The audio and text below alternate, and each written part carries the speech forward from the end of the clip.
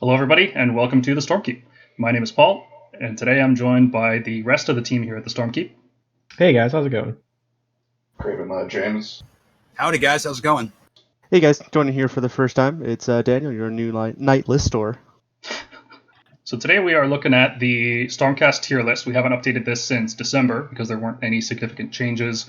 The hunt was kind of a big deal, but it didn't really change what units we were going to pick. Like, we're still going to use long strikes and wrapped and drakes and all that stuff, so it didn't really change anything. But this General's Handbook 2022 has been a massive shakeup for the game. Some of the major changes introduced are there's a new unit type called Infantry, which is battle line units that are a wound value of 1 to 4 and with no mount.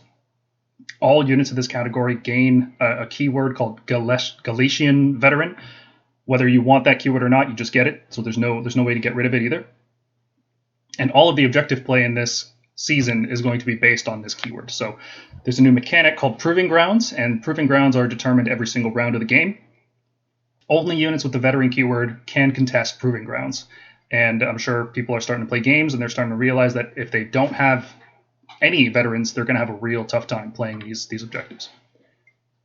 Along with this comes a new Realm Command ability, which is completely useless and we're not even going to talk about again, ever, on this podcast, never again. And a new Realm spell, which completely invalidates Gargants as an army. They're just gone. They're out of the game because of the spell existing.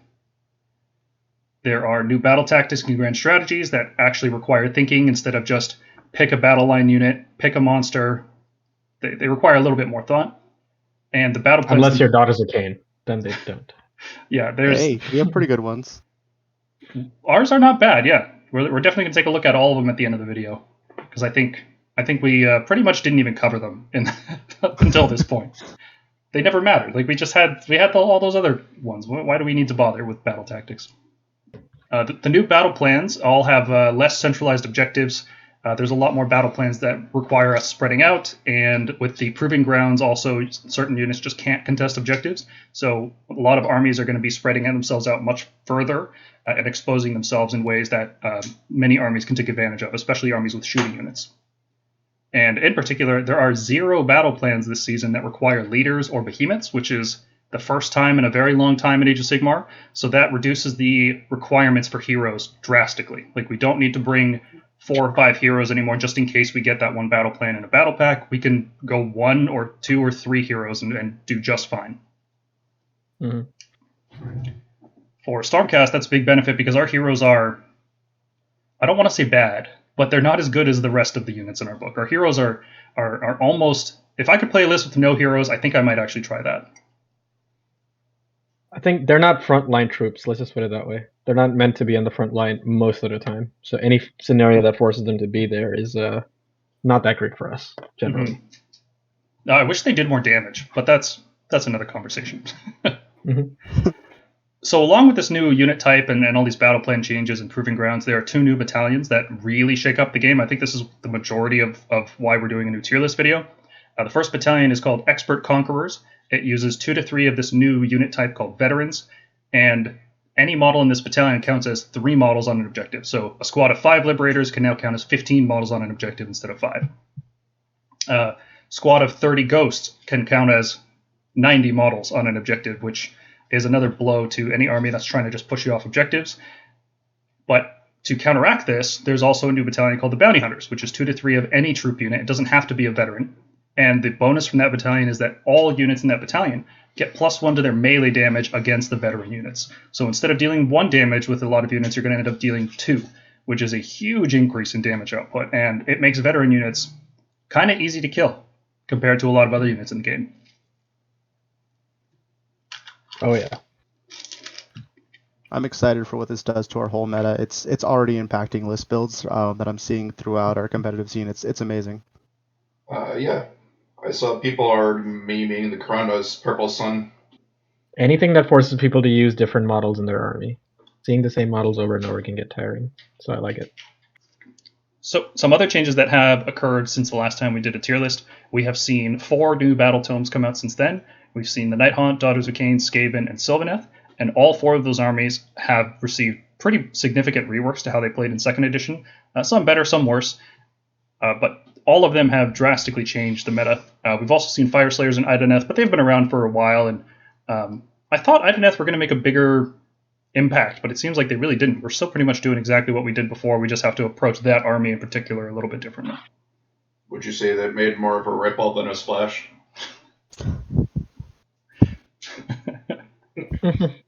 Nice. That was good. So we've also seen new points, and in theory, there is an errata.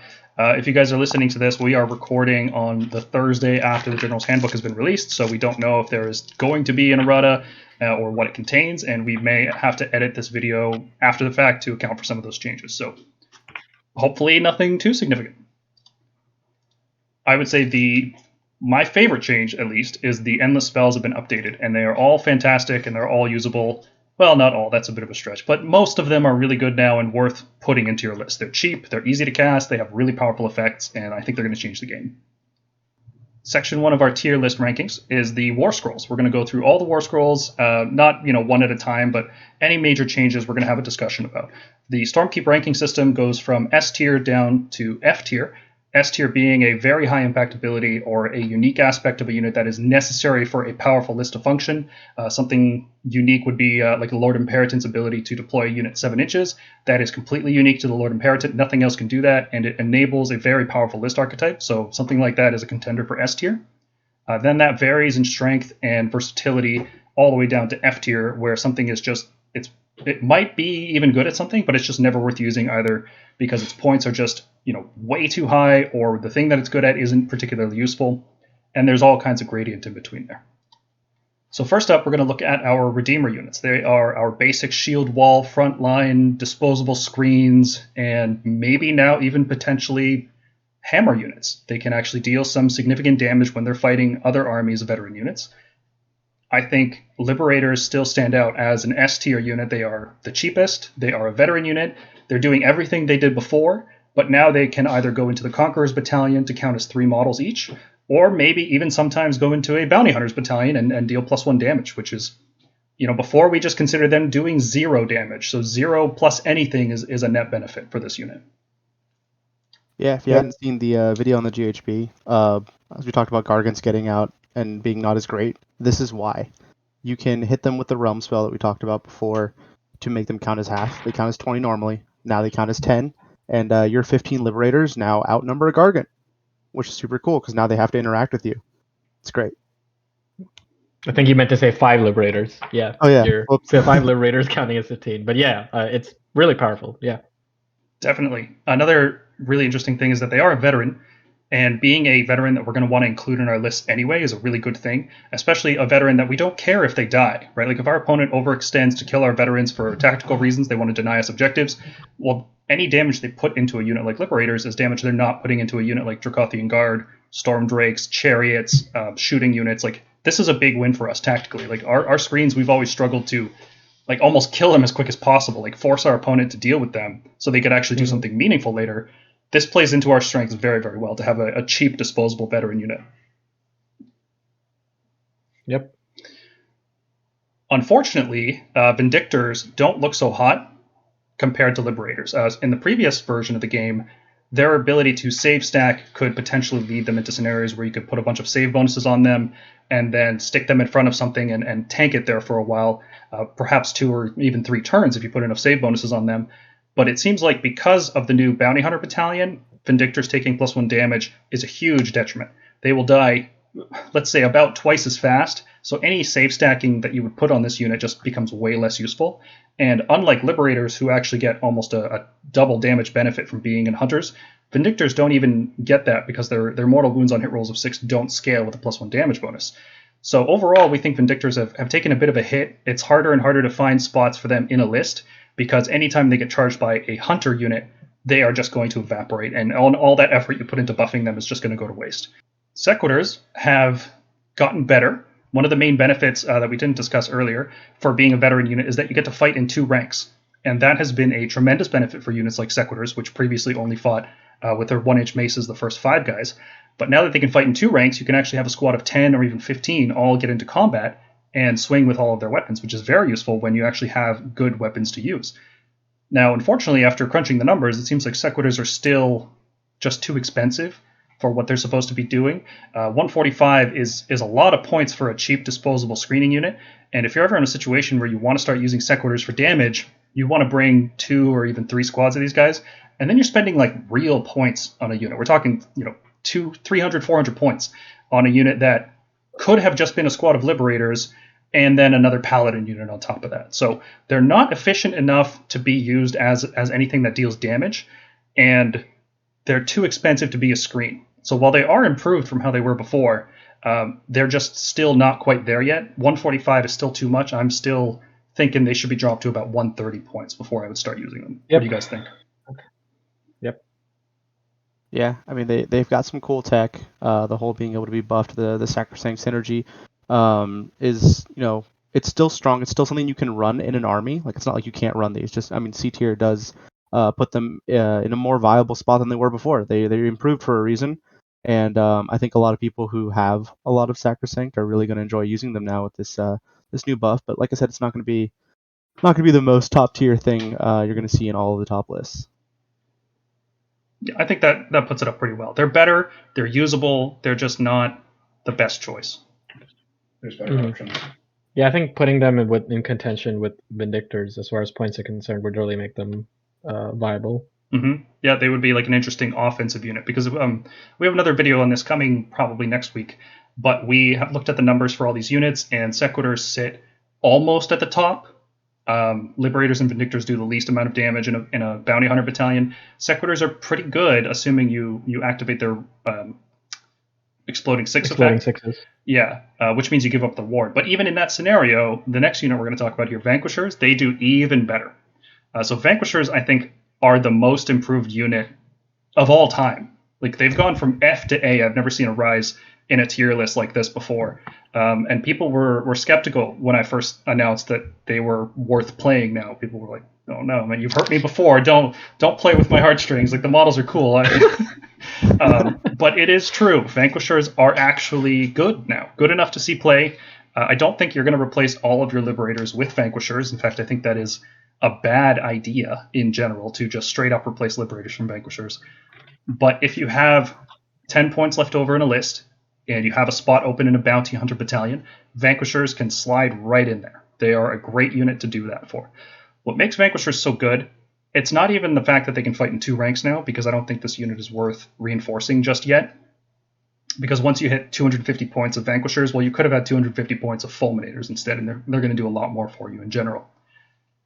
What makes Vanquishers good is that when they are fighting other veteran units, they deal real damage. They have 4 attacks apiece. They hit for 2 damage apiece, which means 8 damage per model across 5 models, potentially 40 damage, which is tremendous for a 125 point screening unit. Like, that's insane damage output. And when you don't have them fighting veteran units, they are a little bit worse than Liberators. 2 attacks apiece on 3s and 3s, no great weapon, but they have some unique utility in their role as a screen, because when they die, their Blaze of Glory rolls 3 dice instead of 2, which is a little bit more mortal wounds there. And if they're in Hallowed Knights, when they fight on death, they can do even more damage back. So Vanquishers, in their worst case scenario, are still worth using sometimes. But their worst case scenario, I think, might still be common enough. Like, you're fighting against monsters, you're fighting against leaders, you're fighting against non-veterans in general, that in those scenarios you wish you had saved 10 points and gone with Liberators instead. So I think this actually puts a pretty clear scale here, where Liberators are the best, Vanquishers are second best, followed by Vindictors and then Sequitors. Mm-hmm. Yeah, the way that's been translating to my list building early in the season here is I'm starting off, putting everything as Liberators, just kind of by default, if you will. And this is talking, of course, like super trying to cut meat in a list. And then once I get up and I see, okay, I have maybe 1980, 1990 points, and I have those 10 points where I know I'm like, hey, I'm probably not going to get a Triumph enough to where it's going to matter. I'm going to upgrade one of those Liberators to Vanquishers, because they're going to die almost the same, but they're going to be able to threaten something, which is super cool. And they have some really cool applications, being Thunderstrike, being able to be dropped outside of 7 inches with the Lord Imperatant. So there's some neat combos you can do there. Just makes them a lot more flexible of a unit. It's so cool that they've jumped up so far in our rankings, and I'm going to enjoy running them this season. I think you touched on two really important things there that I omitted. One was that they can be dropped more than 7 inches from scions, which is really, really cool. That's some nice utility, especially for a veteran unit to do that. Like if you're running a Lord Imperator in Knights Excelsior or Astral Templars or even Celestial Vindicators, or if you're running like a Hammer and Bolter list, you can find room for these guys. They work well in just about any Stormhost because they're veteran all the time, whereas Grand Hammers are only veterans in Knights Excelsior. So being able to drop more than 7 inches away with veteran units in particular, even if they're not in the Conquerors Battalion, just for the contesting proving grounds, that is really nice utility. A lot of lists that we've been building, focused on Grand Hammers in particular, can easily find room for 5 Vanquishers and drop them into play as like a third drop, because I know, Morgana, you have a lot of experience with this, trying to figure out what to make your third drop. Mm-hmm. Yeah, I've been cutting back on Grand Hammers purely because of IDK, so I find some real tactical flexibility in having Vanquishers, because in matchups where they don't need to be dropped, they're just a cheap screen. Like, they essentially function the same as Liberators. And in matchups where they do matter, it's a cheap, inexpensive drop, and it does excellent damage into screens. And it's going to continue to do excellent damage into their galley vets, so they have to get rid of it. Mm-hmm. And what makes Vanquishers playable over, say, Sequitors and Vindictors is that in the scenarios where Vanquishers are good, they're quite good, and that's worth 10 points, whereas the scenarios where Vindictors are better than Liberators are very few and far between, and that's definitely not worth 15. And Sequitors also don't have that 7-inch Scions, and they're also a lot more expensive, 145 instead of 115 compared to Liberators. Like 30 points per unit really adds up. Mm-hmm. That's almost an endless spell for each unit of Sequitors you take, which is nuts. Okay, any other thoughts about Redeemers before we move on? Stormkeep takes a hit. Like, the Redeemer-based faction, now that Expert Conquerors is just available to you, it's literally only if you want some mortal wounds bouncing off your opponents. So I don't know how worth that is. There's still some merit to Stormkeep. It allows you to run like a battle regiment and keep the Conqueror's ability on all of your Redeemers. If you bring like 5 or 6 Redeemer units, they all gain Conquerors, right? Even if they're a bounty hunter, they can be a bounty hunter Conqueror, which is pretty neat. Especially when you like revive them with Call for Aid and they get to count as both again. I think that's really cool. So I think I don't know if this makes Stormkeep worse. I think it might actually make it better. Like it's because it's going to be more efficient. And it opens up other list opportunities that wouldn't exist in Scions. I guess it does open up coalition enhancement opportunities, especially with things like Frostlord Phoenixes and Frostheart Phoenixes. Yeah, Frostlord Phoenix. I think the Battle Mage Kronspine combo is really good in Stormcast when we can make a unit run in charge with Steadfast March. So that is definitely something that Stormkeep can do that Scions can't. And when you're already committed down that road, maybe you go Hallowed Knights, you pick up some Vanquishers, you make them fight on death, you call for aid to bring them back. When the enemy charges them, they deal mortal wounds and they fight on death. Like I think this actually might make Redeemers a viable archetype. So we're definitely going to be looking into that in the next couple months. If I didn't have some GTs close by, I think that's what I want to test next. I have a lot of Vindictors, Vanquishers, and Liberators sitting around, so I want to figure out a list that works best. I already know it's going to have Gardas in it, so we'll see. Moving on to Paladins. These are almost as slow as our Redeemers, but they pack a big punch. So I don't think it surprises anyone to know that Annihilators are still going to be our best overall Paladins. Their damage is absurdly high. Both their combat damage and their charged mortal wounds are very effective. They deal damage when the turn they land in an area, which can add up. They do so much damage that they don't even need the bonus damage from the Veteran Battalion. But it is nice to have. Sometimes you got to cut through 30 witches. And that +1 damage can be the difference that you need. Oh, yeah.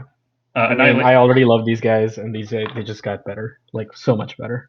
Yeah, they are just improved all across the board. In Knights Excelsior and outside of it as well, they are an excellent unit to run. Easily S tier. I don't think there's any dispute about that. There may have been in the previous season, we were kind of like, they're okay. They're kind of circling maybe S- on the bottom side of it, but there's no doubt anymore. Grand Hammers are S. They define lists. They are a fantastic unit, and you build your lists around them. Mm-hmm. Yeah, I know some people might be intimidated by the 7-inch charge. Guys, if you've played, Foams or Dragons even, especially now that we don't have the hero phase move, when you move towards something, redeploy can really mess you up, and you can really get to that 7-inch pretty easily. This is like a good way to guarantee it. You're shocking your opponent. They just do a good job, and, Definitely see them going in multiple types besides Knights Excelsior, especially Astral Templars looking very interesting. We lost Hunters of the Heartland, which was pretty big for Annihilators, and monsters aren't going anywhere. Yeah, monsters I think are going to end up looking stronger than they did before because the focus on veterans and hunters to kill the veterans. Monsters come out in this weird like when your opponent's playing rock paper scissors and you've got a mushroom. Like how do you play with that, right? So the monsters are going to look pretty good, I think, and being able to get around that with Grand Hammers coming out of reserve with Astral Templars looks pretty strong as well. I mean, monsters get better, especially if you consider that they can be battle line. Because if they can be battle line, they lose Behemoth, which means they're troop, which means you can put them in bounty hunters, which means they're insane now. Definitely, yeah. Fire Slayers look pretty good for that reason. They can cut through hordes like they couldn't before. Mm-hmm.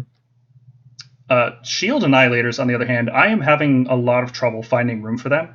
It's really hard to rank a unit with a 2+ save that does a bunch of mortal wounds on a 7-inch charge out of reserve. It's really hard for any army to look at that and give it a C+ ranking. Like it's just like between B and C. I think it's closer to C personally. I can never find room for them in my lists. And I think going into the new season, it's even harder because one of the big problems is that when the only way to make them fight reinforced is to make them veterans, which means you go Knights Excelsior to make them battle line. And when they become battle line, they gain veteran and they can fight in 2 ranks, which is great. That fixes one of their primary weaknesses, that their damage didn't scale with reinforcement. But when you do that, you also expose them to the +1 damage from hunters, which means their 2+ save suddenly might not be good enough to keep them alive anymore. So it's kind of like if you want the unit to do any good damage, you have to expose them to taking double damage, which is weird because the unit is supposed to be durable. That's their whole thing, is that they are meant to take more damage than any other paladin. Right. I also think the main problem is I don't think there were 200 now that Vanquishers can also fight in 2 ranks and do extra damage. I think their main weakness is they're still 3s and 3s -1/2 damage as opposed to 3s and 2s -1 and 2 damage. If they wounded on 2s like their Grandhammer cousins, then sure, that could see like a very niche spot as like a Grandhammer unit that wounds on 2s. But yeah, I think they need to go back down to their Dominion price, which I believe is like 190 or something. Yeah, they just they don't have a spot right now. Yeah, and that's really weird because they only work in a Scions of the Storm list, and in a Scions of the Storm list, there's just better options. Grand Hammers are only 40 points more, and it's 40 points you will be glad to spend. Mm-hmm. So overall, I think Shield Annihilators are looking about a C. Next to Annihilators, you have Retributors, which they're not able to use the 7-inch Scions, which makes them slower. I mean, they're both 4-inch move units, so they're both going to have the same problems in terms of getting somewhere. But because Annihilators can use that 7-inch Scions, you can reliably, maybe not reliably enough for some people, but we would consider it reliably get them into melee the turn that they get deployed. Retributors don't have that going for them. Even though they can do more damage in sustained combat, the turn they come down, Annihilators will do more damage because of their charge mortal wounds and their impact mortal wounds. So Retributors need multiple rounds of combat in order to get through that. And having more wounds helps them with that. Having 15 wounds per squad instead of 9 really helps them survive long enough to deal that damage. But they're so slow, and relying on 7-inch charges from a combination of Translocation and Wild Form from a Battle Mage has a lot of failure points, and that's not reliable enough. So Retributors fall into a weird spot where they're not particularly durable like a Shield Annihilator or a Protector. They do less damage than Grand Hammers and Decimators against the right targets, and they don't have any speed. So they have mortal wounds, which is cool, but Grand Hammers do mortal wounds the turn they deploy, and that's usually enough. So I don't see a place for Retributors in the next season. Am I missing the mark here? Do you guys think I missed something? No, I think you're pretty right on the money. I think to discussion as to their costs, when you think about it, when Translocate Move was still there, Retributors had some play, but Retributors having no delivery system and one of the easiest units you can redeploy back from in the game, in my opinion, is pretty rough on them. I think GW pointed them thinking, oh, these guys essentially have 15 attacks or 16 attacks, and that's really good damage. But most of the time, the problem is just getting that damage where it needs to be. That's definitely what they struggle with. If they had some kind of speed benefit, then they would have a niche. But as it stands, I don't see anything good going for Retributors. And the fact that they cost more than Protectors and Decimators is kind of like just shocking. That they seem worse than both of those units and they cost more. Protectors are looking excellent. They were very good in the previous season, and I think they will continue to be good because everything that was good about them is still good, and they gained a lot of new utility. So you can make them, like all Paladins, you can make them veterans in Knights Excelsior, which is really useful for holding objectives, but it's more useful on a unit like Protectors, which is very durable, than it is for a unit like Grandhammers, which are just going to die after they fight something. Protectors can take a bunch of save bonuses and reliably survive through Hunter damage. Maybe not the most extreme units in Hunters, but smaller units of Hunters will have trouble killing Protectors, which is very useful to have a veteran unit that can't be easily killed by Hunters. Their damage is also spectacular, both as Hunters and not as Hunters, because when they go in the Hunters Battalion, they get +1 damage to their glaives, which are 5 attacks apiece. So that's now 10 damage per model, which means you can do 100 damage with a squad of 10 Protectors on 2s and 2s pretty easily to set that up. So that's fantastic. And when you don't go Hunters with them, and instead when you choose to use Starsoul Maces, they can combine with Unleash Thy Hatred and Holy Command and do an explosive amount of mortal wounds while being in a Conqueror's Battalion in Knights Excelsior. So Protectors are looking just better across the board. The fact that they take +1 damage doesn't matter as much because they have 15 wounds per squad, whereas Shield Annihilators have only 9 wounds. So that difference is more attacks that are required to kill them, and I think it turns out to be that those extra wounds are what keep Protectors alive while Annihilators will get wiped out. Yeah, Protectors are just really good. They've always been a pretty good, just base good unit for us. I think the only thing that keeps them out of S is really, it's going to be delivery method in a way that Annihilators can do better. Although they did get a stealth buff, which we'll definitely talk about when we get to the Battle Mage being only 100 points. Protectors are always a good workhorse. It is, though, after they come, they get to the target, you have the delivery happen. They do still only move 4 inches. So I think that's kind of one of the biggest things that keeps them out of S, is that you're still, limited by their movement by a bit. And as well as, when you do want them to be Conquerors, they're still going to take some more damage. So there's like pros and cons. But overall, Protectors are just solid. I love them. They're going to be great. And Decimators are, I think, finally usable for the first time in a very long time. I haven't seen Decimators on the table in years. And the reason they're good now, or maybe not good's a bit of a stretch, but they're playable in the right scenarios, in the right lists, when you need specifically something that can go and just kill a lot of veteran models for not a lot of points. So let me break down how this works. If you put Decimators in a Hunter Battalion, their 1 damage goes to 2.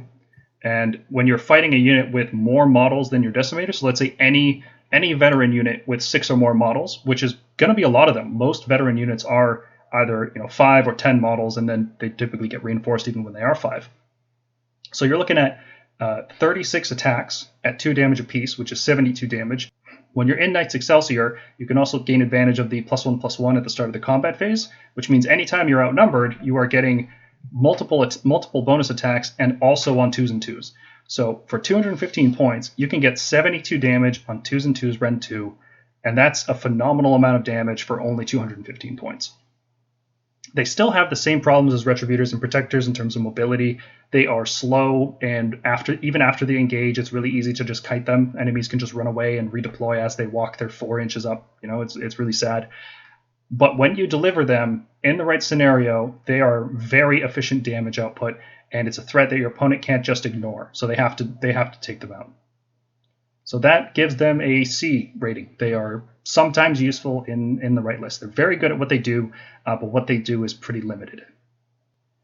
So if you're looking for Paladins, the go-to Paladin across the board is Grandhammers. They're fantastic. Protectors are also an excellent choice if you need a durable bounty hunter unit or just a durable conqueror. Protectors are very good in that respect. Then I would say Decimators and Shield Annihilators are about the same in terms of viability. And then Retributors pull up the rear.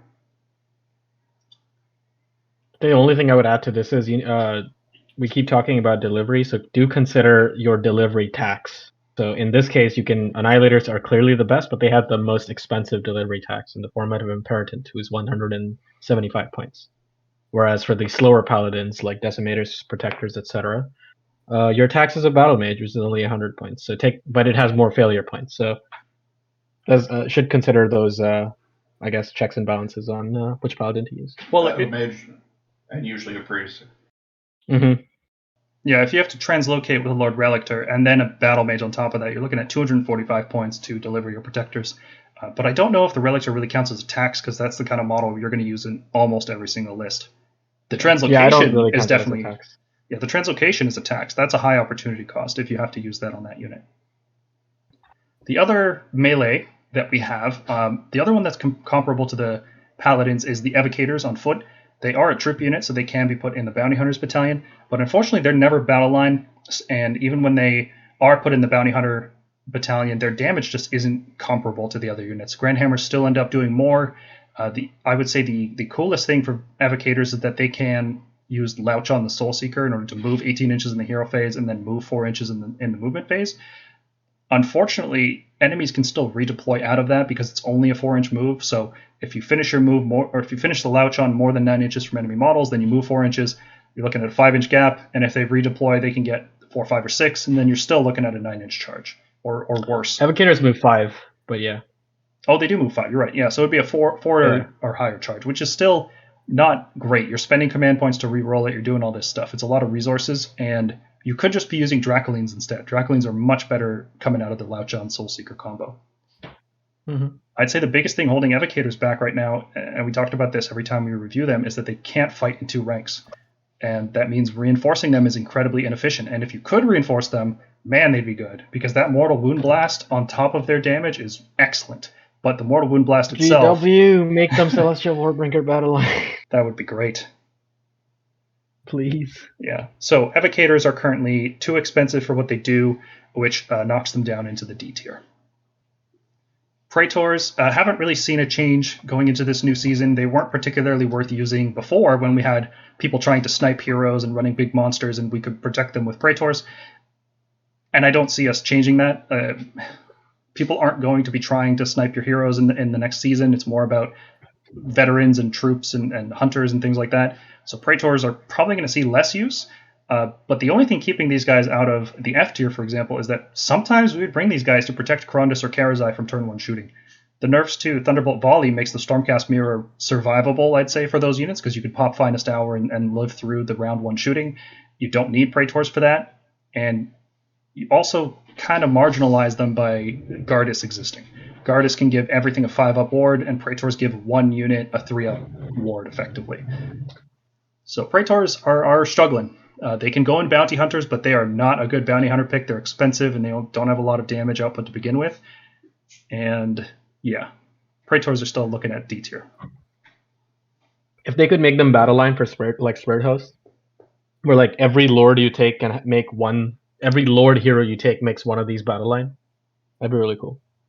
Double reinforcing them and then putting them in Conquerors might be cool. Mm-hmm. Gives them some extra utility.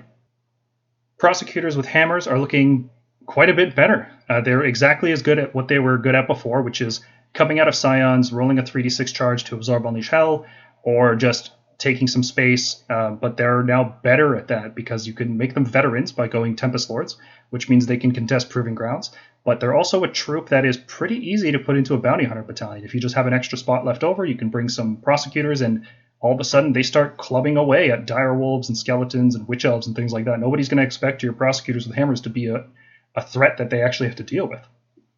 So they're doing everything they were doing before, disposable screen, mobile.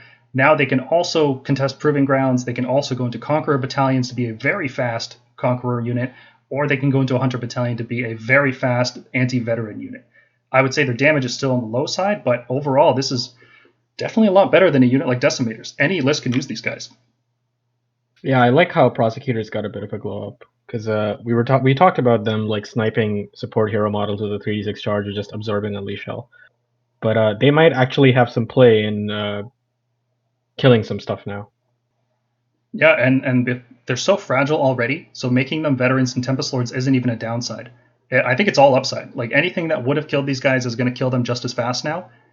And yeah, being able to they're actually a true glass great. hammer.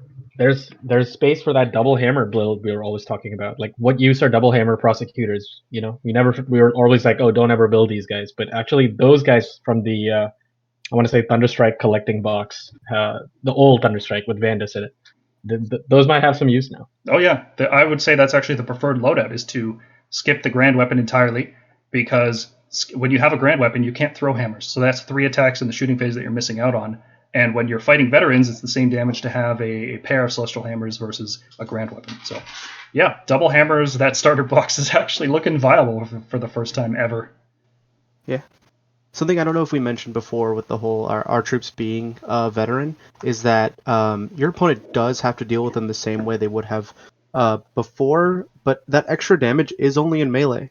So when you shoot our guys, whether it's like Annihilators go down or these guys when they go and cap an objective, if you do use them as conquerors, the shooting is still going to be the same. So they really are dying the same as far as them committing normal shooting.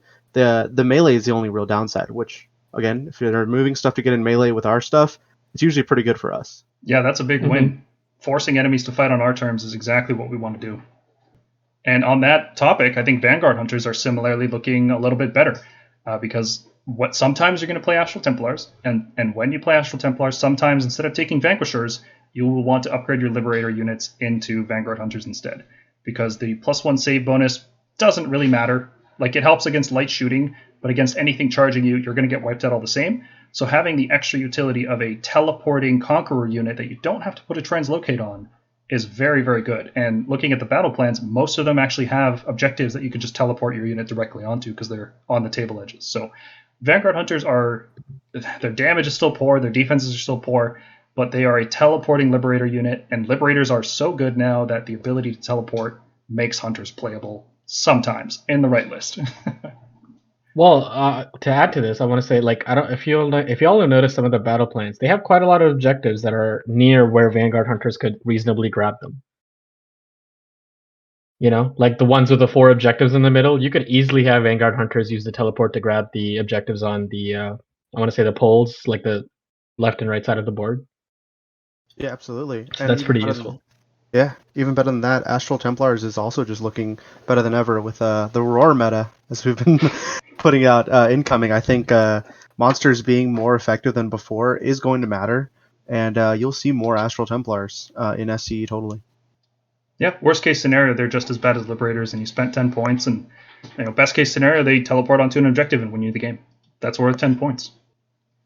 Aether Wings are, I would say, more useful than they were before. We ranked them as B before, and their popularity really just depends on how popular long strikes are, because nobody uses hurricanes.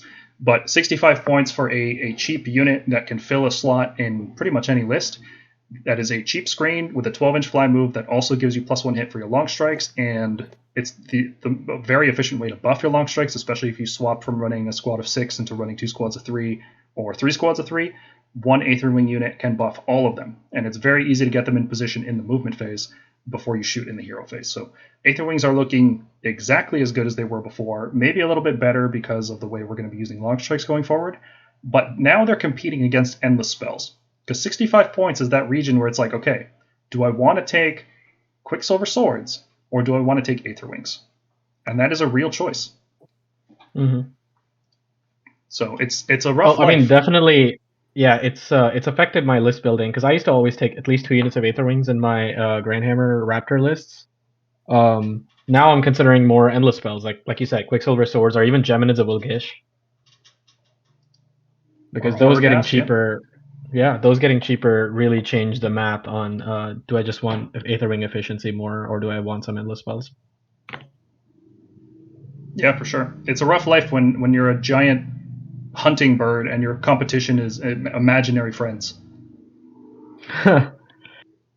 Or you could issue the Stormcast challenge, put these guys in bounty hunters, and pigeon bomb the crap out of people. I'm just saying, it's happening in more and more of my lists. I have 1 spot left over, and I'm like, you know what? Makes sense. And sometimes for me, it's been the one unit I need in order to activate a troop battalion like that. Sometimes you only have 1 hammer unit that could go in there, and then Aether Wings come along and enable that battalion. So, yeah, they're looking good. Gryph-hounds, unfortunately, are looking worse than before. They have this sometimes being used as a screen because you would have 3 units of Liberators and you didn't care about more battle line, and you could just bring another unit of Gryph-hounds and feel pretty good about that. But the fact that they're not battle line means they're not veteran, which means they can't contest Proving Grounds, which is a big deal. So Gryph-hounds, back down to F. They need a significant point cost change, or maybe even just lose a model. Frankly, I think they'd be more viable at 5 models instead of 6 for the same price, just because of the way I would take cohesion 3 for works. 60. Yeah, I would take 3 for 55. Like 110 for 6, so 3 for 55 I would definitely take. Oh, definitely, yeah. But they need a big shakeup like that, because at their current unit size for their current price, they're not worth using at all. Mm-hmm. Steelheart's champions are a troop. They can go in hunters, but they're not worth ever running for any reason because they aren't veterans.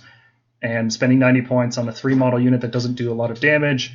And I mean, they're redeemers, so like you can revive them with Call for Aid, and you can give them bonuses and Stormkeeps and things like that. But it's just use Liberators instead. Mm-hmm. It's not really worth it. If you have 90 points, bring an Endless Spell or Aether Wings instead. Same thing with the Farstriders. They can teleport, which is cool, but so can Vanguard Hunters. Should take Aether Wings instead. Xandir's Truth Seekers have a good War Scroll. Like, it has good rules, like decent damage and all that, but they can never be battle line, so they're not a veteran. It's 265 points. Like, that's competing with Fulminators. That's almost competing with Dracolines. That is a really awkward point value, and they do not do enough damage to justify that point cost. Which is fine. I don't want Underworld's warbands to be necessary staples for AOS. So, it's fine. Keep them out of the game. Yeah, agreed. Ballistas. Ballistas have a problem where, and this is a weird thing to say, the fact that they're not battle line is a big deal, because we want battle line shooting or we want really long range shooting, because anything else just doesn't make the cut right now. Ballistas never being battle line makes them inefficient because you still have to bring 3 squads of Liberators to fill those battle line slots, and they can't be veterans, so they don't have any additional utility in holding objectives against non-veteran units. On top of that, their damage just, point for point, on average, their damage isn't very good. Sometimes you swing high and like the Ren 3 shot does 6 damage and you feel great, but that doesn't happen. I mean, that happens exactly as often as rolling a 1 on that damage. So the fact that it's random is a big deal. You want more reliability than that, and they're just too expensive for that kind of randomness. Well, also assuming they really need an Ordinator to make them work. Like, the Ordinator is effectively like the 130 point tax you have to bring to make them good. Yeah, Ordinator or a Toralon, they can do that job too. Yeah. Which is a big that's a hit for the Ordinator, frankly, that another model can do the same thing. Mm-hmm. Ballistas are kind of cool in the fact that they're not veterans. That means your opponent can't score tactics off them, and they are 9 wounds, which is a lot, surprisingly. Like, it's actually not trivial to get rid of a Ballista, but any damage that would kill a Ballista would also kill a unit of 5 Judicators, so kind of comparable in that way. So unfortunately, Ballistas are not good enough. They were barely in C tier before, and I'd say with the increased focus on veteran units and long strikes, then these guys drop down to D. Similarly with Castigators, their damage is not good enough. They're cheap. Like 105 points for 3 shooting models is cool. Sometimes you can find these guys, like, bring 3 of them in a list and drop them into play, and just you don't really care how much damage they do. But as a primary shooting hammer, they're not very good. They need Dracolines in order to cast Empower on them, or I guess Foot Evocators as well. But you're not going to use Foot Evocators, so they really need Dracolines. And even in that scenario, they're still not as efficient as Crossbow Judicators, point for point. They can't channel their Ren 2 ability outside of the shooting phase, which means if you're trying to use Unleash Hell or Thunderbolt Volley with this unit, you can't do it at Ren 2. And frankly, even if you could, their damage still isn't as good as just using 5 Crossbow Judicators. So they're pretty much worse across the board. Sometimes you might find room for 105 points in your list to slot in 3 of them, but even then I think there's better choices, like an Endless Spell and Aether Wings will probably do more good for you. Which is a shame. I really, really like Castigators. They are like top 3 Stormcast models for me. Hey man, all it takes is a pitch battle profile change. OBR got it. Maybe we can get it if we ask them enough. If they could be battle line somehow, that would make them a more appealing choice. Mm-hmm. Crossbow Judicators. Dan, you want to talk about Crossbow Judicators? I know you're itching to talk about Crossbow Judicators. Oh man, I'm running 15 this weekend still, and I'm very excited to do so because this is going to be one of probably the most sought after units. You probably didn't see them as much previously if you follow any kind of like tournament stuff or see them even locally as much, but we've been hype on them for a while, and now they're really coming into their own. the veteran change, the fact that they are veteran in every single storm host is key here. We've got a whole battle tactic, which are more important than ever, which is having your veteran kill one of their veteran. And one of the best ways to do that is the non-interactive form of shooting, our favorite thing. And they get the job done. They're good in 5 groups of 5. They're good in a unit of 10. They're good in a unit of 15. I'm finding myself building around all of them. As we note here, it's going to be your second best Thunderbolt volley, 2 Raptors. But honestly, it's really close. It's really close. The downside, of course, you have to get a little closer. That's totally fine. But as for damage, I mean, they're going to do everything they were doing before. Really great is that they do that damage regardless of if something is ethereal, for example. Crossbow Judicators are going to do better into Night Haunt, which we're probably going to see a little more of. And that's just great. And one of the better things, of course, they're veterans, so they can go into Conqueror. So it's pretty likely that you're going to have your strong point of your army on an objective. And if your Judicators are on that objective, counting as 3, I mean, they're just going to make that PowerPoint even stronger and more of an anchor. The Judicators, I'm really hype on. They're filling my battle onslaughts to the point where, I'm like, this Liberator unit could just be Judicators, like just 5 Judicators, and it's worth it. It's just 75 points, no big deal. Yeah, no big deal. Yeah, they're great. In squads of 5, they get an extra shot with their prime, so you give him the special weapon, and then all of a sudden that's an extra 2 damage per unit, which is great. Even in squads of 10 or 15, they're still viable. I think every size of unit of Judicators has its own merit. They are shorter range than long strikes, so if you're playing that kind of list, the rest of your list kind of has to account for that. Instead of just the ease of 30 inches away, point and click damage like long strikes, you have to play more aggressively, which means you have to leverage your defenses more. But if you can pull off that style, Judicators do a lot more damage. They do about 30% more damage against a 4-up save, and even more against 5-up and 6-up saves. So long strikes are still like the kings of shooting down 2-up saves from safe distances, but in every other scenario, you guys really got to give Judicator crossbows a chance. They do tremendous damage. Even against the 3-up save, like I said, they do more damage on average than long strikes, which is huge. Well, because of the endless spell change, if you pair them with some Geminids, they are just insane amounts of damage. Yeah. Purple Sun, too. They are fantastic with the Purple Sun.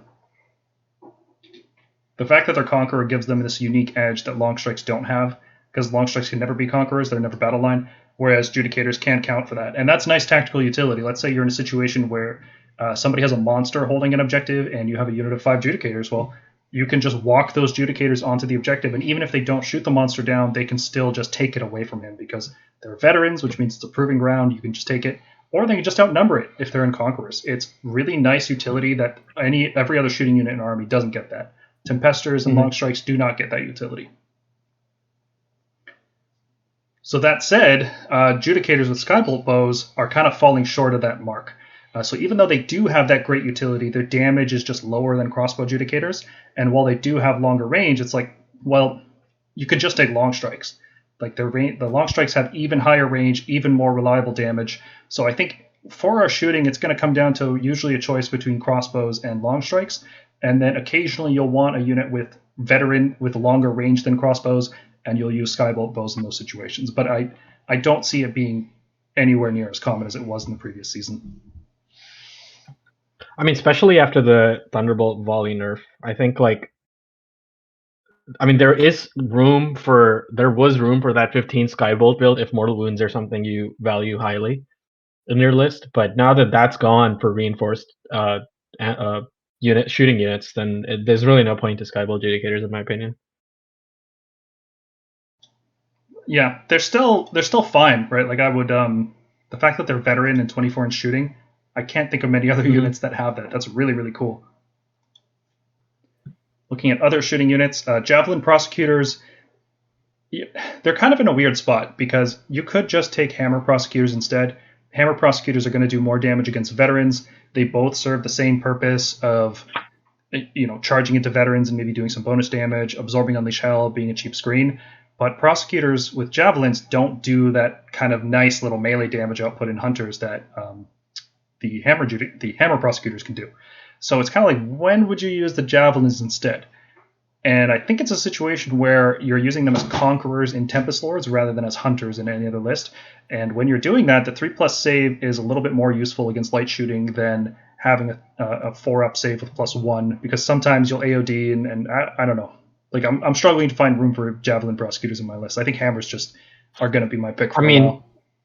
Yeah, it all depends on role. Like, if you want to do damage, putting them in bounty hunters, then you take hammer prosecutors.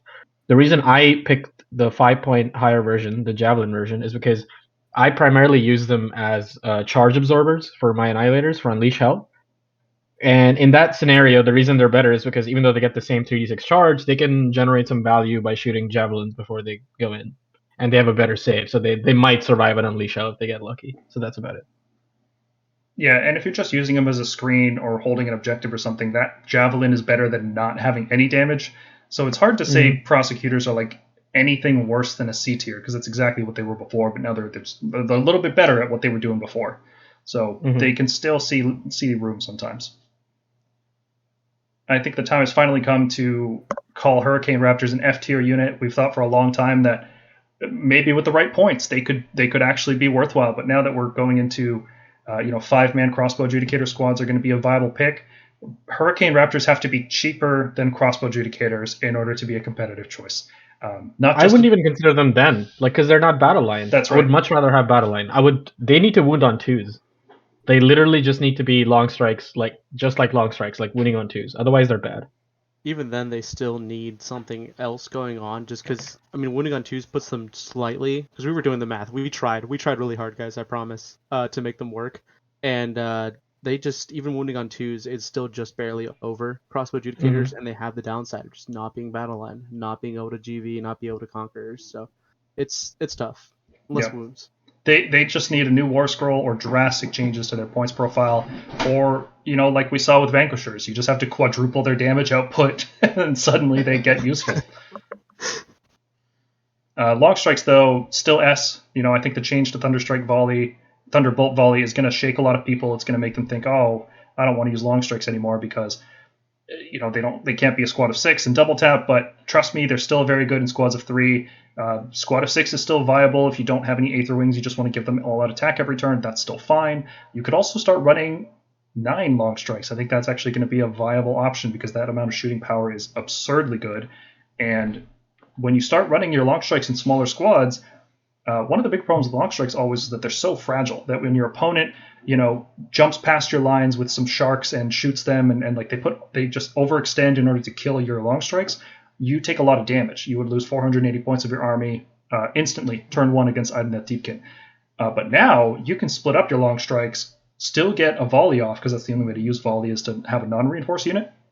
And when the Ideneth player comes in and tries to shoot your long strikes down, yeah, they might still kill you, but instead of losing 480 points, you've lost 240, which puts you in a very different situation in that game. So this could actually end up being overall a buff to long strikes because it makes their primary weakness less noticeable.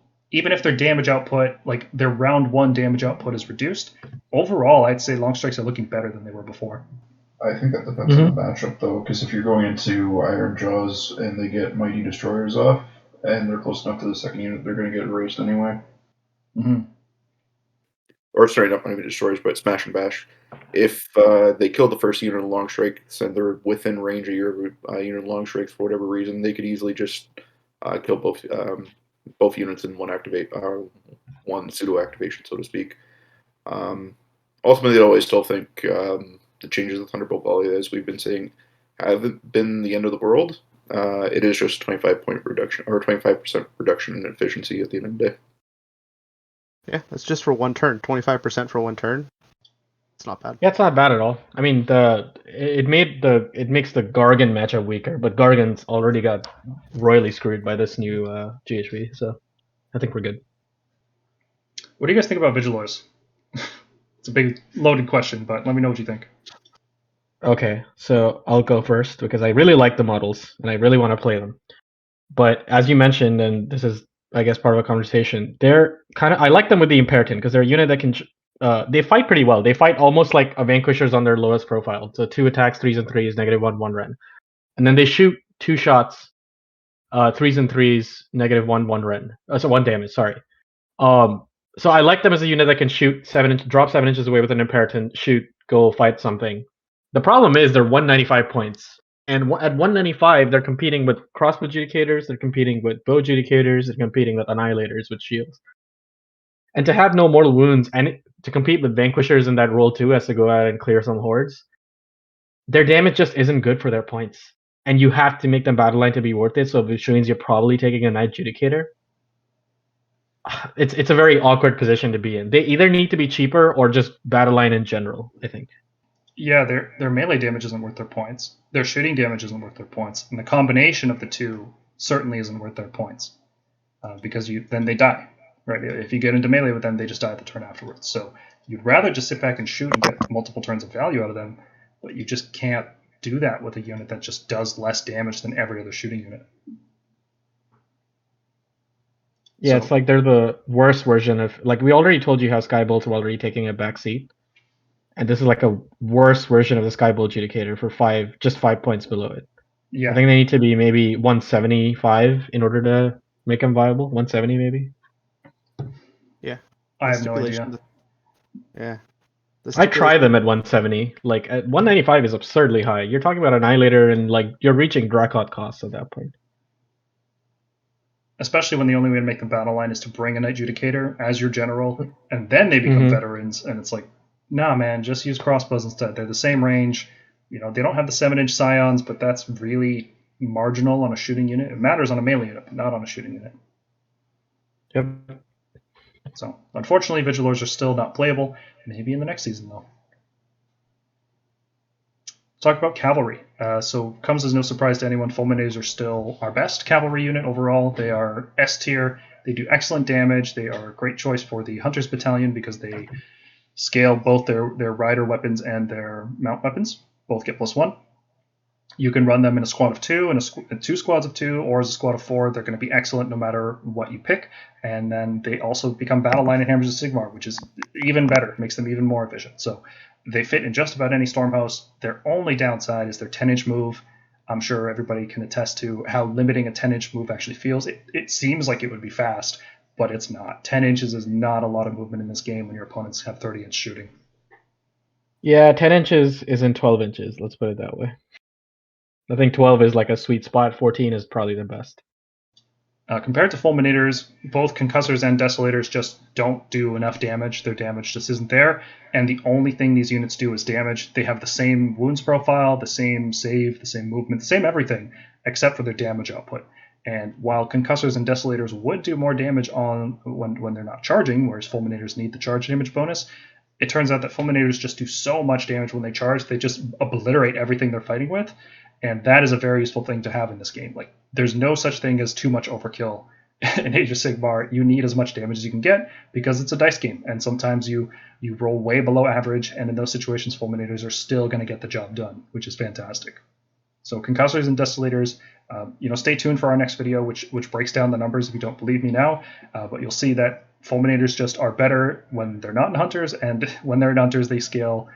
They're still pulling pretty far ahead. So unfortunately, Hammers and Axes are not going to see play this season. Tempestors, on the other hand, they're not really a cavalry unit. They're more like a shooting unit because they don't directly compete with Fulminators because they're just different.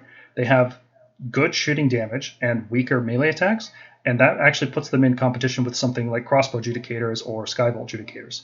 They do good shooting damage, not the best. Like, if you want a dedicated shooting unit, Tempestors aren't the way to go because we have better choices for that.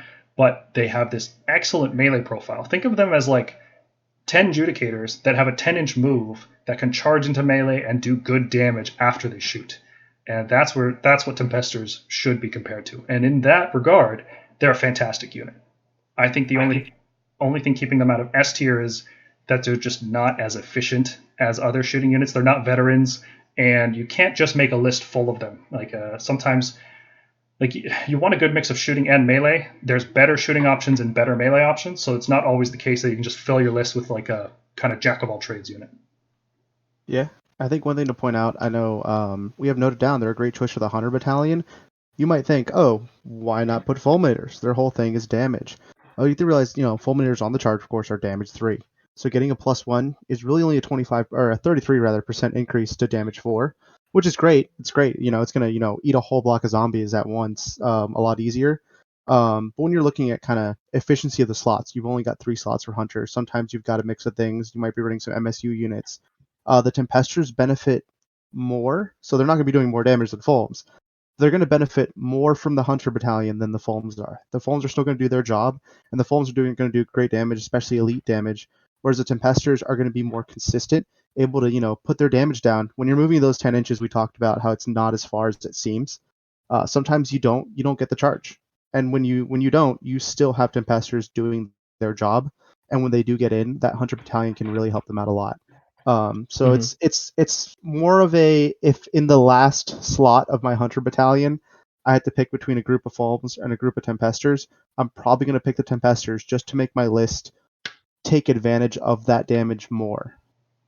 Tempesters are the result of putting, I'd say, Concussors and Judicators in a blender. They're quite great on the table on your list. Yeah, but the poor Concussors, though. Same spot as Retributors, just weirdly overpriced. Yeah, Tempesters I think also really benefit a lot more from things like Purple Sun of Shaiish and the Geminids than our Long Strikes do.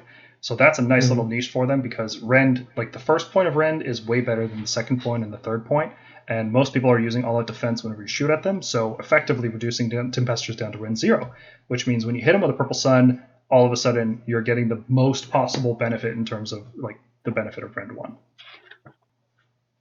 Yeah, we've ranked them as A+ because we feel like they're just on the cusp of being S. Like, they see play in a lot of different Stormhosts, primarily Hammers of Sigmar for sure, because they become battle line and more efficient. But they are usable outside that Stormhost, and they're just a good choice. So if you haven't tried them, give them a chance. I don't think you're going to be disappointed. They are an excellent hybrid unit.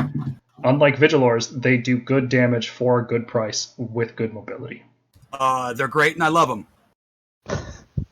Wish I had more. Might buy some more boxes. I don't know. We'll see. You heard it here first. Evocators on Draculines. They are a troop unit, so they can go in Hunters and deal +1 damage against veterans. And when you run the numbers, they're very good at that. They do, like, a single squad of Evocators on Draculines after they buff themselves with Empower does more damage against veterans than 2 Fulminators would. Very high impact unit. They're not very efficient because they are more expensive, and they only have a 4-up save. They do have 15 wounds, though, so there's pros and cons. But just in terms of damage output, they are inefficient but high impact, which is a useful niche to have in this game. But I think what makes Evocators a almost A tier unit, like they're just on the cusp of it, they have the Wizard keyword, which means they can use Lauchon the Soul Seeker and then the spell to travel 18 inches in the hero phase and then move 12 inches after that and then get a rerollable charge. So even if your opponent does a redeploy after that, odds are you're going to be within more than 3 inches away. Even after the redeploy, you're going to have a rerollable charge, which is fantastic. So Evocators have the highest threat range in our army now, but it does require bringing a Lauchon. It does require positioning properly and getting all these pieces set up. So, and their damage per point isn't the best. So they're playable. They're good, and I think people are going to have a lot of fun playing Draculines again.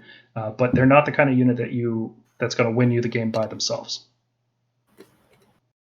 I'm excited. I think another cool thing is we might not use this very much since we have to use something to enable the Lauchon to happen. Thing to note, they give you another endless spell slot, which is kind of cool.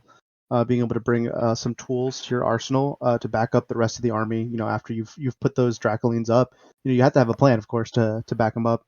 Some of the things I've been experimenting with is even if you have a battle mage in there, trying to do some like a translocate with the battle mage buff on, like a set of 4 dragons to go in with the Evocators. So that was kind of something I've been playing around with. There's a lot of cool things you can do now that Lauchon is an enabler for them to be able to go that far, because you can't really do that with Fulminators and have the battle mage translocate combo at the same time. So there's some cool stuff. There's combos that can be done, and it's just I'm loving these endless spell changes. It's great. I love the variety it brings. I don't know. How much do I like the 280 point price mark? I don't know. That's why they're B+. It's inefficient, but still cool. Still great. Yeah. If they were 250, oh yeah. Oh yeah, absolutely. Or even just battle line, so you didn't have to. Oh yeah, battle line. Celestial War. Yep, Celestial We need to Warbringer start- battle line. You need to start that email campaign. Oh yeah. Another thing worth pointing out here is that if you don't want to be aggressive with your Dracolines, let's say you just want to throw something else in for some reason, or you cast Celestial Blaze from another hero, Dracolines actually have the ability to cast Empower on any Redeemer or Sacrosanct unit. So they can cast it on Ballistas, Castigators, Vanquishers, Liberators, Vindictors. All these units can get +1 to their wound rolls. So that's a nice little piece of utility that Advocators have. So they feel good, and I think people are going to feel good using them. Vanguard Paladors, on the other hand, are not feeling that good. They're still kind of just too expensive. 215 points. They compete with Concussors, Fulminators, Tempestors, and they fall short of expectations in that regard. Unlike Vanguard Hunters, these guys can't be veterans, which means they don't get to be in the Conqueror's Battalion or contest Proving Grounds. So their teleportability, while it is better because you can just teleport out of combat, while Vanguard Hunters can't retreat with that ability, Vanguard Paladors kind of just lack a niche. Like, yeah, they can teleport around, and they do okay damage as Hunters. Like, they scale really well. All of their 1 damage attacks turn to 2 damage. But they still just don't do enough damage for their points, and their defenses aren't particularly good, and their teleport isn't really going to win you games like it would with a Vanguard Hunter because they're veterans.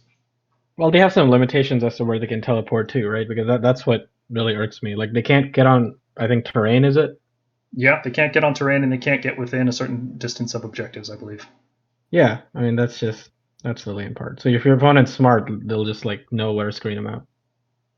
Yeah. So even when they're doing their thing, they're kind of easy to stop, like compared to other units that teleport, and their damage still isn't spectacular. And even after if they got a charge bonus or something after teleporting, I think they'd be playable.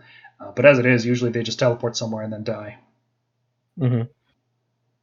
So unfortunately, D tier, I wish they were better. Cheaper would make them better, I think. I think they were 190 that like Cavallo's Death Rider costs. I think they're playable, but not as it stands, no. Yeah, if you were playing Astral Templars and you had a choice between Paladors or Crossbow Adjudicators, I think Paladors would actually be a viable alternative for Battleline. Alternative, yeah. It wouldn't even take much, right? Like just 25-point reduction would make them playable.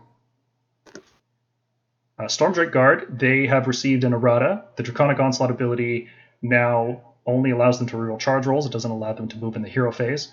And that really sucks. Like, it really stings because it obliterates this unit as a fill your list with this unit and pin the enemy in their deployment, and then they have to chew through so many wounds of very durable dragons. And frankly, that wasn't fun to play against. So you could definitely argue that it's a good thing for the game overall. It's a good thing for the game, yeah. We've talked about this in our GHB overview. It's just, if you're going to raise the points based on that ability a year before the book even comes out by 60, well, it's time to also reconsider that, maybe. Yeah, it's definitely one of the things that I find personally irritating is the fact that we're still paying for this extremely versatile, extremely fast, very unique unit, and it's not doing much of what it did before, but the points are still high. Well, I think it still retains a lot of value, and going into this GHB, the loss of Hunters of the Heartland is really going to help them out a lot. I mean, good at meme as always, roar meta incoming, and they're going to do really good. They're still going to do a lot of the great stuff they did. The 4-up spell ignore is more relevant than ever, just because of these endless spells coming in. In general, wizards might be more common as well, so even when they're not casting an endless spell, they're still doing other spell effects. Stormdrake Guard are still going to be very good. And, just because I know the question comes up always, swords on them are looking extremely good because of that hunter damage. Scaling really well. On the charge versus lances, lances went out at a 2-up. Everything above that, and it's only by 1 wound. Everything above that, though, they're going to start winning out. So doing that turn after turn, going to probably be more important. So just kind of throwing that out there since I know it's going to be a common question.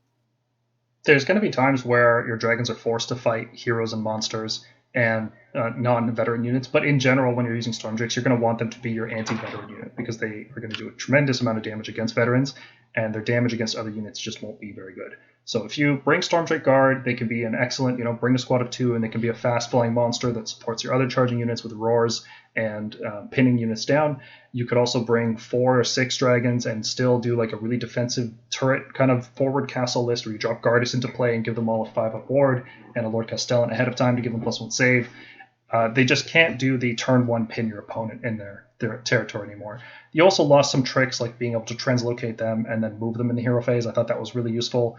Being able to absorb Unleash Hell with them and stop enemies from using redeploy. Like, they lost a lot of tactical value, but now they're a lot more comparable to our other units. So if you start comparing them to Fulminators, they're still looking good. Even, costing 110 points more per squad, you do get a lot for those 110 points. So Stormstrike Guard are still definitely usable. They're just inefficient compared to our other options, and the rest of your list kind of has to balance out for their weaknesses, especially fighting monsters and things like that.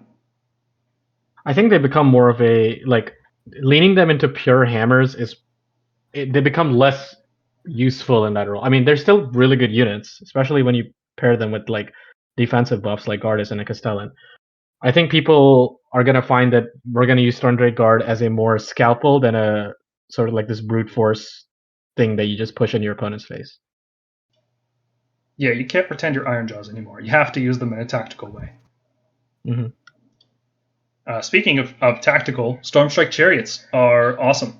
We thought they were good last season, and they just kept getting better and better. We started including them in more and more lists. They have a lot going for them, especially in the new season, being a troop unit that can go with bounty hunters and get +1 damage against veteran units, which is really nice for a fast chariot that is, not very good at fighting monsters to begin with. So when you charge in against troops, deal a bunch of mortal wounds, and then fight them with a bunch of 2 damage attacks, that's pretty good. Chariots are looking pretty strong. They're very durable, right? 12 wounds, 3 up save, and the turn they charge, they get -1 to be hit. Makes them a great screening unit as well. Unlike a lot of other screening units, whenever, let's say you're using Liberators, you take 4 to 6 wounds, you lose 2 to 3 models. If a Stormstrike Chariot takes 4 to 6 wounds, it loses 0 models, which means it takes up exactly as much space on the board as it had before, which means units can't... And retains all its offensive power. Yeah. Yeah, that's what I was going to say. It stays just as punchy as it was if it has 1 wound left or 12 wounds left.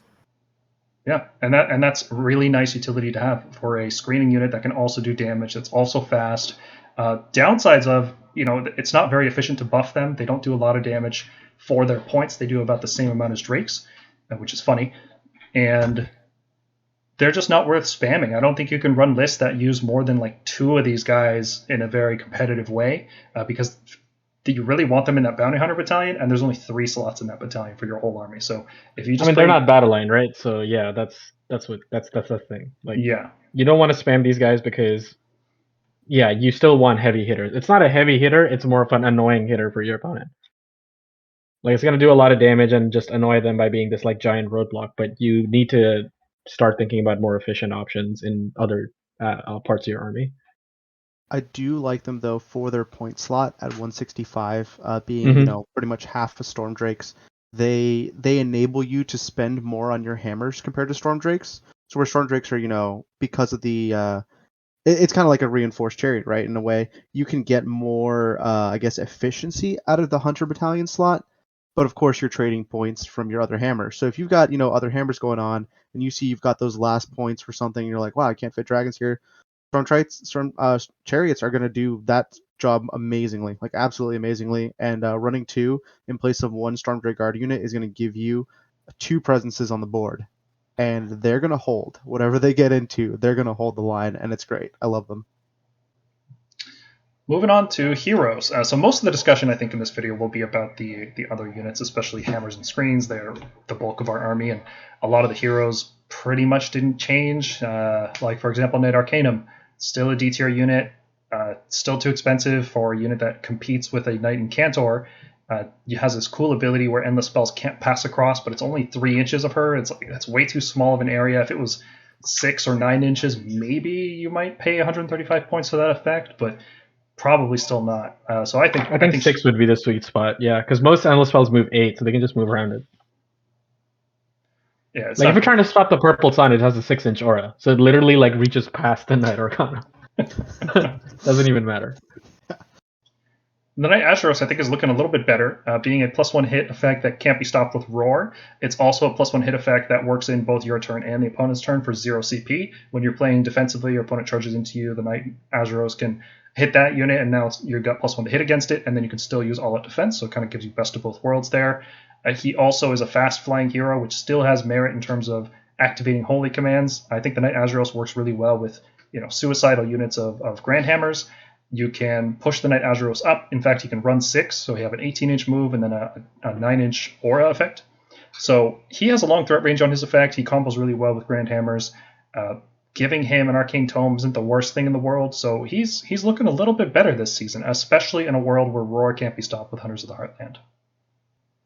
Oh, yeah. Yeah. The fact that he's moving up is actually an even bigger testament. You'll probably notice in the rest of this, our rankings. Heroes in general, we're going to be running leaner. I think we mentioned that earlier as well. For him to go up here is really, really telling as to how much we really value how much he's going up, and it's good stuff, man. We have to be more efficient with heroes, and him being extra efficient with MSU stuff is going to matter. I've always been a fan of our Joel Cola version of the Torlon, and quite frankly, I'm glad that he might see more play. Yeah, hopefully.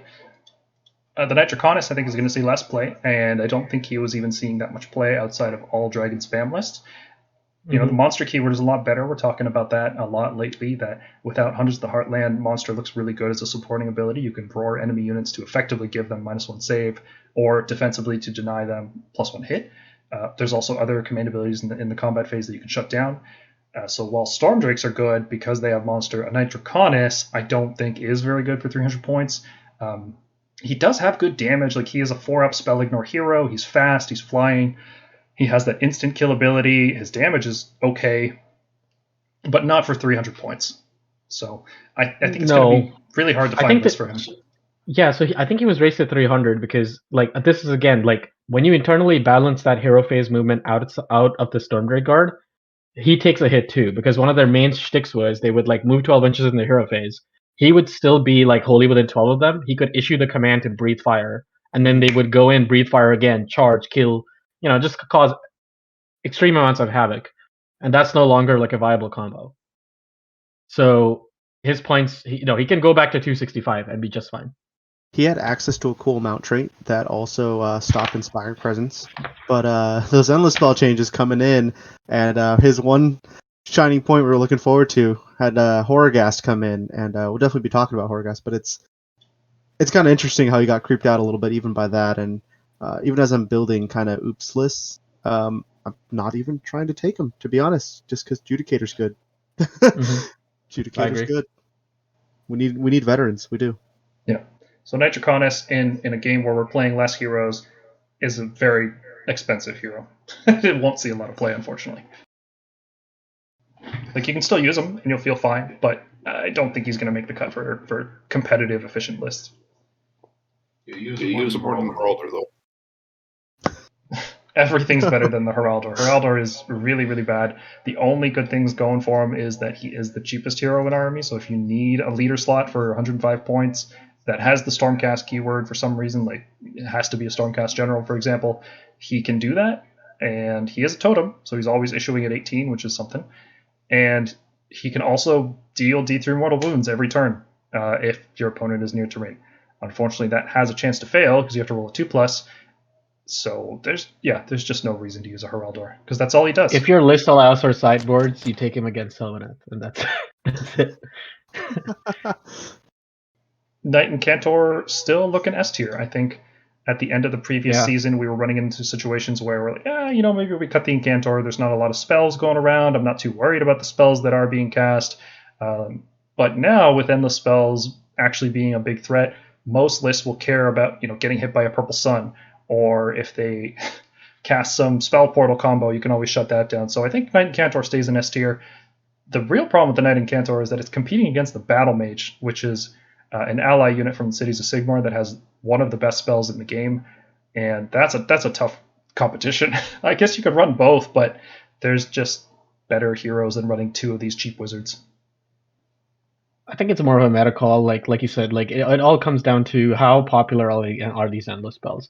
Like, we're seeing more and more factions that can just deploy the Purple Sun in an insanely good manner. Caradron Overlords, Sylvaneth, Nighthaunt. These all have ways to get the Purple Sun out, either automatically where it can't be unbound. Even Ossiarch Bone Reapers have an heroic action.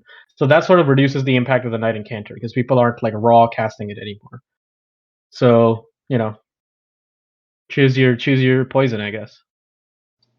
Yeah, another unit the Knight Incantor is competing with is the Cities of Sigmar Rune Lord, who gets +2 to Unbind and Dispel, and he gets that all the time. And he can use a heroic action. I think it's called something, whatever. The heroic action. It's called Heroic Willpower. Heroic Willpower, thank you. Slipped my mind. He can use that to get 2 Unbinds per enemy turn, and then also Dispel on your turn. And since he's not really chanting a prayer, because all he knows is Smite and Bless, which don't matter, you can pretty much just Dispel freely at +2 all the time and never feel bad about it. If you stick him on some arcane terrain, he's going to be unbinding at +3, which is really nasty. So you have to think, would you rather pay 125 points for a Knight Incantor, which is going to Dispel Scroll once and then maybe cast a spell sometimes during the game, or would you rather pay 95 points for a Rune Lord who gets a +2 unbinds all the time? It's really good. So that said, Knight Incantor still S, a guaranteed, stopping spells is always useful. The Knight Judicator, I think, is still good. I was a little bit worried that going into a Horde meta, his 6 damage per turn isn't particularly useful. Like, you're fighting 30 witches, you have to, let's say you're fighting 80 witches. Killing 6 per turn at best isn't very good for 205 points. And he's also really bad at shooting these 7 wound heroes that seem to be popping up more often, or 6 wound heroes that just happen to make a 6-up ward, and that completely negates your shooting. But he's a great supporting shooting unit, so I don't think he's viable. Just all Knight Judicators. Like, we had a list going around in the previous season that was 4 or 5 Knight Judicators. I don't think that's a viable way to run him anymore. But 1 or 2, I think, is still fine. He's a nice supporting unit. Sometimes it's that extra 6 damage you need to finish off a big monster or shoot a veteran unit. And the Gryph-hounds are fantastic. A separate unit that you can use to just translocate across the board to steal terrain in order to score battle tactics, or just screen out things, or stop reserve deep strikes. I think Knight Judicator does a little bit of everything. Not particularly good at any of it, though. Mm-hmm. And another thing worth noting, there is a battle tactic for slaying an enemy unit with your general in particular. It has to be attacks from your general. It can't be spells or abilities. So a Knight Judicator being able to score that battle tactic from 30 inches away is interesting utility. You could miss, and fail, but he is pretty reliable. He could be on 2s and 2s, so that's not the worst battle tactic to get. 2s and 2s, rend 3, 6 damage. It's worth a gamble sometimes. Knight Questor F, nothing to say about that, right? Yep. Nope. Knight Relictor model. Knight Relictor is still D, still too expensive for what he does, and yep. Previously we might have needed 5 points sometimes for Lord Relictor. I see that being less common in the future because we can fill our lists easier with endless spells and things like that, where we have more granularity in those last 40 to 50 points, and Knight Relictor will probably be less useful than he was before, and he wasn't very useful to begin with. Mm-hmm. Knight Venator is still F. Nothing changed for this guy. It's not even worth writing notes for him. Just stopped myself. The Knight Vexillor, I think the Knight Vexillor is a little bit worse now because Storm Drakes automatically reroll charges and they don't have the hero phase charge, which means that utility is gone. And Thunderbolt Volley change. I don't necessarily think that. While it's very difficult to slot him in lists, we are going to be relying on battle mages a lot, like the battle mage, teleport fulminators with wild form, teleport paladins, and he's a source of free rerolls charges, so he saves you a command point. I think in that role and being able to shift around a unit towards another spot isn't bad. It is C tier, I agree. It's very niche, but anything that increases, if you have space for him in your list for 120 points, that's fine. Yeah, the main reason we put him in C tier before was because of this combo we found where you could translocate crossbow Judicators up, Thunderbolt Volley, clear a screen, then drop in the Vexillor, teleport the unit of Judicators forward even further past the screen that you just killed, and then shoot something that really matters. But with the change to with the change to Thunderbolt Volley, that's not a viable combo anymore because 5 crossbows just aren't going to do that job. So that was a big reason we had him in C tier. I think C might be a little high for him, but he's definitely better than a Knight Relictor, that's for sure. Mm-hmm. We might pivot into using the Meteor Banner, some kind of gimmicky list that just does a bunch of mortal wounds in an area and then casts a Horror Ghast and makes everything run away. Could actually work, maybe. We're definitely going to try to build it. The Knight Vexillor with the Apotheosis Banner is, I think now finally we can call him F. after looking at different ways to make this guy work, there's just no way at 160 points he's ever going to find room in the list. Even in the hero monster meta we were leaving, when you could have used 3d3 healing once per game, maybe, he wasn't good enough, and he's not going to be good enough going forward. Now, No. the Emerald Life Swarm did get nerfed, so this guy's healing does look better in comparison, but I would still rather cast the Emerald Life Swarm than pay 160 points for this guy. Yeah, I would pay no more than 110, 120 for him. Like, he needs to be the same cost as the other banners. He needs to be like a Knight Heraldor's cost. He needs to be really cheap. Yeah. The Knight Zephyros surprised us. Thinking about all these different things you can do with the new endless spells, translocating wizards forward, and then teleporting them back, the Knight Zephyros is capable of doing that. If you give her an Arcane Tome, you can translocate her forward. She can cast an endless spell like Quicksilver Swords or Ravanax Snatching Jaws, things that are short range that you want to be up in the enemy's face, and then you just, at the end of the movement phase, teleport her back to your castle setup. So that is effectively giving you a huge threat range on these spells that your opponent can't really avoid. And that all activates on a 2+ for translocation. And the best part is you can translocate first, then try casting the spell, and if it fails, well, you get a guaranteed teleport back, so there's really no risk, even if there are failure points. Mm-hmm.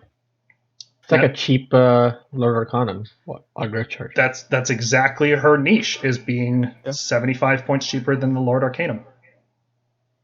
She also has the ability to teleport herself into range for holy commands, which if people are using Grand Hammers and Unleash Thy Hatred, and I think people will be using that, then one of the problems you'll have is that you need a knight or lord within range to issue that holy command. And typically you don't want to risk having them just die instantly, or they're too slow to keep up, while the Knight Zephyros doesn't have any of those problems. You can easily get in range and issue those commands as needed. You can also translocate just teleport it to some other side of the board, and when one of your Redeemer units dies, you can use Call for Aid and resurrect it around her. So suddenly you're resurrecting a veteran, possibly Conqueror unit onto an objective that your opponent was holding, and possibly stealing games with that combo. So maybe like bottom of C might be appropriate, because everything she does, the Lord Arcanum on Grift Charger can do, but doesn't need an Arcane Tome, and also can take a mount trait.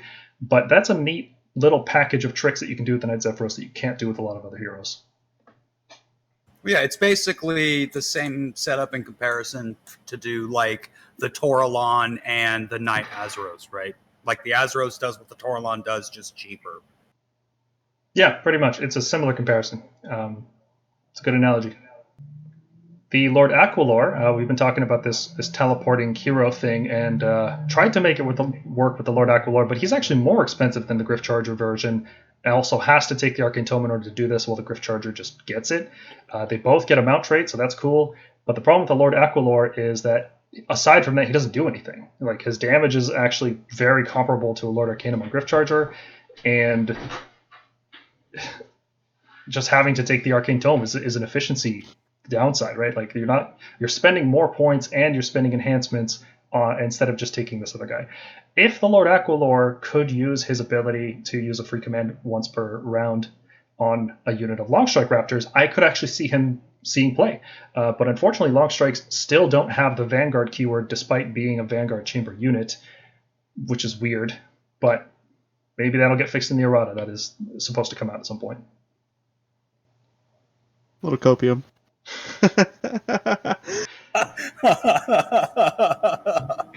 All right. Yeah, looking at the Lord Arcanum, it's interesting. He definitely is a little bit better just because endless spells are better. And there is some argument to be made about being able to move them farther, getting the effect better, because some of them do cast at a shorter range than you might want them to. Geminids, for one, is one that casts at a bit of a shorter range, as well as the Purple Sun itself. So there is definitely a place for him. It brings him up a tier just because endless spells got better, and that is what he does. I do wish he had some kind of +1 to cast, some other effect. And one of the things we were hoping would work, but then we read it a little closer, the Ravanax Snatching Jaws does damage based on its roll to move, because it has to roll 3d6 to move.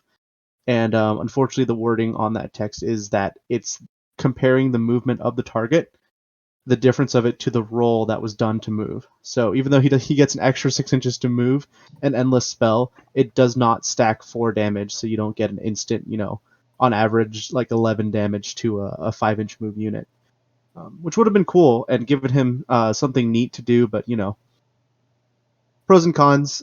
He's still decent. You can take him a little better now, and some of the endless spells are looking really interesting. Quicksilver Swords, notably. So he's got a better place in our list. Yeah. Moving on to the Lord Arcanum Dracoline. I think this goes down a tier because mainly, as it's pointed out, it's only useful if you're taking a bunch of Dracolines and then buffing up the mount attacks with them. Dracolines already being so prohibitively expensive, like they're 280. This thing's I think 200 or 210. That's a lot of points for very minimal benefit. There's more efficient things you could be doing in your lists. There's also the point of Astria Soulbright that exists, that she sort of just acts, if you're taking Dracolines and Hammers of Sigmar, she just acts like a Lord Castellan and gives them like a +1 to save, no questions asked in the combat phase. So this thing's value, I think, goes down a little. But it is a wizard with a mount. It can take Scintillating Trail and then make all your wizards harder to dispel. So it has a small niche there, but in this edition, probably not that useful. And moving on to what is arguably a really good glow up, the Laura Kahneman Griff Charger. Moving from a D to a B+. The main thing it is really good at is the fact that it can be teleported by the Lord Relictor via translocation. It can cast an endless spell that is really short range, so something like a Purple Sun, a Quicksilver Swords, Geminids, in the opponent's face. And then whether it goes off or not, this thing can then teleport in the movement phase back to safety behind your lines. It also bonds really well with the Kronspine, getting a +1 to cast. It has a mount trait, and you most likely take Scintillating Trail to make all your casting harder to dispel. So overall, I think just as a side benefit of endless spells becoming better, this thing gained a lot of points, or it became a lot better this season. So, On the and then it's note, Paul's favorite unit. well, hold on. I want to also mention with the Kronspine on the Lord Arcanum, that's actually a really useful ability to keep up with it, because most of our other heroes that you would bond it to, it would have to be something like a Star Drake or a Toralon, whereas Lord Arcanum on Griff Charger, he can just teleport wherever the Kronspine goes and issue commands to it, because the bonded hero is the only one that can issue commands to a Kronspine. So being able to teleport forward and issue all-out attack to the Kronspine, and then it spreads to whatever other hammers you have nearby, very useful ability. And yes, I am a Toralon stan, as the youths would say. Toralons, I think, I kind of debated whether they were getting better or worse or staying about the same. Had to build a few lists really to feel out how the Toralon was going to do, because there's a lot of good things about monsters in this new season, right? And this is a monster wizard with a mount, which means you can take all the good mount traits that we want to take, like Scintillating Trail. It can roar for you, it can stomp for you, it can smash terrain, which is very useful against some of the armies that are coming out these days. And it also natively has an Arcane Tome, basically, right? It's a wizard. And for Stormcast wizards, that means you have an Arcane Tome. Comet Trail is really good. Without Hunters of the Heartland, you have no way to stop Roar, and Comet Trail lasting until your next movement phase means that you can always have a +1 hit active. And it stacks, for example, if you're fighting against a -1 hit effect, it stacks with all that attack. So Comet Trail is definitely looking better, and I think one of the reasons people shied away from the Toralon is that it wasn't particularly durable in the first season, and that first season of Age of Sigmar 3rd Edition was all about killing monsters. So as soon as they saw, hey, look, there's one monster in your list, I'm going to suicide my guys to kill that monster. I don't care what it does. I'm going to score bonus points off it. That's not going to be a thing anymore. People aren't going to be gunning for support heroes and big monsters like they were before. So I think it's a little bit better defensively in that way. I think you can get 4 or 5 rounds out of it. I think if you charge it into combat, people won't make it a priority target. So it's looking better there. And I think the last point in favor of the Lord Arcanum staying in A tier is that with the change to Thunderbolt Volley, this kind of multiple unit style, MSU is typically called multiple small units, that looks more appealing, because small units of 5 crossbows, 3 long strikes, a squad of 2 Tempesters, all of these units can be buffed +1 hit by a single Toralon, and then they can go off and do their own thing because it's a pulse effect and not an aura. So that looks really appealing. And I think for all those reasons, the Toralon stays in A tier. But I know we've been debating this one, so I'd love to hear your guys' thoughts. It really comes down to a certain type of list. Definitely going to be a big buff to the fact that we're taking Raptors in multiple small units. We're taking crossbows possibly in multiple small units. I like that the Torlon keeps up. It's got mobility, so it's not like sitting there as a buff piece. You don't have to tie it down to those shooting pieces. You can take it with some Dracoths. I know I've seen a couple lists floating around with just taking a Torlon and Dracoths and allowing like MSU units of Tempesters to start doing work, letting your Fulminators of course be roar proof. There's a lot going on with the Arcanum, monsters being better, Comet Trail. It's just a good unit. I think we'll see it more than last season actually. Very interesting. I'd agree with that. I think it also really benefits from the Thunderbolt volley change. Like previously, you didn't want to lean into MSU because you wanted Thunderbolt volley to be concentrated into a reinforced unit of shooters. But now that's not necessary. So this thing works really well if you just want to spread out your shooting units and make it harder for your opponent to just like pour all their force multipliers into one of them. I don't know if we'll see the Torlon supporting long strikes as much as they would Judicators, mainly because we have Aether Wings at the end of the day to help out our long strikes. Yeah, I can see them supporting crossbows more, definitely. Mm-hmm. And Tempesters. I'm really liking them in combination with Tempesters. It really brings them into their own. Why not both? And that's the best thing. We can have everything we want. And I think that's one of the coolest things about the changes so far is everything is... I really like them in a castle build too. Just like your entire castle is now, +1 to hit. So it's pretty good. Very efficient. I've been leaning towards Flaming Weapon as the spell of choice on the Torlon because it makes its damage, scary instead of like, whatever. It's like a nothing. Flaming Weapon puts it into that range where people actually have to care about how much damage they're taking from it. So that's an interesting consideration. I think that's more viable now that we're going to be taking more wizards than we were before, with the increase in endless spells that we're going to be using. MSU units not really caring about Celestial Blades as much. I think Flaming Weapon could be a viable pick. Lord Castellan, still looking good. You still want to run a reinforced hammer unit, melee hammer in particular, either as Drakes or Fulminators or Protectors or even something like Decimators or even 10 Vanquishers could make the cut to be given a +1 save buff from Lord Castellan. So very good. I think the only reason people skip over Lord Castellan is because Gardas exists, and Gardas is just way easier to use. You can drop him into play, and his aura activates immediately. He doesn't have to be activated in the hero phase, and a 5+ ward is a way bigger increase in effective health and +1 to save. So the fact that they stack is great, though, because you can bring Gardas and a Lord Castellan and have a super durable unit of, 4 Storm Drakes, who are now 36 wounds on a 2+ all the time, and if you go... Gardas, they have a 5 board. So Lord Castellan's still great. He's not a first pick hero by any means, but he is definitely like a second string hero for a lot of lists. The Lord Celestin, on the other hand, is still F. Yep. Still no reason to ever run him. Doesn't even have -2 Ren. What is happening? There is a what reason is going on? Celestin. His name is They Gardas. cannot make a fighting hero in Stormcast without having it surpassed by like some random ghost or something. Can I kill my Lord Celestin and have him resurrected as a Night Haunt hero that actually fights well? Yeah, I know. Sad. Lord Celestin on Dracoth is a little bit better. The main reason he's better is because he has a mount, and he actually does good damage on the charge. Not 200 points good, but the fact that he can use a Luck Stone to guarantee a charge out of Scions gives them this interesting little niche as a hero, because you can drop him into play and get a guaranteed 12-inch charge, which gives you the bonus damage on the Fulminator Glaive. And then next turn, even if he gets stuck in combat, you can use the mount trait to retreat and charge with him. So he's going to be doing that every single turn for the rest of the game. He is also one of those punchy heroes that you can use for battle tactics. We talked about this with the Knight Judicator. I'd say Celestin on Dracoth's another choice for that sort of thing.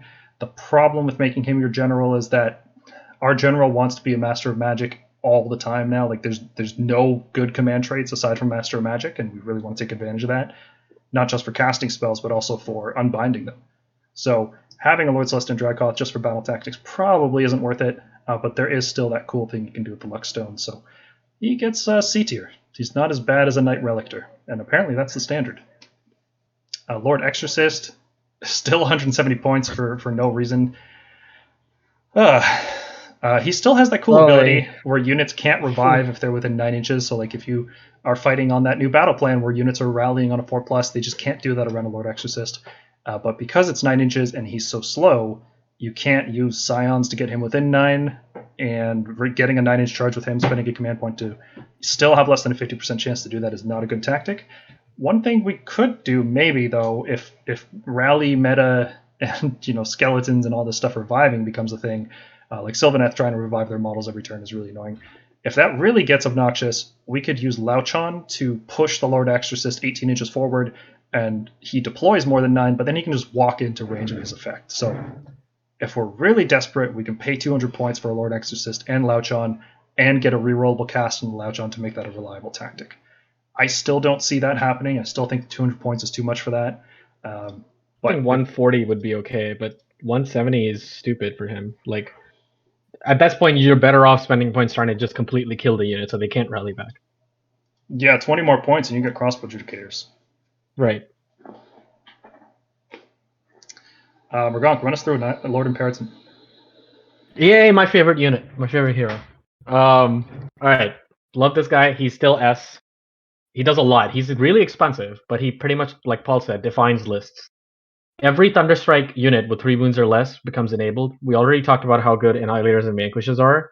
Landing them 7 inches away and doing those 7-inch charges is amazing with him. The fact that he comes with a free CP, so you can issue a free Holy Command, a free All-Out Defense, a free Redeploy, opens up a lot of tactical options on the board when he's on the field. He's also not an easy hero to kill. 7 wounds with a 3-up save. We'll probably see a lot more of this guy because Vanquishers will definitely see a lot more play in Stormcast lists. And yeah, he's winning. He's just still good. I mean, I wish he was like 10 points cheaper, but like honestly, like I always find myself taking him with Annihilators and Vanquishers, and both those units are great. This unit's great. That's it. I couldn't have said it better. It's such a good unit. The free command point is becoming a bigger and bigger deal as we lean more into holy commands. I think most of my lists, when I take a bonus enhancement, I end up going for an extra holy command. And they do cost command points, and especially something like Call for Aid, which requires a command point at the moment that your unit is slain. It can't be done after the fact. A free command really helps with that because you can kind of plan out your turn and not worry too much.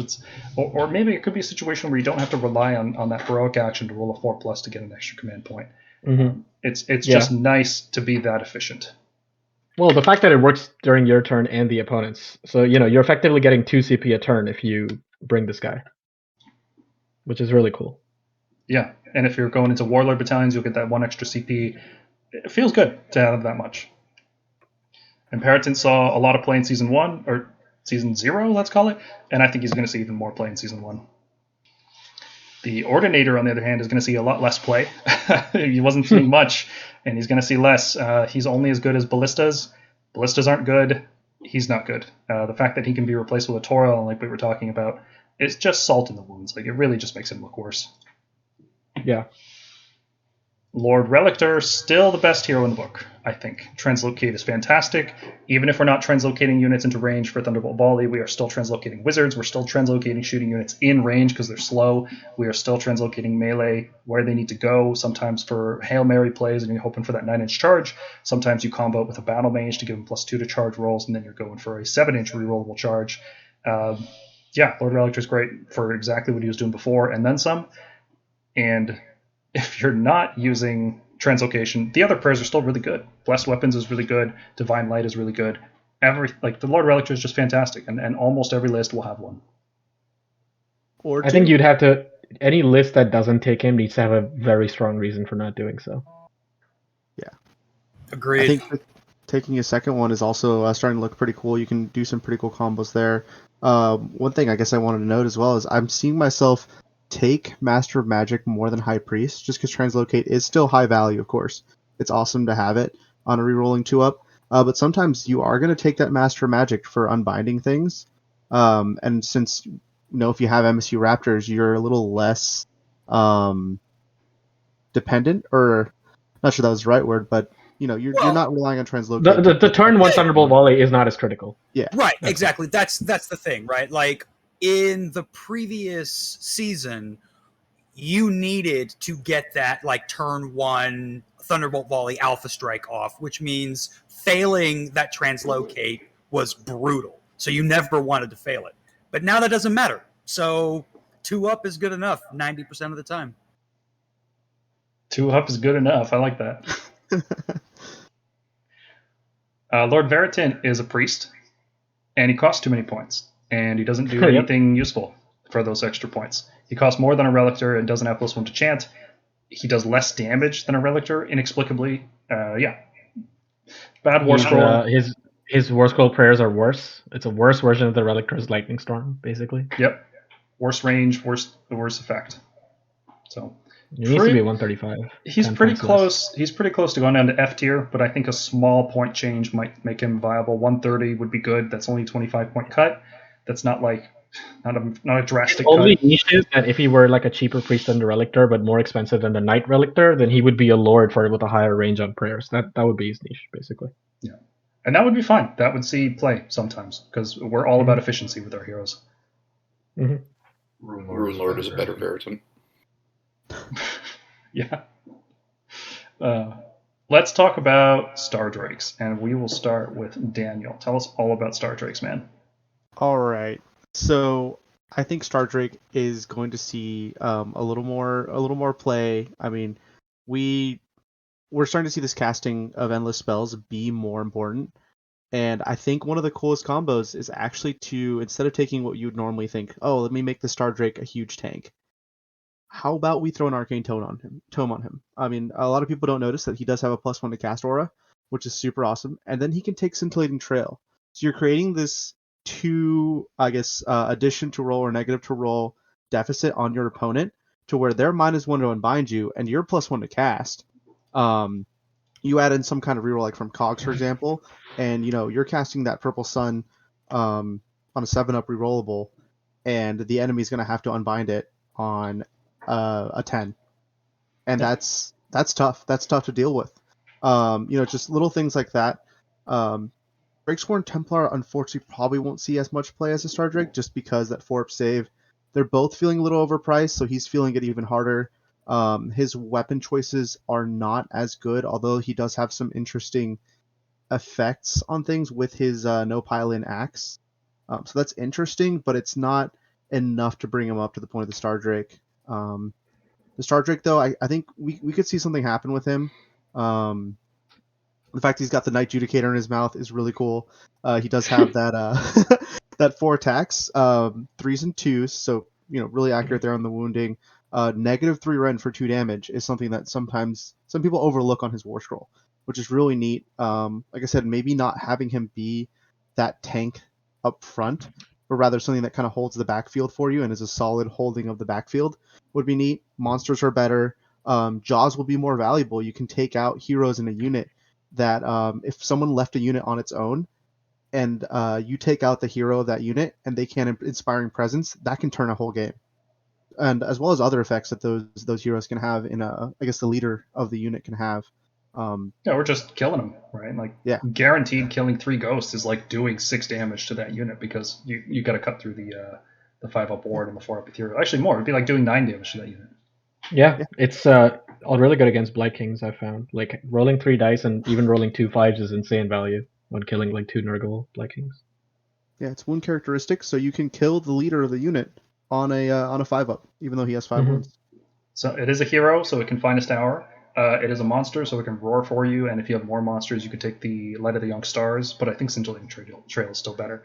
And I don't think you mentioned this, Dan, but he also has a -1 cast aura for enemy wizards, which is very good. Within 12. True. Yeah. Within so 12, if the enemy wizard gets up in your face, you could be +1 to cast with -2 to dispel.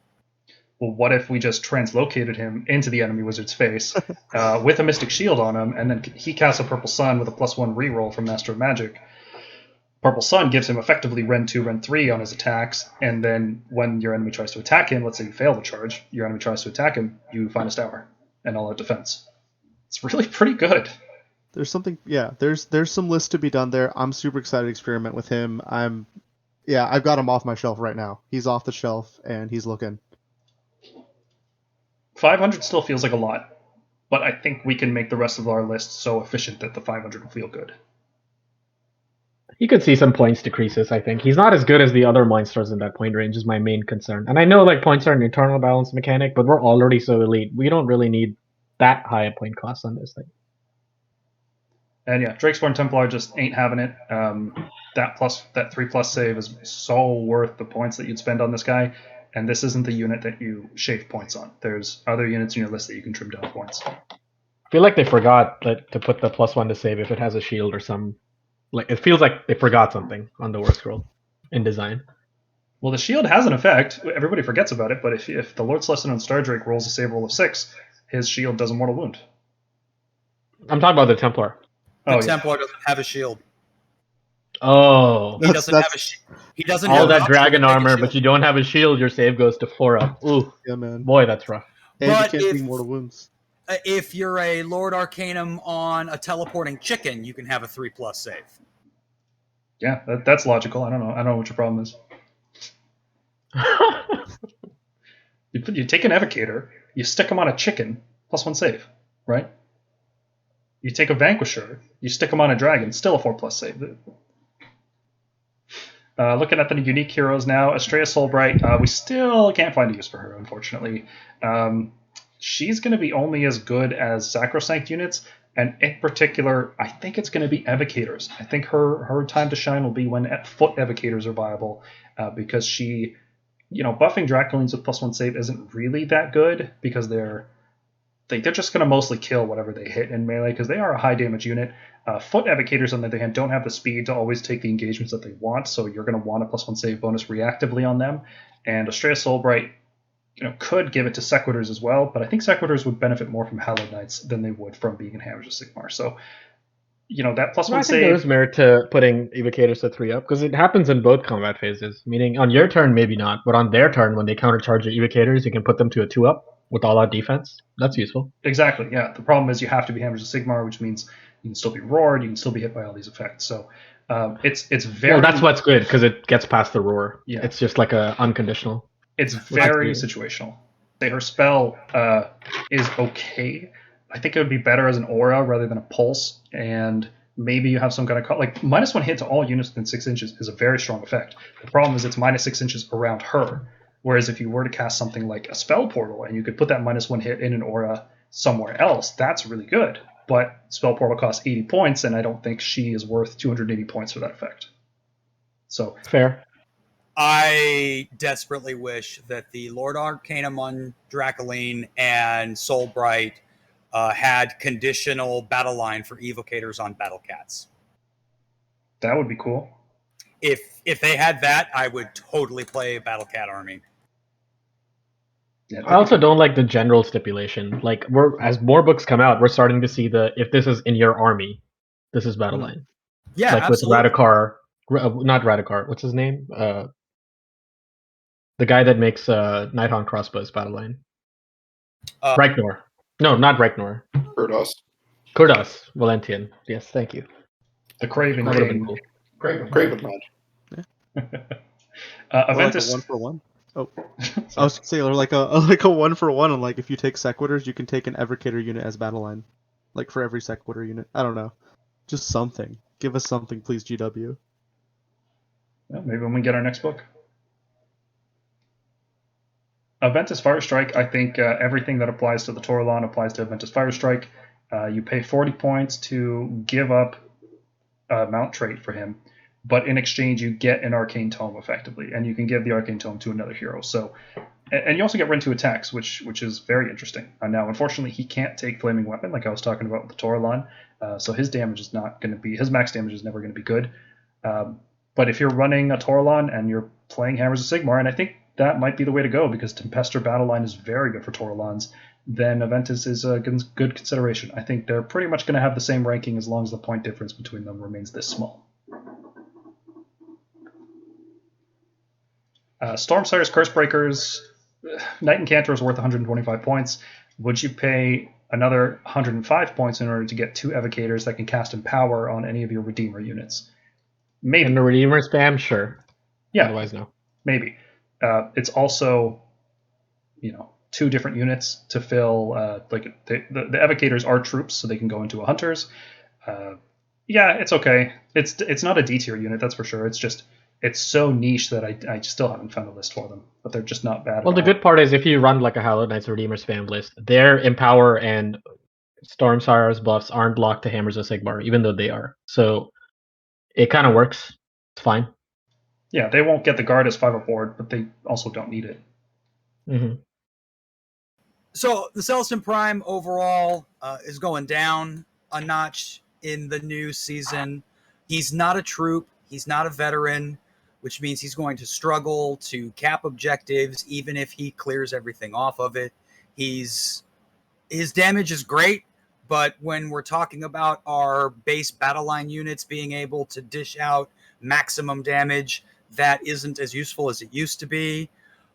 His Meteor Comet Call does punish castle deployments.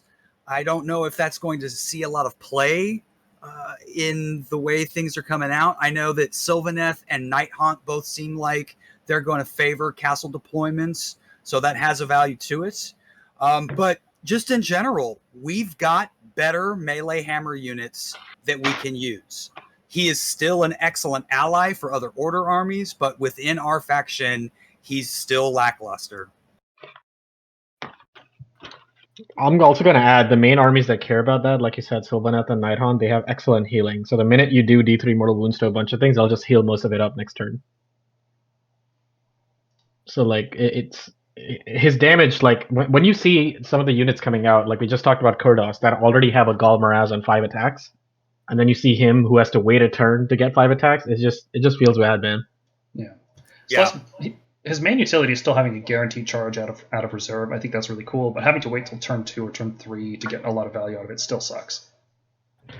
Yeah, I mean, we keep talking about it, but if Gal Maraz had like a cool special ability, like the fact that it ignores wards or something like that, it would make him good. Yeah. But especially with the changes to heroic recovery, like he's not going to be able to recover all that quickly, because in combat, I mean, so even I don't know, his value I think goes down. Gardas still S. We don't need to explain why. Everybody knows 5 aboard is insanely good. Yep, use Gardas. And free reroll charges once per game. Oh boy. Especially compared to Gabriel Shorehart, who is another Foot Celestant who is still F tier. They did him dirty. So Fs. And Bastion is my boy. Anyone who's in our Discord knows I love Bastion, but the unfortunate truth is he is not as good as he used to be, which is a little counterintuitive. A lot of people seem to think that he's going to be really good in an infantry meta because of his healing the moment he kills something. But most of the stuff you're going to want to put him into now is getting extra attacks because they're getting extra ranks from their units. So he's taking more damage. And his 8 wounds, 4 up ward already was borderline when he starts taking fistfuls of dice damage. So making that worse makes him worse equivalently. He's also restricted to hammers. We know that. But more importantly, we're not redeploying out of a 1-drop anymore. And that means that his redeployability is of less value. It's not game breaking or tactic strategy making like it used to be, because we're just not going to be doing 1-drop long strike alpha hits to our opponents. And because we're not going to be seeing as many monsters, his ability to call lightning down is also less useful. He's still really cool. He does a lot of really cool stuff, but in the current way that the GHB is shaping up, I don't think that he is worth 300 points. I'll speak to some of the pluses. Yes, infantry are getting more attacks into him, but if you can't run him as like a lone wolf anymore. That's basically what that means. If you run him next to your ground troops, there's a very limited thing as to what your opponent can do and try and focus him down. He's still pretty good in the fact that he'll heal up and keep doing the 4 damage hammer attacks every turn. Now, his value goes down because we're not going to see as many monsters because the monster meta is kind of over. But because they nerfed Thunderbolt Volley, we can't really target monsters with Reinforced Raptors or Reinforced Judicators turn 1 anymore, which means that Thunderborn ability to do damage every turn consistently in every one of your hero phases, that sort of goes up. He does provide you a free command point, which Stormcast love command points. We love having options, and he can issue them from anywhere on the field. So he's not bad. He's just not great anymore. He was a bit better in last season. This season, there are some like if you can totally run him, it's fine. But you know when we talk about good lists but not great lists, so like you can still have fun with him. I think the biggest thing is 300 points is really hard to justify for a hero that doesn't directly boost the power or defense of any other heroes. Yeah, I think we said this. Like they all need to, all the primes, in my opinion, Indrasta, Celestin, Bastion, they can all go down 20 and it wouldn't make a difference. Yeah, they either need to come down in points or they need to do something more. Don't get me wrong. Like Bastion was in every list I made during the last season. I love him. And if you like him, play him because he's fun. He still does what he says he does on his War Scroll.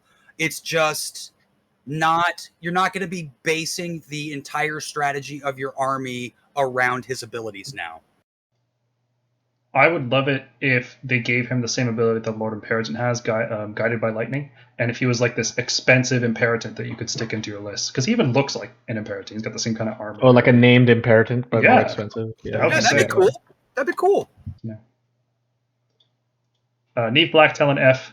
Unlike the Zephyros, she can't take an Arcane Tome, so still no use for this hero. Terrible.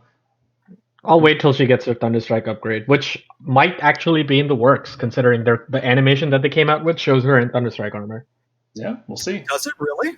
Yeah, it does. Yeah. It's very cool. If you go look at the concept art, she has the Grugni gem on her left shoulder now. I will have to go check that out. Mm-hmm. And the Pauldron switched shoulders. Vandus is looking a little bit worse because his ability was only good with double reinforced Redeemer units, and I don't think those are going to see play. There could be lists with him and like 10 Sequitors where they're giving them all +1 attack, and then they're doing 3 damage a hit with their Great Maces, and that's cool. I just think that those units are going to die very quickly, and 290 points on 10 Sequitors is too much, and then spending 200 points to give them +1 attack is too much on top of that. So Vandus is looking really hard to see play. Maybe he could just be a little bit cheaper, and that might be more viable. I'm not sure what exactly he could use. Maybe his effect should be an aura, so that all Redeemers around him benefit rather than just one unit at a time. I don't know. It's hard to tell what he needs. Wait a second. Vandus isn't even -2 Rend? What? Nope. What? Yeah. The only Lord Celestin without -2 Rend.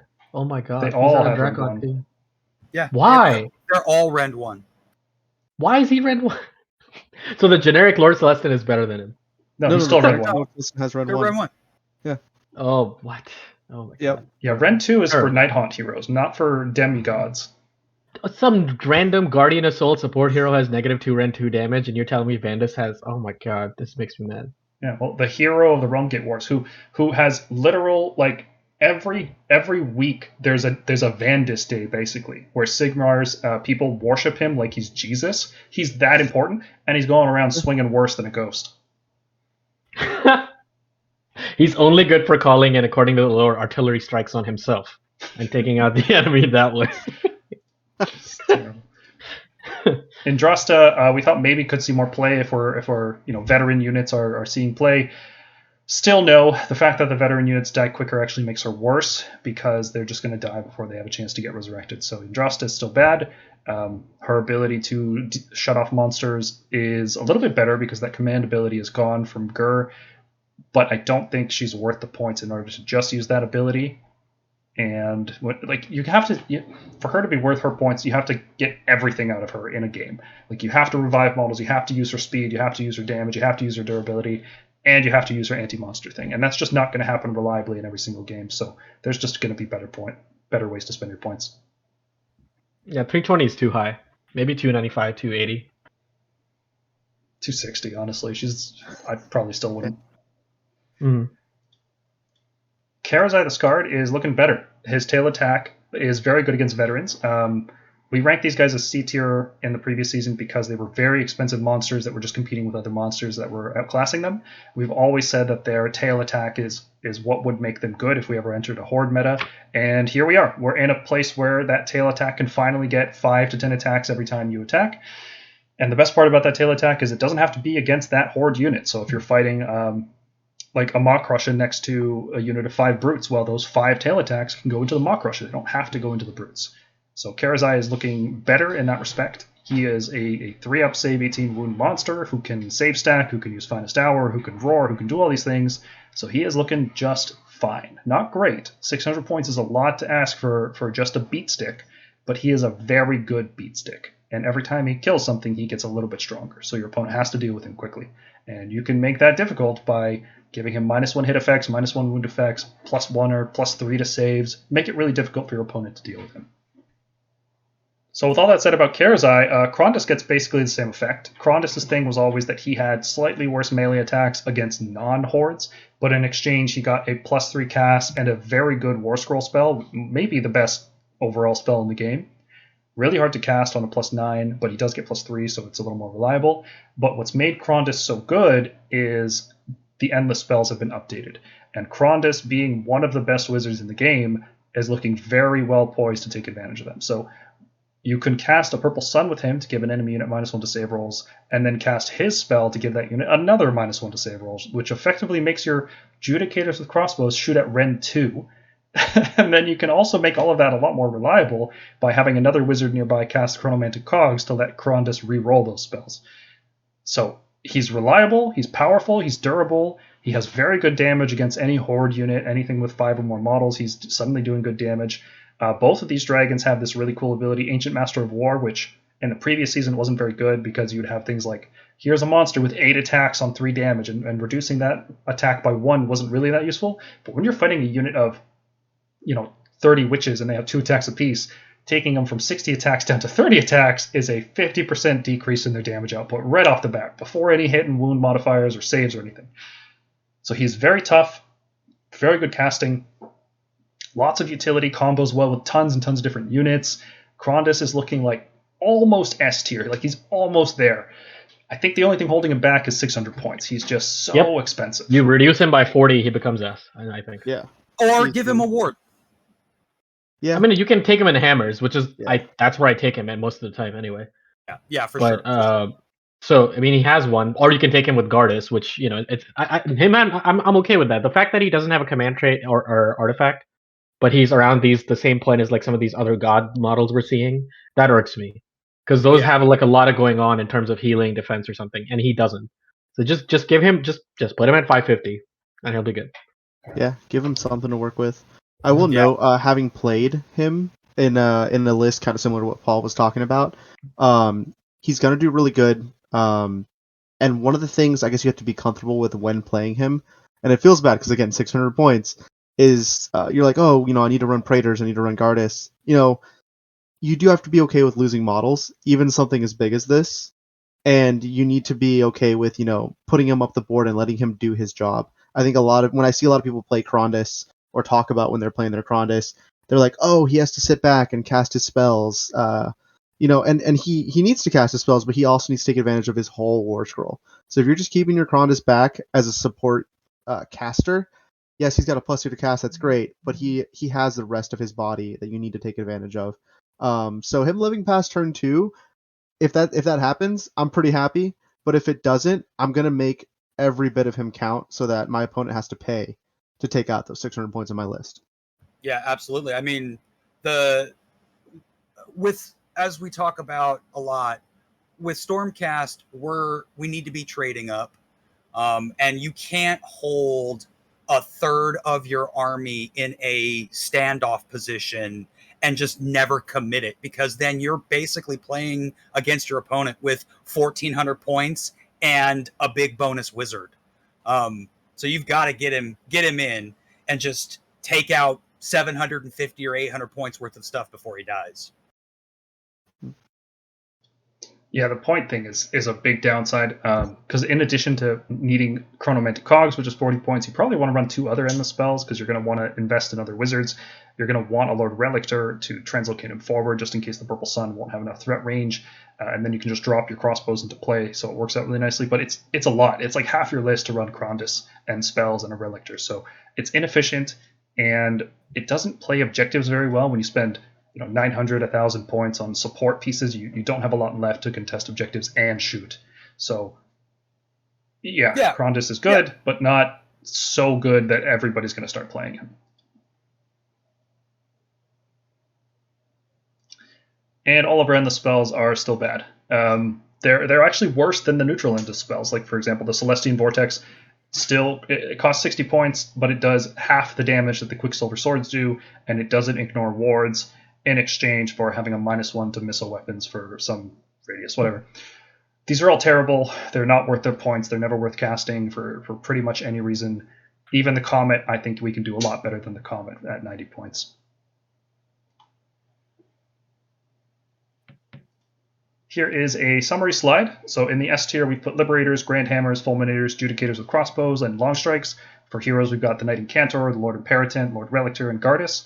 In the A tier, we've got Vanquishers, Protectors, Stormdrakes, Stormstrike Chariots, and Tempestors. For heroes, there's the Lord Arcanum on Toralon, Lord Castellan, Aventus, and Krondys.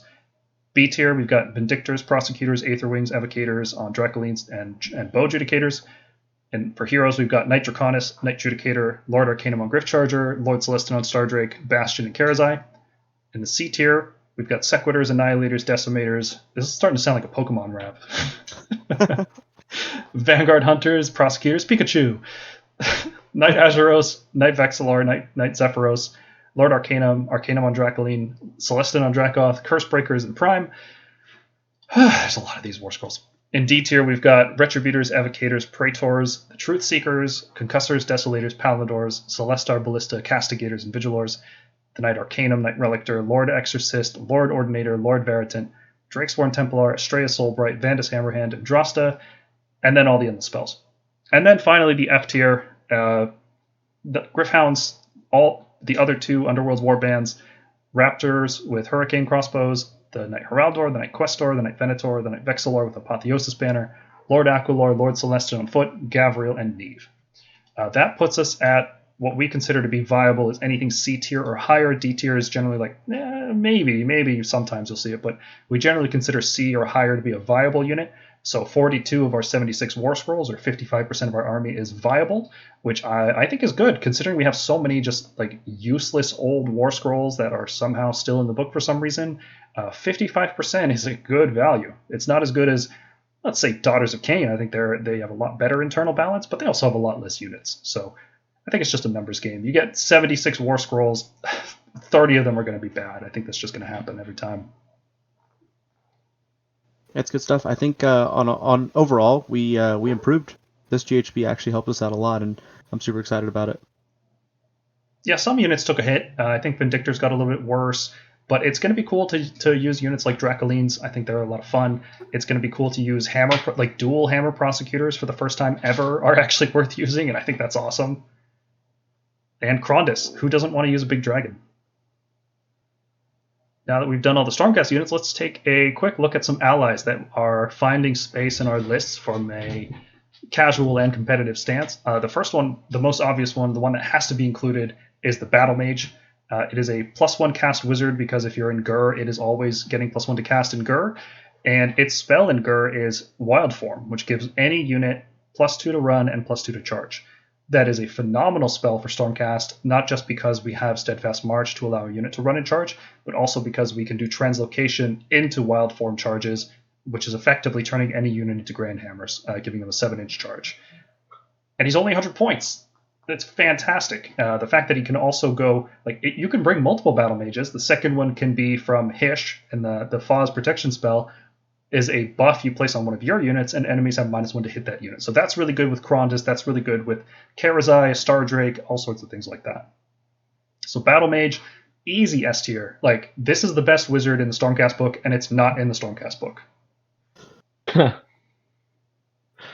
Not even a lot of that. Not even a comparison. We're pretty used to that kind of thing by now, I think.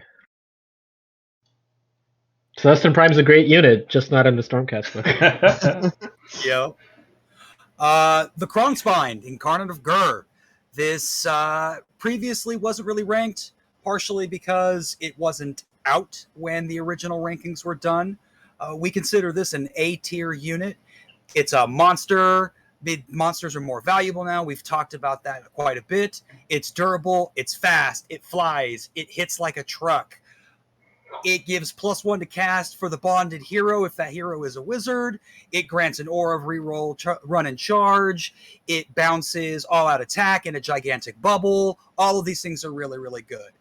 One of the ways that I like to look at this when I'm evaluating monsters for my list, at 400 points, this is effectively 36 wounds of a hard-hitting monster. To get 36 wounds of Stormdrake Guard, you're paying 700 points. So if you're looking at wanting to include monsters in your list and you don't want to spend all those points for dragons, which got a little bit worse, maybe you're a little angry about it. I know I am. The Kronspine is an excellent option to take. One thing I don't see a whole lot of people talking about right now is we're seeing a lot more endless spells, and that's going to play right into Kronspine at the end of the day. This thing literally eats them and gets more powerful. Sometimes you can fail the roll, but it's got a +2 to that 2d6 it's going to roll at base level because it adds its level to the roll. So even something like a Purple Sun is still getting eaten on a 6-up. I wouldn't risk it on a Purple Sun, but if somebody casts like a Horror Gas in your face on a 5, and you can eat that on a 3+ on the, you have to beat it, right? You don't have to. Oh, you have to beat it, yeah, 4+. Yeah, so 4+ on 2d6. I'd take that chance a lot of times because when you get a level 3 Kronspine, you just win the game.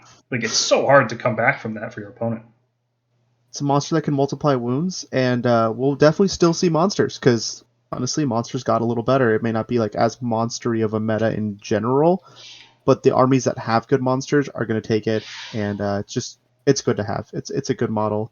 I find myself slotting it in, where I would have put a unit of Stormdrake Guard when I'm not as interested in, for example, like the battle tactics that Stormdrake Guard bring, or I just really need the Anvil side of Stormdrake Guard more than some of their aggression, which it still brings, but it just can't be a hunter. So loses a little bit there, but not too much. Yeah, its damage is good enough without hunters. The Slant Starmaster, I'm a big fan of. It's 265 points for a 3-spell wizard that gets +1 to cast, that can generate command points every turn for you. I think two dice rolls in each 4-up gives you a command point, which is insanely good. And he has a table-wide +1 unbind and dispel. There's a lot of times where your opponent will deploy out of your unbinding range just because of how the deployments end up working out. And Slant doesn't care. He's just going to try to unbind it regardless. So ton of value. I think now that endless spells are worth casting, it could be worth bringing the Slant Starmaster because you could do like the Slant could cast Cogs and then cast Comet's Call and then Mystic Shield, and then those Cogs allow every other unit to reroll casts. Or he can do a Horror Gas from really far away. Slant is pretty good. 265 points means you probably can't run him alongside a Krondys or something like that, but if you need a very efficient wizard that has a very good signature War Scroll spell that just deals mortal wounds anywhere on the table, he's great. A lot of utility in this guy. I think probably one of the cooler units that we have on here that you might not have expected is the Sylvaneth Tree Lord. It's a really neat model with its refresh. The book just came out for Sylvaneth, and it's interesting. For 260 points, you get 14 wounds and a 3-up save native monster, which we've talked about multiple times now. Monsters have really gained some value, ironically compared to the monster season. And this monster brings a really cool Monstrous Rampage. On a 3-up, so same thing as trying to roar something, you can make it strike last, which is huge. That's awesome. Strike last is always a good effect to put on something. It makes him, a good anvil. He only moves 5 inches, so you're not expecting him to do, go across the field and wreck something. He's going to be a good anchor for your army, and so it's something to consider in that respect. But in combination with that strike last effect, if he gets a hit, any hit, he's got 5 attacks on a 3-up, so he's going to get a hit somewhere. The enemy unit can't pile in. And with units being either more reinforced or more infantry style units coming in, you can be charged or even charge, get on the corner of some witch elves. Rampage, make them strike last. You can multi-charge. You can do something with another unit. They can't do anything until you hit them, and then they can't pile in and use all their damage. So there's just some really neat things that you can do And for 260 points, 14 wounds on a 3-up, it's just so good. He does a great job, and I'm kind of excited to test him out on a couple things. He's not going to be a star, that's why he's at the C tier, but he's definitely worth looking into. If you're trying to play Redeemer Stormkeep lists, I think him or the next person on the list, the Anointed on Frostart Phoenix, is probably the way to go for allies. So, I'm not sure if you caught this, but that no pile-in effect is all of his attacks. So his 2+ to hit Massive Talons also applies no pile-in. Is that true? I thought it was just the Stranglethorn. No, I think it's all of his hits. If an attack made with a melee weapon by this unit scores a hit, models in that unit cannot make pile-in moves until the end of that turn. Wow, I thought it was just his Stranglevine. So that's even better because that gives you more attacks that you can split up, and that's pretty dang good. Mm-hmm. Yeah, Tree Lords are great. Got one sitting on my shelf. I've heard they're really difficult to put together. Like they're a gigantic pain in the butt. They're very spindly. That's the problem. It's like assembling a Nighthaunt army. The Anointed on Frostheart Phoenix is still very good. I think we ranked it S tier when we were talking about our allies video. This feels like years ago at this point, but we ranked it very highly because a -1 wound effect is very, very strong, especially against melee weapons. And you still have that, and it's still a very durable hero. It's still fast. It's still flying. And the problem, I think, with this guy is that you have to play Stormkeep to make it good. You have to bring an Arcane Tome to, first off, make it a wizard so it can buff itself. You have to give it Flaming Weapon so it does real damage. And I think that's the key to making this wizard, this monster work. It's still fine without it, honestly, even if you can just run it up the board and give enemies -1 to wound. I think that plays into our style very well. Mergonk, like you were saying, this could really benefit a MSU Redeemer style if you're just planning on flooding the board with a ton of Vanquishers and Liberators and Vindictors and then having them fight on death. Making them more durable allows you to hold ground for longer. And I think, yeah, Frostheart Phoenix is a good model. Mm-hmm. I also really like it in conjunction with the -1 to wound spell that we have, because we're starting to see a lot of armies that are getting +1 to wound effects just like natively. And Nighthaunt, so, good lord, yeah. Oh god, yeah, right. And Idneth also get bonuses to wound now, right? Mm-hmm. From the I mean, they're with them it's a little different because I think it's Lotan that does that. Yeah. But he's fairly slow compared to like the Achillean core of the army, which is very fast and like flying. So that sort of isn't as important. I mean, obviously against Thralls it is, but against Nighthaunt with having +1 to wound, or just like if you're playing like the mirror, like a Stormcast mirror where they charge in with Annihilators or something, or there's a bunch of monsters that are coming out more recently that just natively wound on 2s. Like that's just the thing they do. So being able to -1 that is pretty good. Mm-hmm.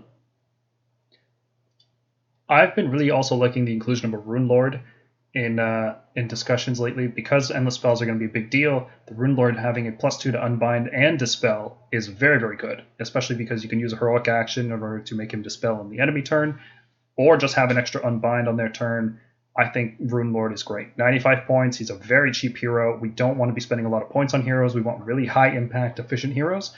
And unfortunately, that's all he does. He just unbinds. He doesn't have any synergy with our armies. But I think if we're going into a meta where every single list is casting endless spells, and I think we are because they're so good for everybody, then this little guy could be like some secret spice to help deal with that.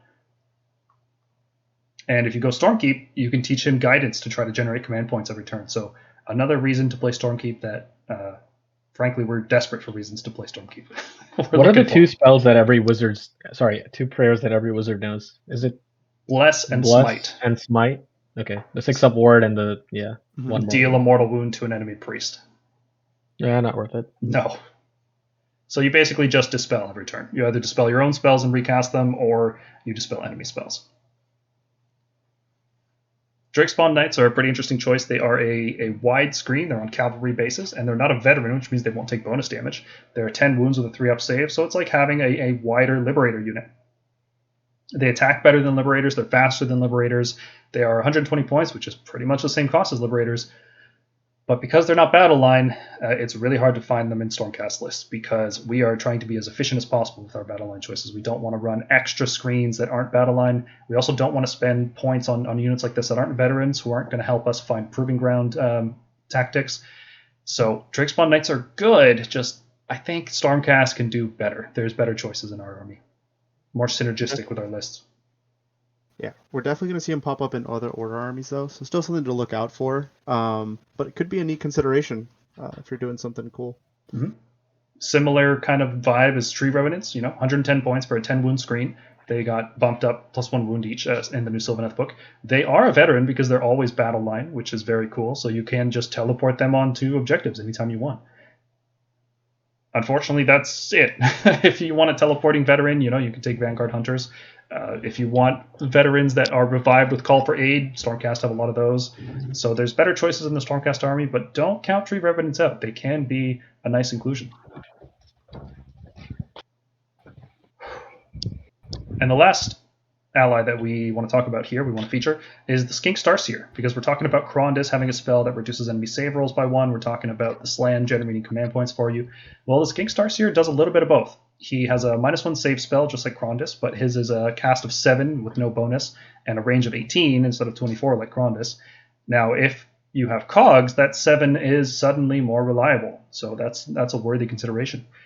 And he does also generate command points. So he's kind of like a Knight and Cantor that also gives you command points, which is not bad. I think that's going to be less useful going forwards because we have Krondys, so if we really want to play this armor shredding style, I don't think a Starseer would make the cut in that list because we want to get endless spells now, but it still is a cool little hero. Not the model is ancient and needs a refresh, but the War Scroll is fantastic. Let's talk about the endless spells. Now, we did kind of discuss them on our last live stream, so if you guys are looking for an in-depth discussion on each one and how it relates to every army in the game and how we think they're going to play, feel free to check out our Stormkeep Live number 8. But I think we can talk about how these spells are going to interact with the Stormcast list in particular. We've had about a week to look at the rules and make lists with them and give our initial thoughts on where we think they're going to land. So I'll start us off with this Aether Void Pendulum. I don't think this is going to see play in Stormcast. I think, we do have this cool translocate a hero forward and then cast a spell and then teleport back. I think we can do better than the Pendulum because the Pendulum just does D3 mortal wounds. Whereas instead, we could be casting something like the Geminids, which are going to give an enemy effectively -1 save because they can't issue all-out defense. And that seems a lot more impactful for how we play with crossbows and shooting than D3 mortal wounds would be. What do you guys think? Yeah, I'd agree. Yeah. It's a hard sell. It's a very short range spell. It doesn't do D6 like it used to in second ed. That would have actually been useful if it did D6, because then, a short range, high risk spell that does a lot of mortal wounds. But right now, Burning Head, I think, surpasses it in every way in terms of utility. Mm-hmm. The fact that you have to cast the Burning Head every turn because it dispels itself isn't even a big deal because it's only 20 points and it's 6 to cast is not that hard, and odds are your opponent will just try to dispel your Pendulum because they know or they're just going to ignore it because it's going to fly out of range. So these two spells... Well, that's the problem. Yeah, because it can only be on a single direction, right? You can't really turn it around or anything. Yeah, it's not a consistent threat. Your opponent can just walk out of range of it. Yep. And then you're dispelling it yourself, and might as well just cast the Burning Head instead. It's 20 points cheaper, longer threat range. 6 and 5 are both pretty easy to cast. It's not a big difference. So I think Pendulum is a D. It's a really hard sell in Stormcast lists. Burning Head looks like a B, though, because 20 points is really easy to find in a list. Mm-hmm. I'd rather still go for the Triumph sometimes, but if I have 40 points left over, I'll spend 20 to try and put a Burning Head in. Sure. Mm-hmm. Chronomantic Cogs. Everybody's losing their minds about the Cogs being overpowered. For Stormcast, they're just good, solid. 40 points and a spell to reroll other spells. We're not going to have more than 3 or 4 spells per turn. So for us, this is just a fine effect, right?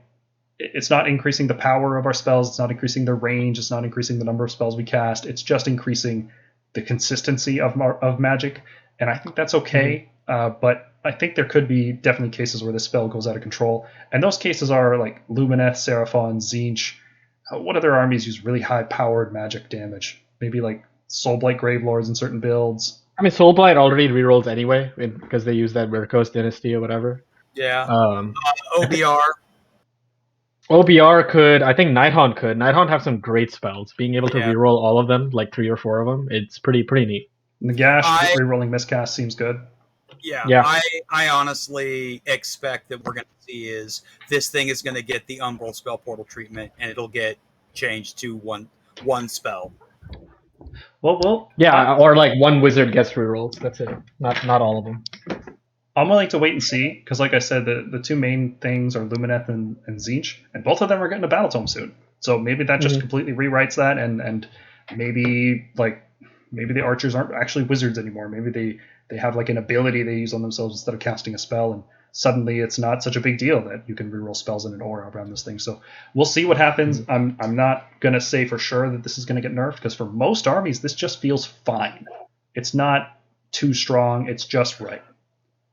Well, the problem is like it makes them way too reliable. Like there's armies that are like, if I'm going up against a Lumineth army that is casting 8 spells, I can reasonably expect 3 of them to fail.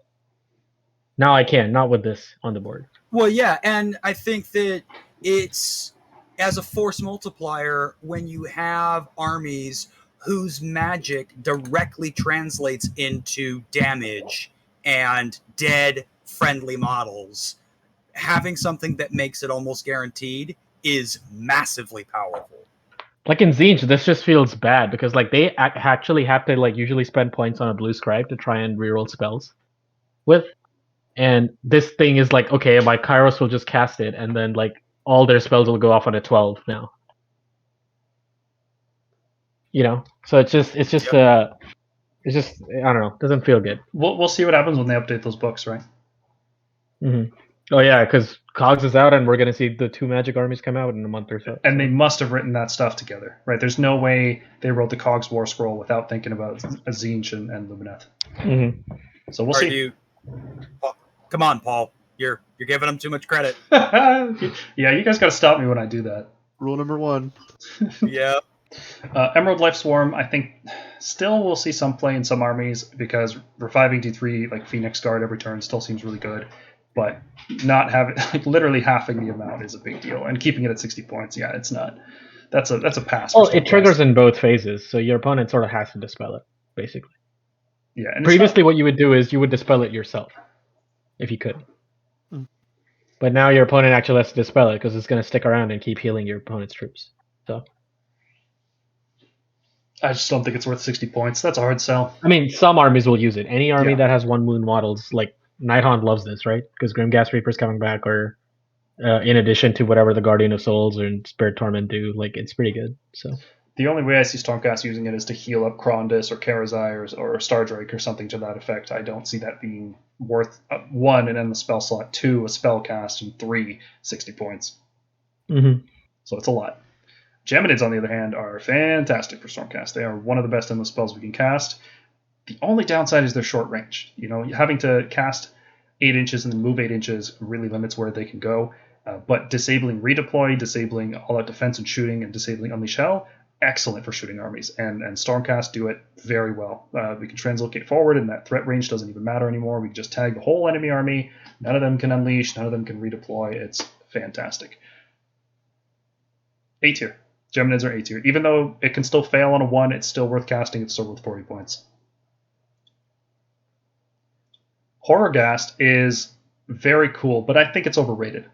I think the more we look at it, the more we realize there's going to be situations where it just doesn't do anything. We're thinking about, like, people are thinking about best case scenarios where I'm fighting 30 ghosts and I kill 20 of them, and then I can guarantee that the other 10 run away.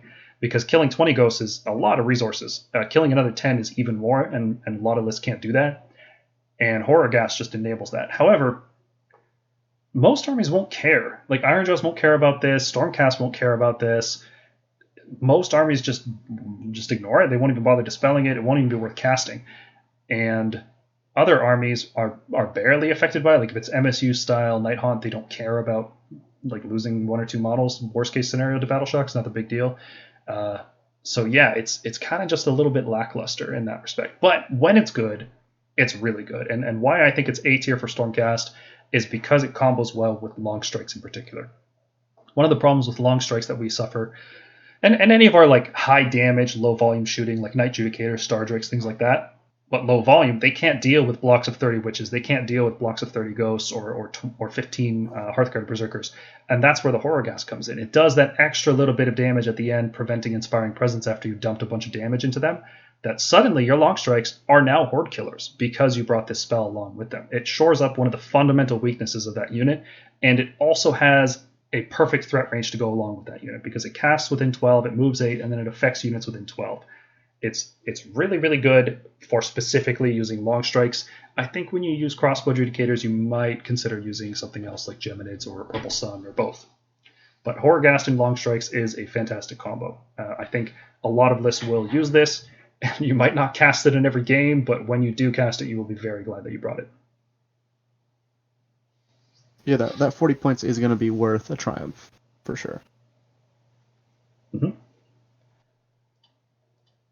Louch on the Soulseeker, pretty much the same spell it used to be, except for the fact that the wizard coming out of the boat can move normally. Nobody knows if that's a mistake, if that's a typo, but they specifically changed the wording to do this. So I guess you have to assume that it's going to work this way. But what Louch on lets you do is it lets you transport a wizard 18 inches in the hero phase, and then you can move normally. And it's not a hero wizard, and it's not a wizard with a single model. It's just any wizard keyword. And I think we're going to see a lot of use for that with our Dracolines in particular. Most armies, I think, will just skip this one, whatever. It's not that useful to teleport a small wizard. But Dracolines are like a match made in heaven. We have a whole new archetype. Because of this, we're going to call it the cat boat. Your Dracolines can just go 30 inches across the board and then have a rerollable charge. It's going to be fantastic. And then you can just dispel it yourself on the enemy turn and do it all over again on the next turn with another unit of Dracolines. Like a weird Annihilator combo. I love it. Malevolent Maelstrom doesn't do enough damage. It requires too much of a setup. It does have a large explosion area, which is cool, but even in the best case scenario, you can still fail that 4-up roll to deal the D3, and you're probably going to hurt yourself if you do it too. So pass on this one. It's not worth 50 points. The Prismatic Palisade has a very powerful effect, but it's a really short threat range. It's really hard to use. It's only 14 inches from the wizard, and it can be very easily dispelled before it even matters. Like casting on a 5-up when everybody's running Master of Magic, they're going to have a 6+ rerollable dispel. Nah, it's not going to happen. You could use this to shut down Unleash Hell, which is cool, but there's other ways of doing that. We have Aether Wings, we have Prosecutors, we have just durable units in general that can absorb Unleash. I don't think it's that big of a deal anymore. F. Purple Sun. Morgana, tell us about the Purple Sun, dude. Purple Sun is basically, how do I put this? Every faction now essentially gets half of Mind Razor for 70 points. It's a good range, decent enough threat range, and it has a 6-inch aura of -1 to save rolls, which means any army that is already doing pretty good on Rend or has a ton of attacks now gets even more Rend, and it's disgustingly good against all the armies that are trying to save stack, so armies like us. But it's also pretty good for us, because we like running crossbows, as we previously mentioned, and this thing makes crossbows downright deadly, especially when you pair it with Geminids of Volkish or Krondus's War Scroll spell. Now, the meme thing about this spell is that it has a 1 out of 6 chance to instantly slay a model, any model that isn't Marathi or a Gargant. This could be Archaon, Nagash, Alariel, Krondus, Karazai, Maw Crusher, anything. And this is going to cause a lot of field bads. I feel like they're going to change this about a month or two down the line, because this is not going to be fun for a lot of people to play against and just have their 800-point thing nuked into oblivion by a 70-point spell. One of the other reasons for that is this spell, although it's a pretty high value to cast, it's 8, which is not easy. So you would need some Master of Magic-esque command trait or pluses to cast, at least a +1 to cast, to make it reliably get it out there. A lot of armies have ways to automatically get it out there. Like Sylvaneth nowadays have a way to deploy a spell without it being unbound. They have ways to cast spells on a 3d6. Nighthaunt has the Midnight Tome, which gets this out for free. Caradron Overlords have this, and they love this, by the way, because all their guns are Rend -1. They have a means of getting this out for free. So it's hard to cast, but there's so many ways to circumvent it, and the effects are so powerful. I can't not see this going up in points, or at least having its war scroll FAQ in like a month or two.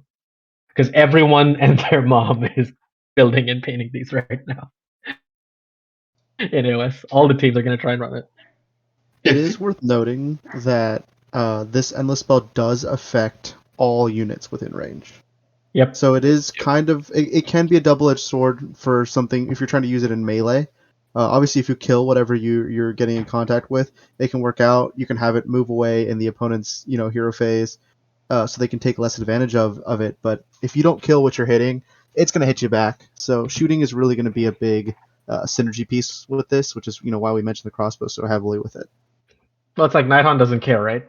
Yeah, They're real really anyway. doesn't care. Yeah, Nighthawk really likes the spell and really doesn't care. The other big thing about the spell is because it's so hard to cast, this is a spell you're going to be seeing in a lot of lists. And the problem becomes, like, Kronspine, I'm pretty sure it was a good counter to all these endless spells improving. But Kronspine isn't going to be able to eat this thing reliably. And most of the time, he's just going to, if you try to eat the spell, you will most likely fail and go down a level. So even that's not a hard counter to this thing. And it's very hard to dispel once it comes out. Because you basically need something like Teclis or Kairos or a Rune Lord to be able to reliably dispel it. Rune Lord standing on arcane terrain did pretty well for me today. Yeah, that's awesome. There's going to be a feel-bad moment with someone with a Kronspine where it gets into range, rolls the 1, de-levels it, and the Kronspine tries to eat it, and it just dies without doing anything. Yep. I'm not sure how much I like this. Like, at the very least, like, I think it needs to lose the model killing ability at least. I think, yeah. I'm personally of the opinion that god monsters shouldn't be reliable enough to see play in competitive games. So anything that can just, as a meta gaming decision, push them out of competitive play, I'm okay with that, right? Because this does nothing to 30 Witches. It does nothing to 5 Liberators. This is not a very powerful effect. It's specifically for these, 900-point monsters that have been infesting the Age of Sigmar metagame for years now. And I'm just tired of playing against Nagash and Archaon and Kragnos. And, Kragnos is going to be fine because he can roll to ignore it. But, I would like things that can push these heroes out, like making them a little unreliable. The problem is it's not just pushing. I mean, the killing effect is fine. The -1 Rend, the addition of it is really, really strong. Like, when you consider, like, Nighthaunt, they're already, like, charging you with -2, -3 Rend. You're effectively making defenses worthless, considering how easy it is for them to get the spell out. It's you know what I'm saying? Not that easy. Like, it's not going to be turn 1 against castle lists. Like, against other melee armies, Nighthaunt are going to have a great time. But against shooting armies, the Purple Sun will not be very impactful because Nighthaunt aren't fast enough. They're going to get in the mid board. The Purple Sun's not going to go much further than that. It's fine, I think, against shooting armies. But obviously, I'm biased because I play shooting armies. Yeah, because we play Stormcast, but this just already makes them so oppressive against anything that's trying to just grind them out. And it's like all benefits and no consequence spell for them, and it's so hard to dispel. That's my main concern with it. Like, it's hard to it should be hard to get out, hard to dispel. Like, you should be rewarded for having successfully cast a spell. But more and more armies we're seeing just get like insane either bonuses to cast that are insane or ways to get this out without any risk whatsoever. I think the issue is Master Magic and Cogs letting you reroll. Like, if rerolls didn't exist, people wouldn't be that hot on the Purple Sun. It'd be too unreliable. I mean, I'm talking about like Sylvaneth and Nighthaunt, right? 2 armies that now have a way to auto get a spell out. Not to mention, you can move this thing through an Umbral Spell Portal because this thing doesn't activate anything. It's just an aura, right? Yeah. So that makes it even worse for armies that are like magic heavy. And like Sylvaneth can literally just move this through like what is it called? Wildwood. Wildwood, yeah. They treat Wildwoods as Umbral Spell Portals now. Yeah, maybe the points just have to go up then.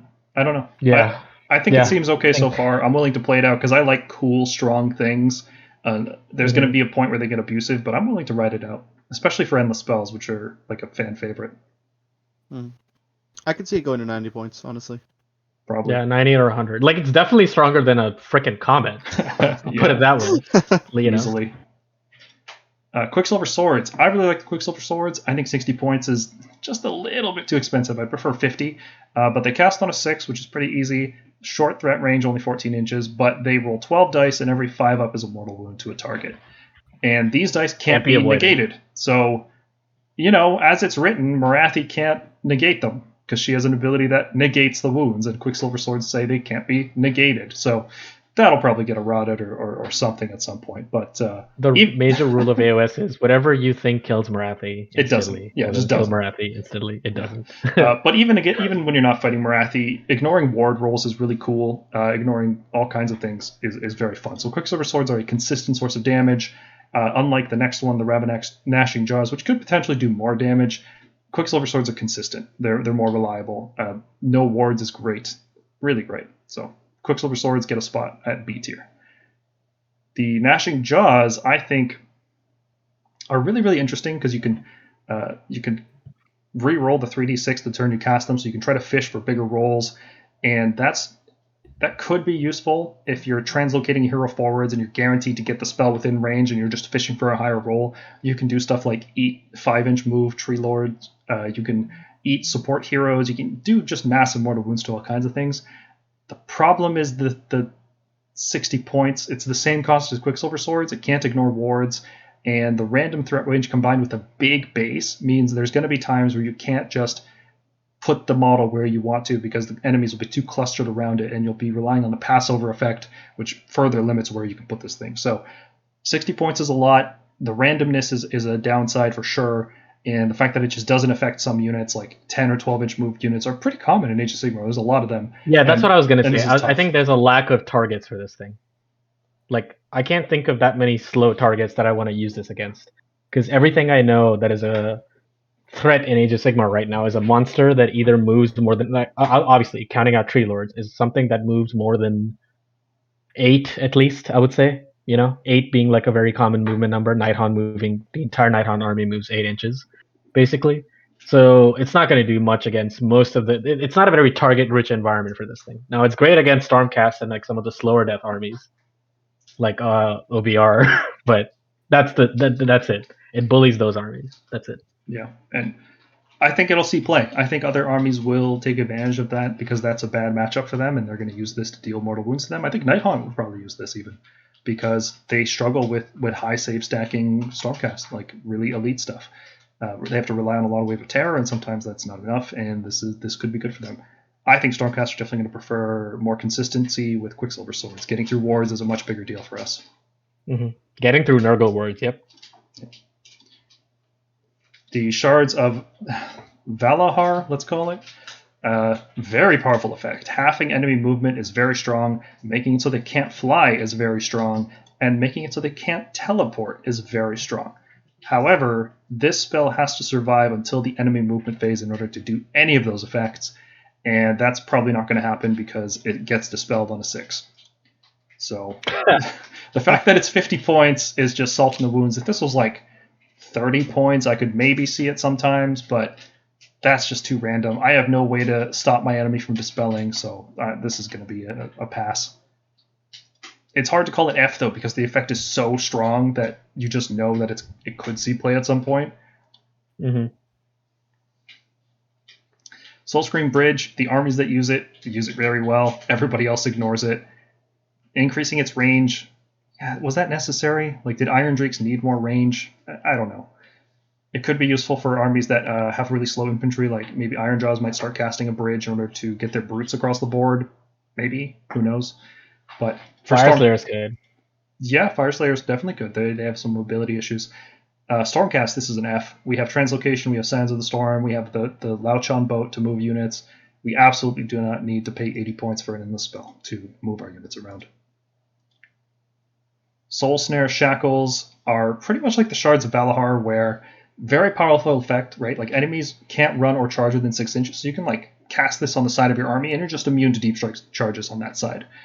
Very strong effect, but because it has a short range, Stormcast don't have any ways to boost that range. Some armies do, like Seraphon can add 6 inches if they have an Astrolith Bearer. Daughters of Cain can double the spell range with the Crystal Heart. So there other armies I think can take better advantage of this, but Stormcast have to cast it like in front of our own units, which means we're just hoping to block deep strike charges. So not terribly useful for us. And again, 50 points. Ugh. It is more likely to survive a Dispel attempt because it is a 7-up cast, so enemies will need an 8, but I still don't. I think if you really want to, they're going to dedicate some resources to it and reliably get rid of it. I don't think you're going to keep it around. Mm-hmm. Suffocating Gravetide is the worst endless spell. It is somehow even worse than the Malevolent Maelstrom, which I really despise. It's literally only used for move blocking.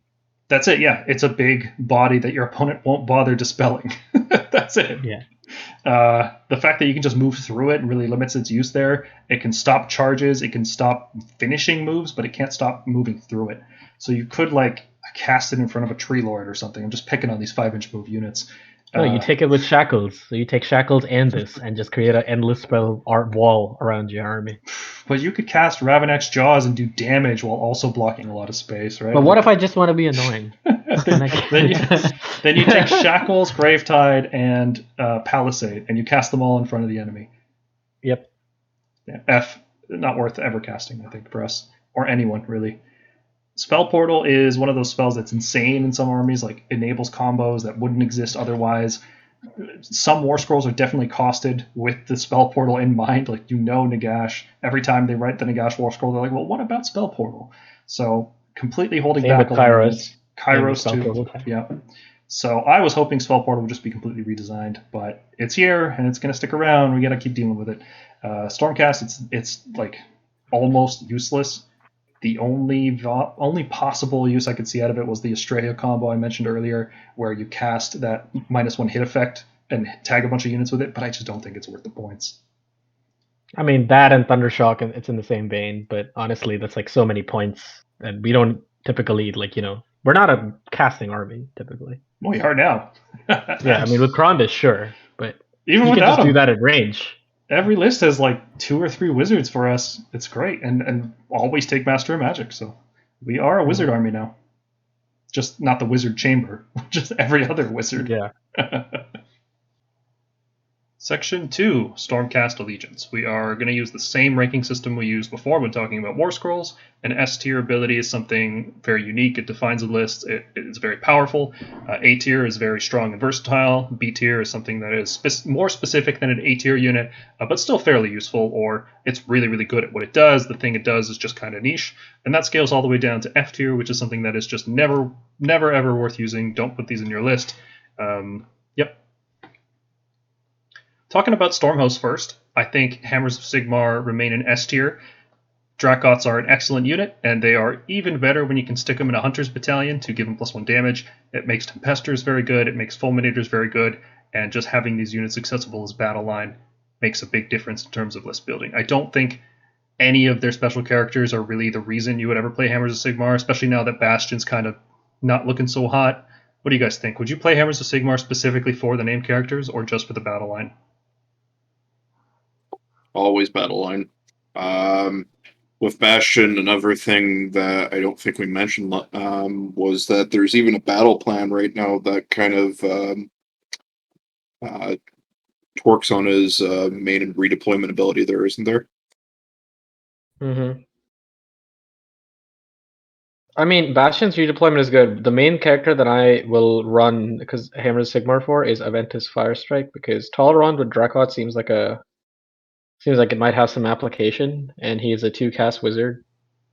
So yeah, that's not a bad plan, but I wouldn't play it specifically for him. But Aventus is probably the best playable character in Hammers of Sigmar. Yeah, agreed. That 2-cast is pretty strong. Yeah, 2-cast +1 to hit or a pulse. I mean, yeah. Cool. I think Hollow Knights definitely remain an S tier. Gardas is still as good as ever. But now Vanquishers fighting on death are very good, especially when we tend to be taking Call for Aid in a lot of lists right now. Reviving Vanquishers that fight on death with retaining the battalion bonus, that's an excellent combo. Hallowed Knights are, if there was something higher than S tier, they would be it. So they stay in S tier for sure. Agreed, yep. I think Knights Excelsior, we were waffling a little bit on this one last time. We changed them down from S to A because even though Grand Hammers remain really solid, we wanted there to be a clear distinction between how popular and strong the effects of Hammers of Sigmar and Hallowed Knights were compared to Knights Excelsior. But now, looking in the new season, Grand Hammers are so good, and Knights Excelsior are the list that defines them. You can play them in other in other Stormhosts, but Grandhammers are best used in Knights Excelsior because they get access to scoring Proving Grounds, I think. That's a really important thing for an elite unit like that, to be able to score Proving Grounds. So Knights Excelsior is excellent, and in addition to making your Grandhammers very useful, they're also just really good at enabling Protectors and Decimators, and if you wanted to fight Reinforced with Retributors, then that's the only way to do it. So Knights Excelsior seems excellent. Both the battle line choices and the ability are very strong. Another thing I will add is, since they nerfed Thunderbolt Volley, one of our other damage multipliers is Unleash Thy Hatred, and Knights Excelsior is the best sub-faction for it, because they automatically get a +1 to hit and wound when they are outnumbered in combat against something. So you can activate Unleash Thy Hatred and still maintain your attack accuracy. Yeah, I look forward to seeing Annihilators a lot, playing with them myself as well. And Knights Excelsior enabling them is going to be big. Like Paul said, you can play it without, but having the you expect your Annihilators to not make it too far after you drop them, and that Hunter damage is only in melee. So if they send something that's a Hunter towards your Annihilators in melee, that Hunter is probably a higher value thing in their army, since they've specifically designated it to be a Hunter, and so you're making that thing do something reacting to you instead of them doing their game plan. So that's usually pretty good. And then if they just shoot your Annihilators, the damage is the same. So don't be too scared about putting Annihilators in Knights Excelsior. It's just something to keep in mind. I would definitely avoid putting shield Annihilators because since they don't do the damage of Grandhammer Annihilators, their main use is their defense. And when you put them in a battle line position, like if you're in Knights Excelsior, they're opening themselves up to taking bonus damage from Bounty Hunter units, and that's a really poor thing for a defensive unit to take. You want defensive units to survive. Yeah, I think that shield Annihilators take a hit. Yep. Mm-hmm. Like it's weird because previously I was only taking them because the first drop happens to not be very impactful in a list like that. So shield Annihilators took that spot neat, but now that spot is being taken by Vanquishers, who are amazing. So yeah, shield Annihilators, unfortunately, don't play them. They're not that great this season. Yeah. So Knights Excelsior remains goes to S. And then let's look at the other Stormhosts. I think the one that we're looking at the most, aside from those three, is the Astral Templars. Astral Templars seem overall good to have because there are some matchups where a monstrous action can just lose you the game. For example, if you're playing Grandhammer units and you face Sylvaneth and they happen to have a Tree Lord and you charge into that Tree Lord and he hits you with that Strike Last effect, the game's over. Like, the game is pretty much over at that point. You're not recovering from that. It's awful. So you just avoid the Tree Lord, and they control a huge amount of space around themselves, which can be very difficult to engage into. There's also Maw Crusher Stomps that are very brutal against your Redeemer battle lines. They can just wipe them out and then push in past them. Getting immunity to Stomps is excellent. There's a lot of monstrous actions that are just not, you just don't want to deal with. So playing Astral Templars, doesn't give you battle line Paladins or battle line Dracoths, but your list overall runs a lot smoother, and it helps you in very specific matchups. Now, in addition to that, you also get access to battle line Hunters, and those are actually a valid swap from Liberators. I think Vanguard Hunters, although they're not particularly good, the fact that they're just a teleporting Liberator unit is a really cool thing to have when you're playing Astral Templars. It's not something I would specifically swap to Templars to get, but if you happen to be playing Templars, you can also use them. Mm-hmm. And similarly, I think Tempest Lords are looking pretty good as well. They were in B tier before, primarily carried on the back of Stormdrakes, but it seems like Stormdrakes are getting a little bit worse. Their ability to natively reroll charges kind of marginalizes the Tempest Lords, letting them reroll 1 dice on charge because the Tempest Lord ability is just better in the most cases. But being able to turn your Prosecutors into Veterans is a very, very interesting ability for Tempest Lords. Being able to control Proving Grounds with a 12-inch flying move unit that has a 3d6 charge, you can stick them in Conquerors to make them count as more models, or you can stick them in Bounty Hunters to deal real damage. We talked about Twin Hammer Prosecutors. They are not good damage, but like before they did 0 damage, and now they do damage that your opponent has to care about. Like, you can actually kill units with Prosecutors. You couldn't do that before. They basically did 0 damage. So having that unit also contest Proving Grounds is actually really, really nice in Tempest Lords. The fact that you get a 3d6 rerolling 1 gives them huge charge ranges. Like, sometimes you'll roll like a 4, 3, and a 1. You reroll the 1 into like a 4+, and you're looking great. So I really like Tempest Lords. I think it's A little bit worse in terms of overall functionality than Astral Templars, but it seems like a pretty good Stormhost. Then we've got the Celestial Vindicators, which we had previously ranked at B tier, and at first I thought Celestial Vindicators were going to look about the same, maybe even a little bit better, because all these hunter units that we want to use, Vanquishers, Grandhammers, Dracoths, Stormdrakes, they all really like this ability to get free exploding hit 6 in combat. But the more you look at, I want to make a Grandhammer list. Okay, well, which Stormhost would I rather play? Would I rather play Astral Templars or would I rather play Celestial Vindicators? Everything kind of leans you more towards Templars. If you're not going Excelsior for the bonuses in Battle Line, and if you're not going Hallowed Knights for a 5-up board, like the competition between Vindicators and Templars is strict. And getting a few extra attacks in the charge phase just isn't as useful for the kinds of units that we want to be using as being immune to rampages. So Vindicators are looking a little bit worse. It would be cool if they had like their own battle line unit that turned it into a veteran, but there's nothing wrong with it. It's free damage. It's just not as useful as other Stormhosts. Yeah, I'm finding our stuff is pretty like high cost to us, and while we're pretty tanky, we aren't the most tanky. And I found even something like Hollow Knights prolonging our effectiveness is just really strong. Sometimes, we do plenty of damage. We really do. Templars, of course, enabling us to do the damage that we already do is pretty strong, and of course, Excelsior enabling other tactics. It's got a lot tougher for Vindicators. It sounds cool, and it is a good ability. It's just maybe not as up there with the other ones. To help illustrate the point, let me give you guys some examples of thought process. Like, I'm planning a list. Let's say I'm running, I don't know, Grandhammers. We talked about this example already, but let's say, do I want to be immune to stomps that could potentially just kill one of your Grandhammers when you finish a charge, or would I rather deal a little bit more damage with them all the time? Obviously, when you're not playing against monsters, being immune to stomps doesn't matter, but how useful is it to get, exploding 6s on a unit that only has 10 attacks? You're going to get maybe 2 attacks extra if you're lucky, and if you're a bounty hunter, like, you don't need those extra attacks. Like, Grandhammers just do a ton of damage.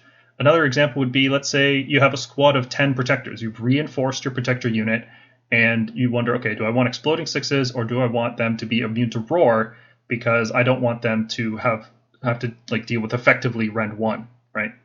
It's probably better to be immune to roar, because there's still enough monsters going around. Or let's say you want to run Karazai. You put all your eggs in the Karazai basket, you give him Mystic Shield, Finest Hour, Lord Castellan, you get all these save stacking bonuses on him, and then your opponent just hits you with a roar, and you're like, oh, well, I have -1 now compared to that, so actually rend 2 attacks matter now. It just seems like Templars is better than Vindicators for that purpose. And the fact that it doesn't offer any specific battle line kind of takes it down a notch. Chariot, battle line, and Vindicators, man. That's what will make him good. Chariot's battle line, and it would also get rid of the single tag, so you could have double reinforced Chariot squads.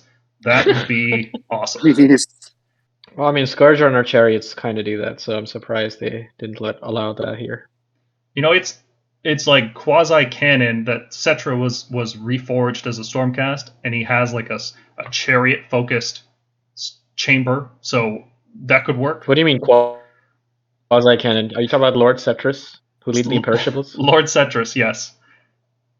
He has been deconfirmed by the author as not being Cetra the Imperishable, but who knows if the words of the author are actually canon or not. So quasi-canon, right? It's like, really know. Yeah, that same author also said Baltas Aurum, who rides Quicksilver, wasn't Balthazar Gelt reforged into the Stormcast. So I don't know about that. Was he also the guy who said Malarian was a chaos god? Is that the same author? I can't remember. No, I don't think so. There's been a lot of gaffes like that in the early years of Age of Sigmar. Celestial Warbringers are still looking just a little bit too difficult to use. They tend to work best with really elite damaging units like Knight Judicators or Celestin Prime, because they can reroll like a 2s and 2s dice roll with high rend and high damage. They're pretty good at that, but because it's only 1 dice roll across your army per phase, per turn, it's just not that great. If you could reroll casting rolls, that would be awesome.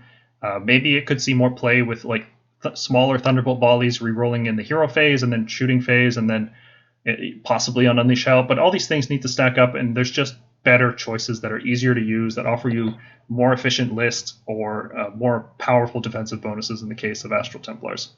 So Warbringers it's too difficult to take advantage of it, and when you do take advantage of it, it's still not that good. Going from 3 hits to 4 hits if you re-roll successfully, because it's not a guarantee. It's not like you change the dice roll. You still have to roll it, so you could fail that roll. It's just not great. Yep, they need Evocator Battle Line yesterday. For sure. And then Anvils of the Helden Hammer, we've talked about the reasons extensively why they're bad. They're just bad, and they're not looking any better, unfortunately. Let's take a look at the Stormcast internal command traits. So first up, the Stormcast keyword ones. We've got Shock and Awe, which doesn't look any better now, even though we are using more Grand Hammers and Prosecutors coming in out of reserve. It still doesn't seem worth it to pick a -1 hit only on the turn that you were set up, because if you fail the charge, it does nothing. The turn afterwards, it does nothing. The turn you attack, your opponent will generally, okay, it might give you a -1 hit, but they're going to hit you back with something that's going to kill you. So it's not going to really matter. Yeah, literally the only time I found it needing application was maybe against a Tree Lord who's trying to stomp and now is -1 to hit.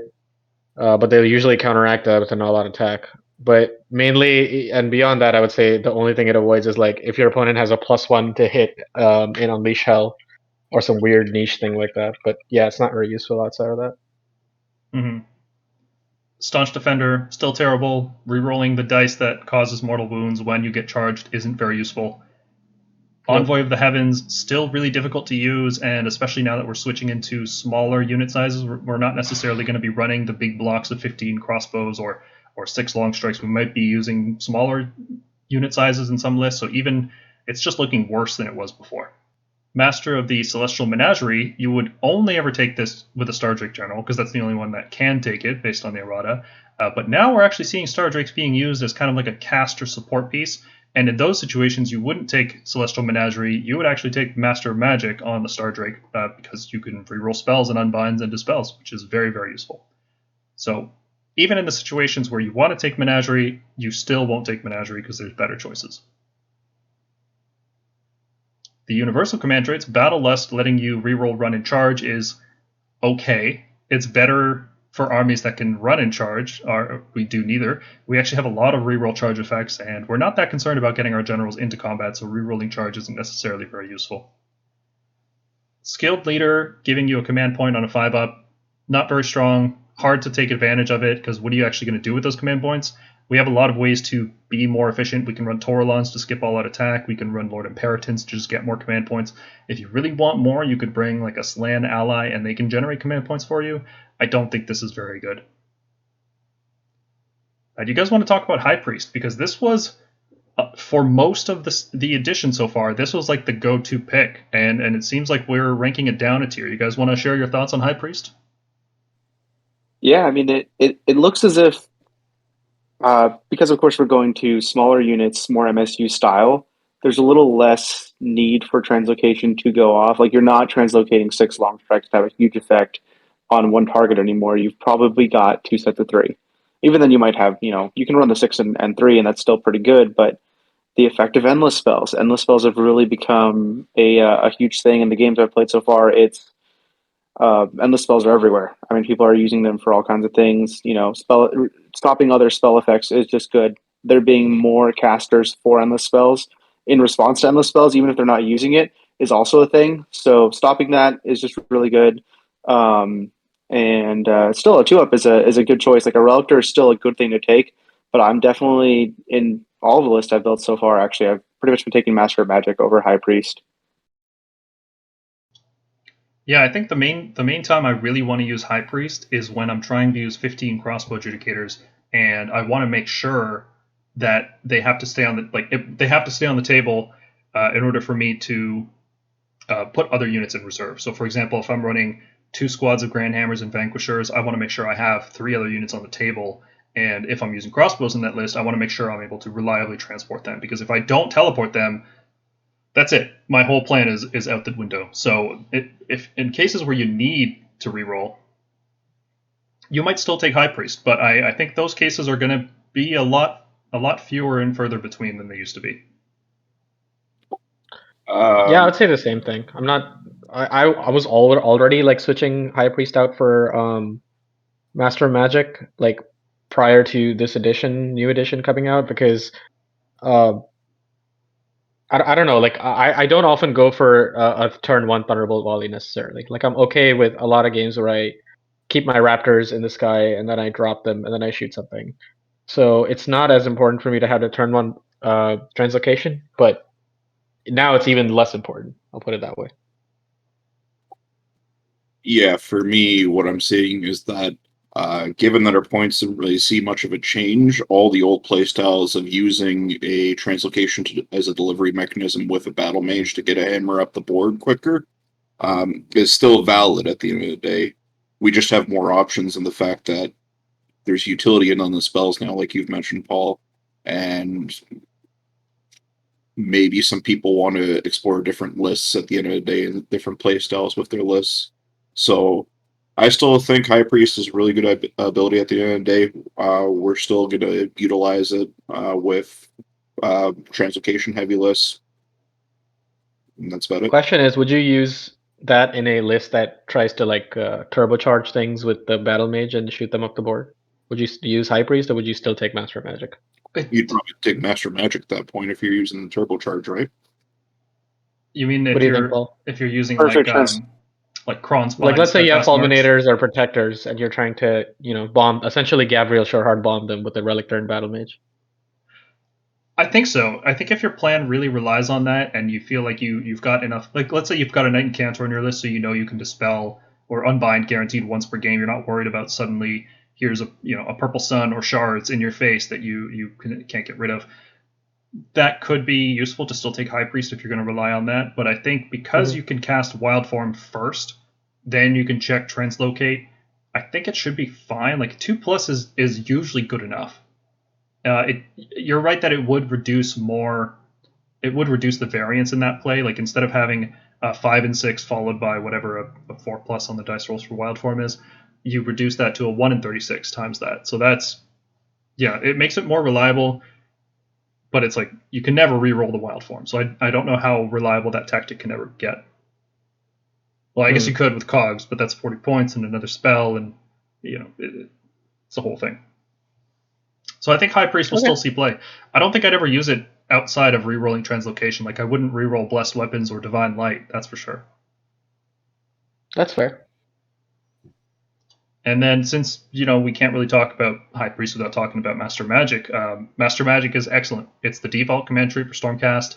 Every list will take it unless you have a very compelling reason not to take it. Like, for example, if you use Krondys as a general in order to get access to Stormdrakes' battle line, that's a reason not to take it.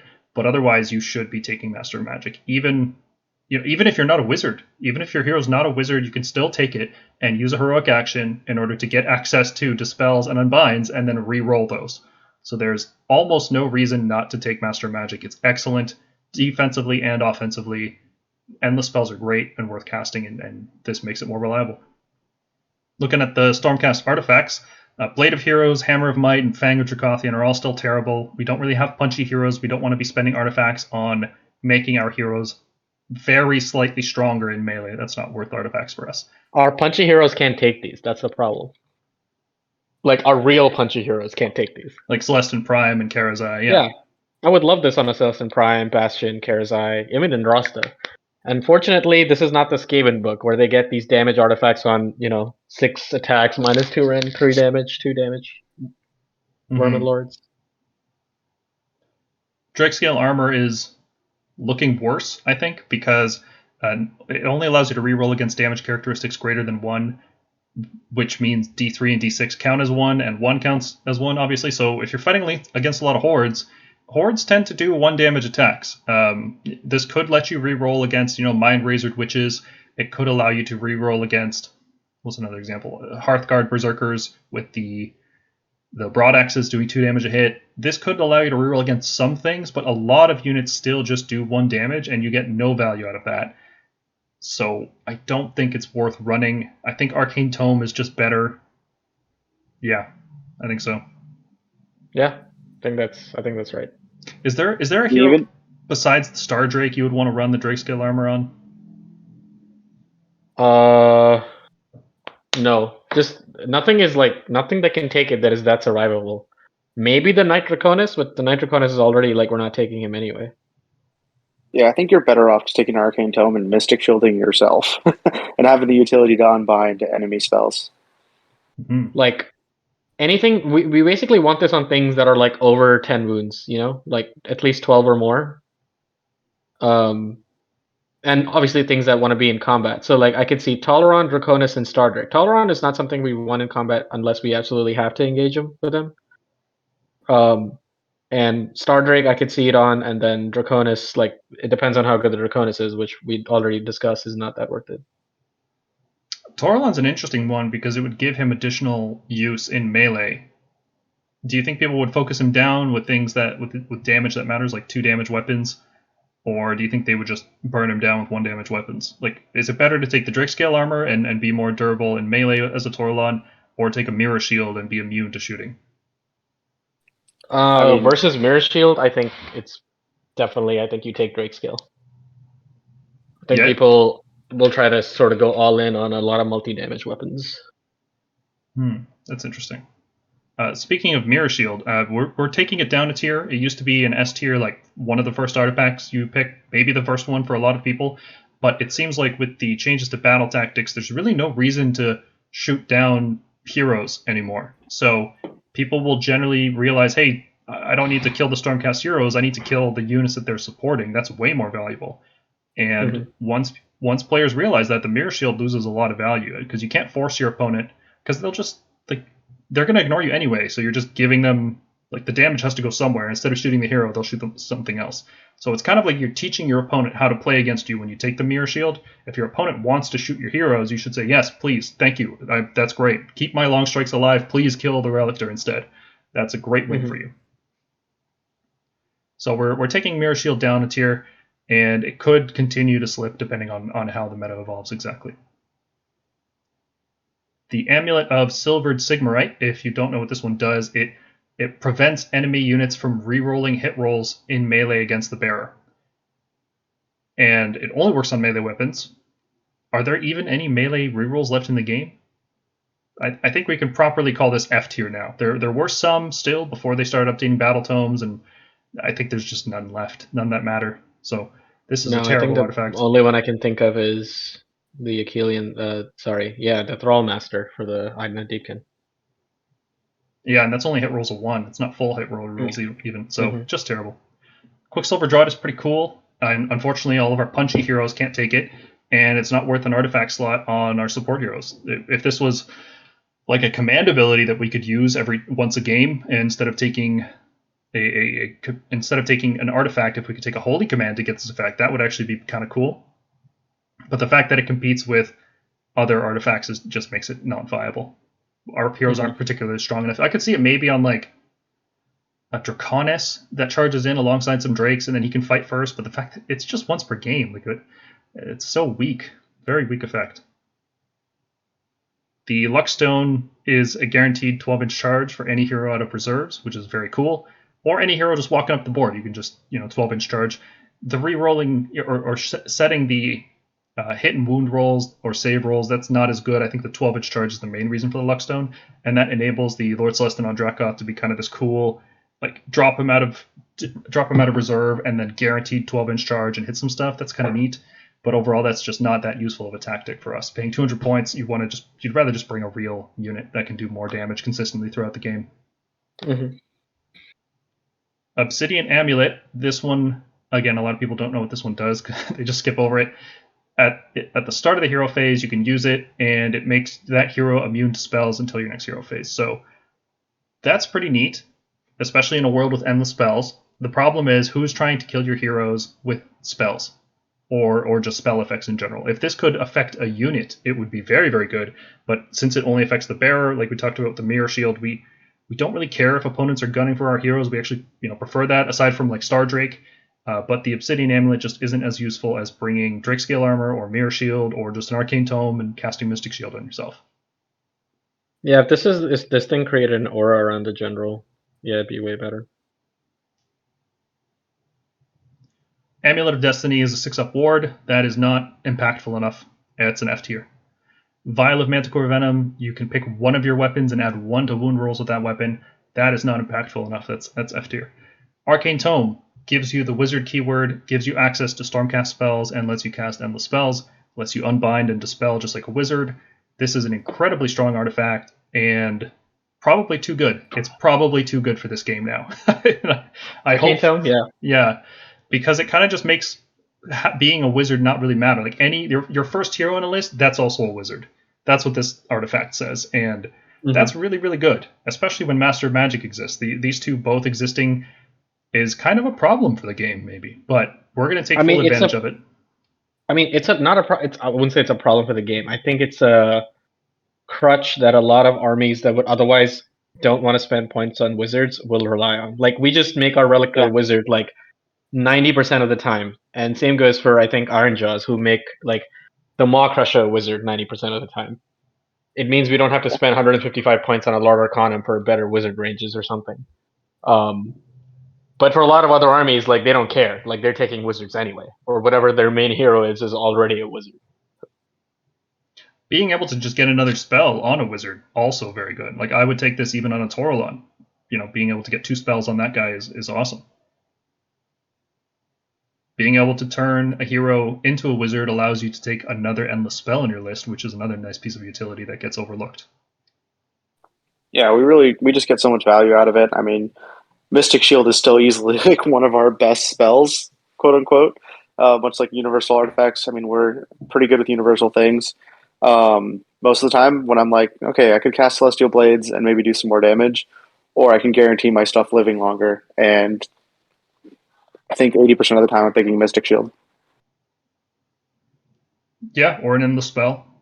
Celestial Blades is very good, and that's about it. Like, those are all the top ones. Then everything else is kind of like, yeah, Thundershock is okay sometimes, but those are the 3 main ones: Endless Spells, Celestial Blades, and Mystic Shield. The Seed of Rebirth is terrible. Rerolling Heroic Recovery is not very useful, and the fact that it can make your healing worse, you can go from 2 to 1. So it pretty much only allows you to reroll healing rolls of 1, because why would you risk it getting worse? Terrible. Just bad. Don't ever pick it.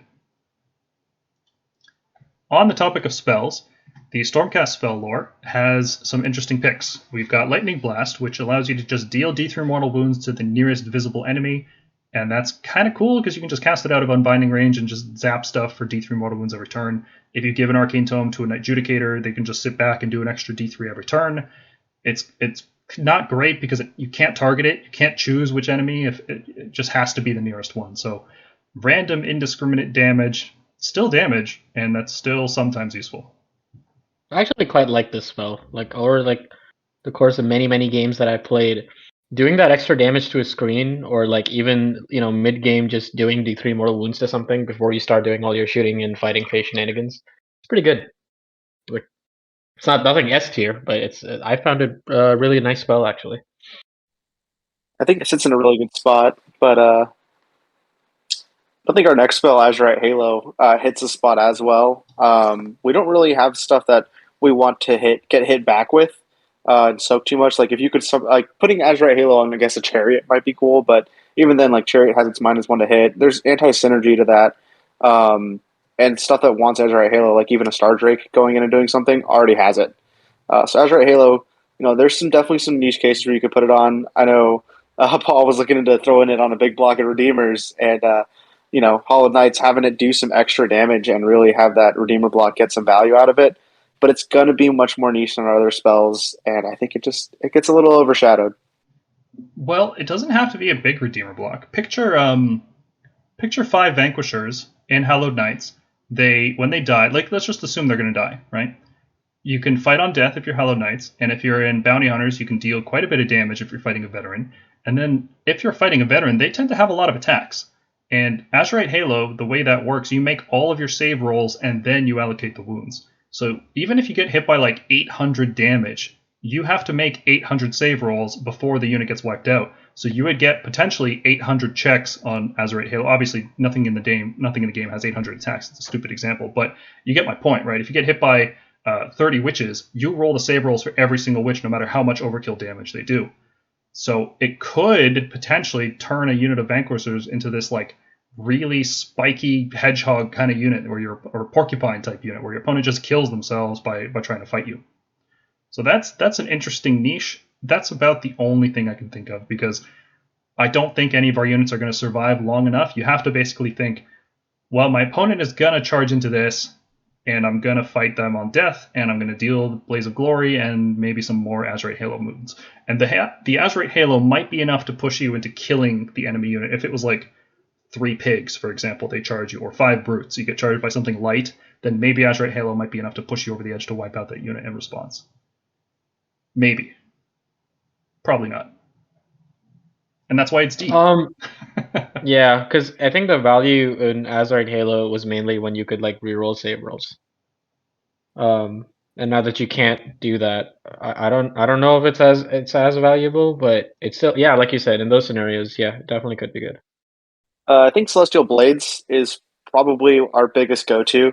Celestial Blades is obviously our +1 to wound spell, only in melee, and we have really big melee hammers when it comes to fulminators, when it comes to dragons. You can throw this on vanquishers even now, and they're going to do some work. I mean, wounding on 2s is a huge upgrade. Not many things in the game can just do that. And for us to have a bonus like that on a really easy cast is really nice. Taking Arcane Tome, Master Magic is going to make that even easier. Your fulminators going in and doing all of their damage reliably. It's just good. Grondis, also a great one. All those tail attacks, wounding on 3s. It's going to do amazing. I mean, Celestial Blades, it's a workhorse. It really is. Yeah, we're an efficient. We want to be efficient, and this makes us even more efficient. So, absolutely a good spell to have. What's next? Please tell me it's Thundershock. Chain Lightning. Chain Lightning. Ooh, yeah, that one's bad. And I'll tell you why it's bad. For 2 reasons. The range is only 18 on a Lord, which means you pretty much will have to take out the Relictor's casting slot in order to do this. But doing D3 mortal wounds to something within 18 on a 4-up doing 1 mortal wound, it's just feels horrible having to roll that 4-up. If you're gonna just do 1 mortal wound, it should be like a 2-up. Because the Battle Mage of Hish has this exact same spell, except the range I think is 24, and I think it does D3 mortal wounds to everything around it on a 4-up. Why you would take the spell when that exists and you can ally it in for 100 points is like beyond me. So, no, this is horrible. Don't play this. Which brings us to Thundershock. Ooh, yeah. Go ahead. Yeah, I love Thundershock. I take it really often, actually, in a lot of my lists. Just because I really value like the more defensive side. If they can't take my toys off the table, then they can still continue to do things. And Stormcast, we're very efficient with our points. We're a lower wound army, so that -1 to wound really comes in pretty good. And seeing more, MSU units, more units in general on the board, kind of helps us a little bit because it does have to go off on is it 4-up? 3+. 3+, yeah. So you've still got to roll it, which does feel a little bad. But the more units that are around, when I got like a good, 4+ units is probably when I'm activating this over something like Mystic Shield is when I'll try to do it. And it's come in really good. It really synergizes well with Krondis, I think. If you're having to put him up into the board, like we talked about earlier, you're going to have to put your Krondis up and not sit him in the back being a support piece. Thundershock can really help him in combination with his -1 attack, bring down the damage that he's taking and help him live that little bit longer to be useful. Yeah, I love Thundershock. The fact that it's an aura of -1 to wound, it basically means if your opponent gets really aggressive and tries to push into your castle deployment, you can really punish their offensive output and then sort of riposte in a very efficient manner. It's not an aura; it's a pulse effect. Oh, what I mean is the 18-inch, it's like it affects units in an aura when it pulses. AoE. Yeah. AoE, yes. Just want to be clear because we get a lot of it's not. We got to be clear about this stuff because it's confusing. Yeah. Would you guys actually prefer it as an aura, or do you kind of like it as this pulse effect? Aura would make it insanely good, I think. Yeah, we just carried an 18-inch aura if it didn't have to roll, that would be sweet. If we're an aura, I think you need to reduce the range of it. Yeah, it would need to be like translocation, where it's like 9 or 12, not 18. Mm-hmm. Still, that would be really good on Krondis. I would like that. Okay, and the last one here is Starfall. Starfall is a spell that stops enemy units from piling in which is a very strong effect. We've talked about that on units like the Achillean Alopex and other effects like that. However, this is one of the worst ways to get that effect, because you have to pick a point on the battlefield, and it does affect multiple units, which is cool, but you also have to roll the 3+ on each of those units, which sucks, because if you're using an ability like this, you want it to be more reliable than this. Now, we are bumping it up a tier because previously we were in a monster meta where people just weren't running big units, but now we're seeing more and more armies being released that want to run blocks of 10, 20, 30 models.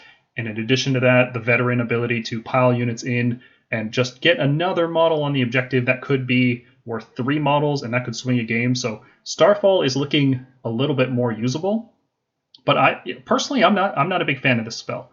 I don't see it. I never pick it in my list, and anytime I do, I generally regret it. But what do you guys think? Am I underrating it? I think it's about right, because I think that sounds about right. I've taken the spell in tournaments, and it's almost I don't know. I almost end up regretting it. Yeah, I wish I had Thundershock instead, like a lot of the times. Like maybe that'll change. Maybe like with bigger models seeing more play, I'll value Starfall more. But man, like I hate how you have to get the spell off and then start rolling a bunch of 3-ups. Like that second check is like so stupid, I think.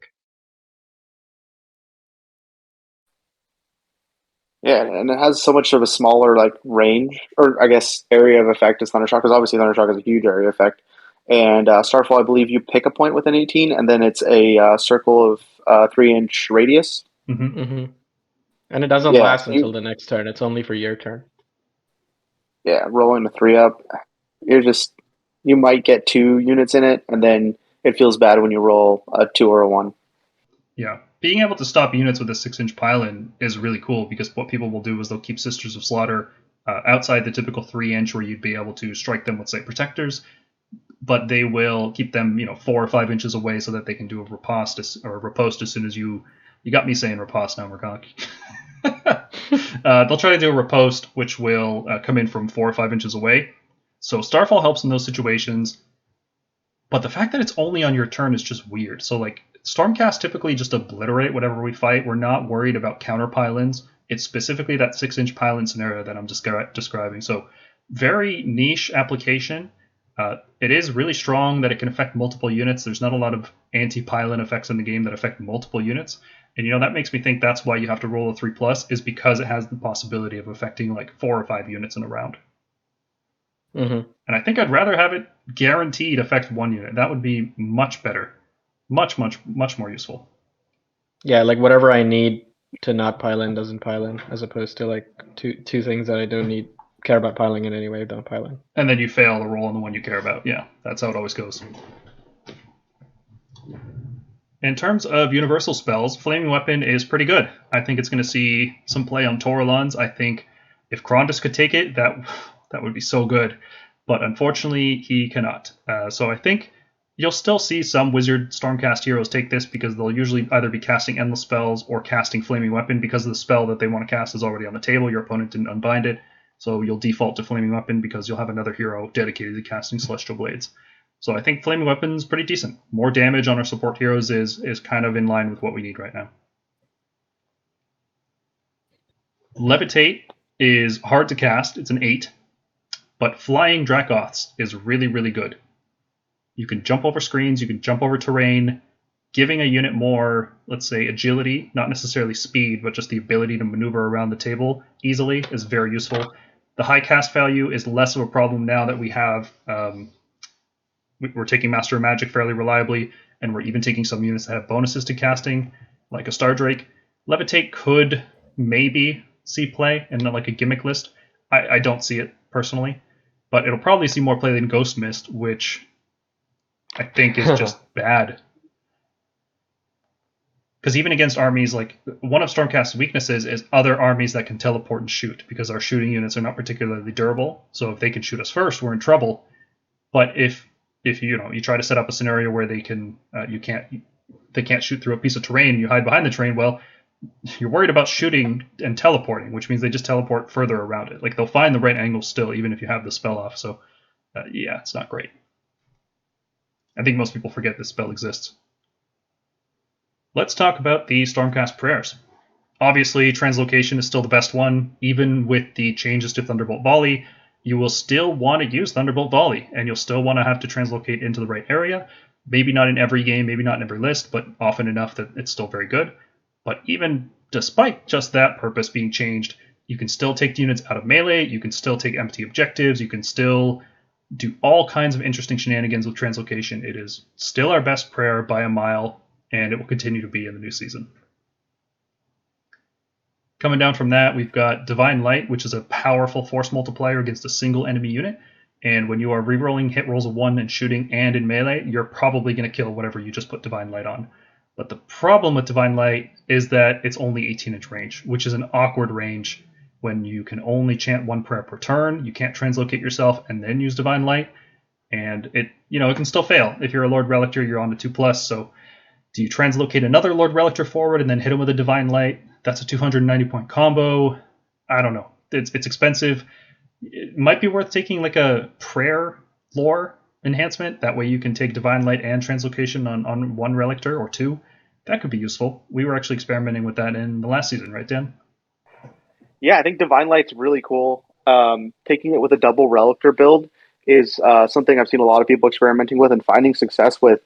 Having that extra Relictor and taking the Warlord Warlord or Command Entourage for a prayer enhancement is really neat because you can have an extra translocation. So if your main Relictor gets taken out, you can still translocate. And having them both be able to translocate or Divine Light is pretty strong. The crossbow combo is extremely good. Crossbows are going to be good, so this Divine Light combo is going to be really good. And that's just one of the better ways to apply it. You can obviously use it on something coming in melee, whether it's Fulminators, Dragons. It's going to do the same effect, but you're really going to see it shine with some pinpoint damage on shooting. Yeah. Now, the downside of Divine Light is that it is just one enemy unit, and I think people are going to be using smaller unit sizes to fill out Conqueror and Hunter battalions. I think the game in general is shifting not necessarily fully to an MSU style, but more towards it, right? Like we've got armies like Night Hunt that are seeming to favor like maybe one big block, but then the rest of their army is small units. Stormcast seem to be shifting into smaller units. We still, again, have some reinforced hammers and things like that, but you don't have the like 4 Gargant lists. Those are not as big of a threat as they used to be. So Divine Light isn't going to see as much play. And it was always playing second fiddle to translocation anyway. But it is good. I really want to stress how strong all 3 of our prayers are. Blessed Weapons is also, unlike Divine Light, Blessed Weapons you can put on one of your own units and then send it out and do whatever you need to do with it. And that makes it very good. Now, the only problem with Blessed Weapons is that it doesn't work on most of our shooting because we already have effects that activate off hit rolls. So Blessed Weapons does literally nothing for most of our shooting, unfortunately. So, I mean, it's why Celestial Vindicators is bad, because like we really want Blessed Weapons effects on things that do mortal wounds, but unfortunately that double 6 activation is no longer a thing. So yeah, you want to hit like a big squad of Fulminators, like 4 Fulminators with Blessed Weapons do insane damage. Unfortunately, you can't use it on Grand Hammers because they're in the sky, so they can't get it until they're on the table, at which point they're going to die, so you're not going to bless them. So there's actually just few targets that you really want to end up putting this on.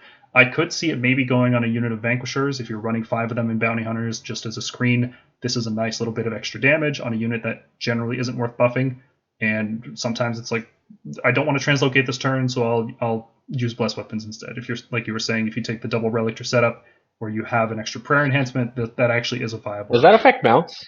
Yes, all attacks. Shooting Yeah, and I melee. could see it with like a Stormdrake or a Drakot spam. Yeah, like Tempestors might not get it on the crossbows, but it makes their melee good. Yep, it's a good effect, for sure. Yeah, it's not bad. It's worth noting that slightly statistically, it's better to have exploding 6s because you're going to roll just as many 1s as 6s, and rerolling the 1s can still fail. So that's just something to think about. That gives Blessed Weapons a little bit of an edge. But again, it's small, and it's a little bit more niche than Divine Light. Mm-hmm. It also depends on how you have your unit set up.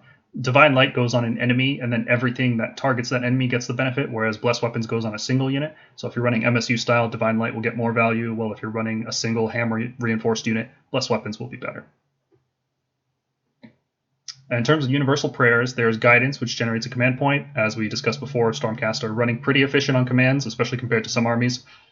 Like Daughters of Cain are just chugging through command points. We don't really have that problem. We are running pretty smooth because we have a lot of ways to get around, not needing to use all-out attack. or we don't really care about redeploy. We just take the charges. Heal is okay. I don't think I'd ever pick it as an enhancement, maybe for a Rune Lord in a Stormkeep list, and that's about it. Curse is very powerful, but it's only 9-inch range. So you have to get a priest within 9 inches in the hero phase, and that's too difficult for us to pull off. We're not an army that moves our entire force up. We like to have melee units and skirmishing units controlling flanks in the center of the board while we have our shooting core safe in the back. We don't move our whole army up together as one cohesive force. So Curse, the priest that is sitting there and babysitting your shooting units, he will not be moving up to the midfield, so Curse is very difficult to use. This is a Skaven spell. Sorry, Skaven prayer. Yeah, it's great for Skaven, it's great for Witch Elves, it's great for Spite Revenants, if they could take an allied priest that could take it somehow. I don't think they can. I don't think Sylvaneth can take any priest. Not as Coalition, no. Let's talk about the mount traits. First up, we've got Etheric Swiftness, which is a 6-inch pile-in and piling in from 6 inches, which is one of the strongest abilities in the game because you can run 6 inches. If you use the command, you can guarantee a run 6, and then you can just pile in 6 inches. You don't have to charge, so you avoid Unleash Hell. You avoid any nasty fight first effects. That's a very powerful ability. Unfortunately, it goes on all of the worst mounted heroes in our army. There's nothing really good that can take advantage of this. The best one we can think of is like the Lord Arcanum on Dracoline, but he's not worth using unless you have a whole bunch of Dracolines. So kind of weird. Maybe if the Lord Aquilor could teleport himself into range, it might be useful. But yeah, it's just kind of awkward. The heroes that can take it aren't the heroes that want to be using it necessarily because they're just not very good. Light of the Young Stars it's a strong effect. We really liked this in the previous season. Like we talked all the time about how much we like this effect, and being able to give an enemy unit -1 instead of a monstrous rampage was very good when Hunters of the Heartland was around. But now that Hunters doesn't exist and really only Stormcast can ignore monstrous rampages, you just roar instead. People are going to use all-out attack, so if you roar them, that's effectively giving them -1 hit. And in every situation, roar is as good or better. So this only comes into play when you have multiple monsters. Like if you're running a Star Drake along with some Storm Drakes, you can't roar with both units, so you could use Light of the Young Stars with the Star Drake and then roar with the Storm Drake, and then you'd have an effective -2 hit on the enemy, which would effectively counteract anything they would try to do.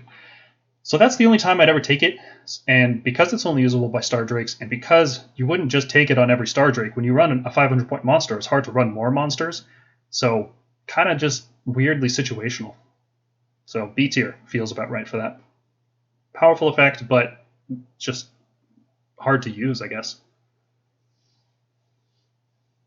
Celestial Instincts is another one of these really, really strong effects. Being able to retreat and charge, or retreat and shoot, but not both, weirdly, is very strong. On a Lord Celestin on Dracoth, it allows him to get his Fulminator-based attacks off every turn, get the bonus damage. On a Star Drake, it prevents him from getting locked into bad combats and then still shooting or charging afterwards. The problem is that Scintillating Trail exists, and we're using magic now, and having a -1 against enemy dispel or enemy unbinds is generally just more useful than being able to retreat and charge a support hero. Now, if you pick a Star Drake, Celestial Instincts is a fine choice, but I think even if you pick a Star Drake, you want to take advantage of that +1 casting aura and pick Scintillating Trail instead. What do you guys think? I guess we could talk about Scintillating Trail at the same time, right? That's the default pick. Yeah, I'm definitely seeing it more. Even when I did have Celestial Instincts on something like a Draconis, I was running Dragons a lot. I didn't really use it. If I was in combat with something, I generally wanted to still be in combat with that thing. Even something like Scintillating Trail was something I was using beforehand just because I wanted to use something like Thundershock to keep more of my units alive. And I wanted to make that as hard as possible to stop them countering. So Celestial Instincts, while it's great, it's probably better if it activated something like that. Lord Celestin on Dracoth, you can do that Luckstone Missile Dracoth. And that's pretty cool if your opponent can't respond to the Dracoth immediately. Like if you find a Stoward and they couldn't counterpunch on them. That's certainly interesting. So it's a strong effect, and that's why it is A tier. It's definitely something that you can take. But Scintillating Trail just seems to be like the go-to for sure. Mm-hmm. Yeah, reducing enemy unbinds is a weird effect. But it is an aura around the mount trait. It doesn't have to be your general, so you could, pick Master Magic on one and then pick Scintillating Trail on another.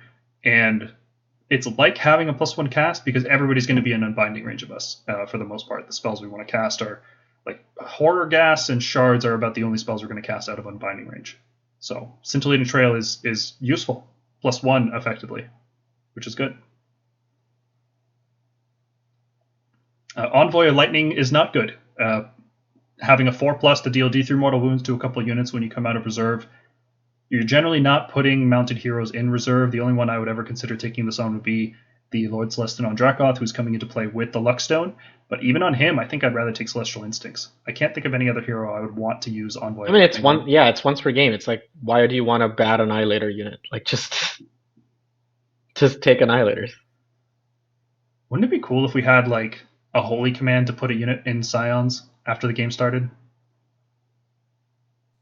I don't know how useful. You mean like how Nighthaunt put things in reserve? Or just, at the end of the Battle Shock phase or something. Just like, hey, get back in the sky, let's go. That'd be cool. I mean, yeah, I thought that would be like, I thought Bastion doing that was too strong, and then they gave Nighthaunt that exact ability. Like, hey, after deployment, put like 3 units in reserve. I'm like, okay. Yeah, it would have to be short enough range to not be too good, because like Annihilators going back up is like, our Annihilators are already pretty like non-interactive as far as the game goes, and having that kind of effect would be so strong. Like, imagine being able to take 1 unit of Annihilators to do the job of 2 and saving yourself 240 points to do something else with. That's pretty much what it would end up being, because you'd still have to deploy your units, before round 4. So you wouldn't just bring more Annihilators. You would just, like you said, 1 unit would do the job of 2. Thunderous Presence is, when the season was announced, we thought this would be really cool because being able to stop Inspiring Presence is a strong effect, and only the Draconis could take it. And we thought, okay, Draconis is actually looking useful specifically because of this mount trait. You can run him in and roll a 3+, and they can't take Inspiring Presence. But it's a lot easier to do than that. Casting a Horror Ghast on a 5 with a reroll out of unbinding range and affecting every unit within a very large area without a dice roll. You don't have to roll a 3+, and you don't have to give up a monstrous rampage, and you don't have to put your expensive hero in death range. So like, Horror Ghast is just so much easier to get the exact same effect that this is just obliterated, and it's like almost never worth picking. Yeah, it's not worth it with Horror Ghast being that good. And Horror Ghast is easy to cast too, and one of the other best mount traits, Scintillating Trail, actually makes Horror Ghast easier. Yeah. So it's too good, and it even makes an extra D3 units run, like just on top, icing on the cake. Yeah, it's too good.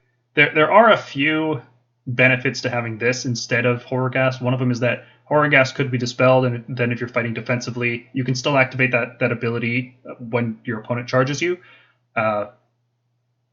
But that's not enough. And I guess, yeah, that's just not it. Yeah. Also, there's like some factions that like ignore spell effects or something. Like Stormdread Guard don't care about spell effects. I mean, that's an extreme example, but I'm just saying. There could be others, yeah. Or like really good at unbinding, or like you get hit by a dispel scroll or something, and yeah, like the Draconis with this wouldn't have that problem. Like a Knight Incantor can't stop you from using it, but in any of those matchups, the Draconis is just a liability. Mm-hmm. And let's look at Holy Commands. So the big change here, obviously, is Thunderbolt Volley is finally being taken out from the thing you put into every list, followed by a reinforced unit of shooting and a Relictor, and now it's just a good ability that you can take in your list most of the time, but not all the time. And with that, it's caused us to reconsider all of the other ones. Steadfast March, I think, is going to be the default for a lot of lists, alongside Call for Aid, because both of them are they're just good. They're always good.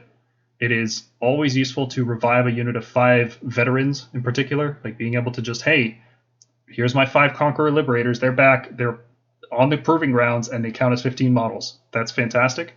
And Steadfast March, being able to pick one of your melee hammers and give it an extra d6 movement, that's not great, but it is great when you combine it with a Battle Mage that allows you to add 2 to run rolls and charge rolls. So those two look like the defaults. Thunderbolt Volley also looks good.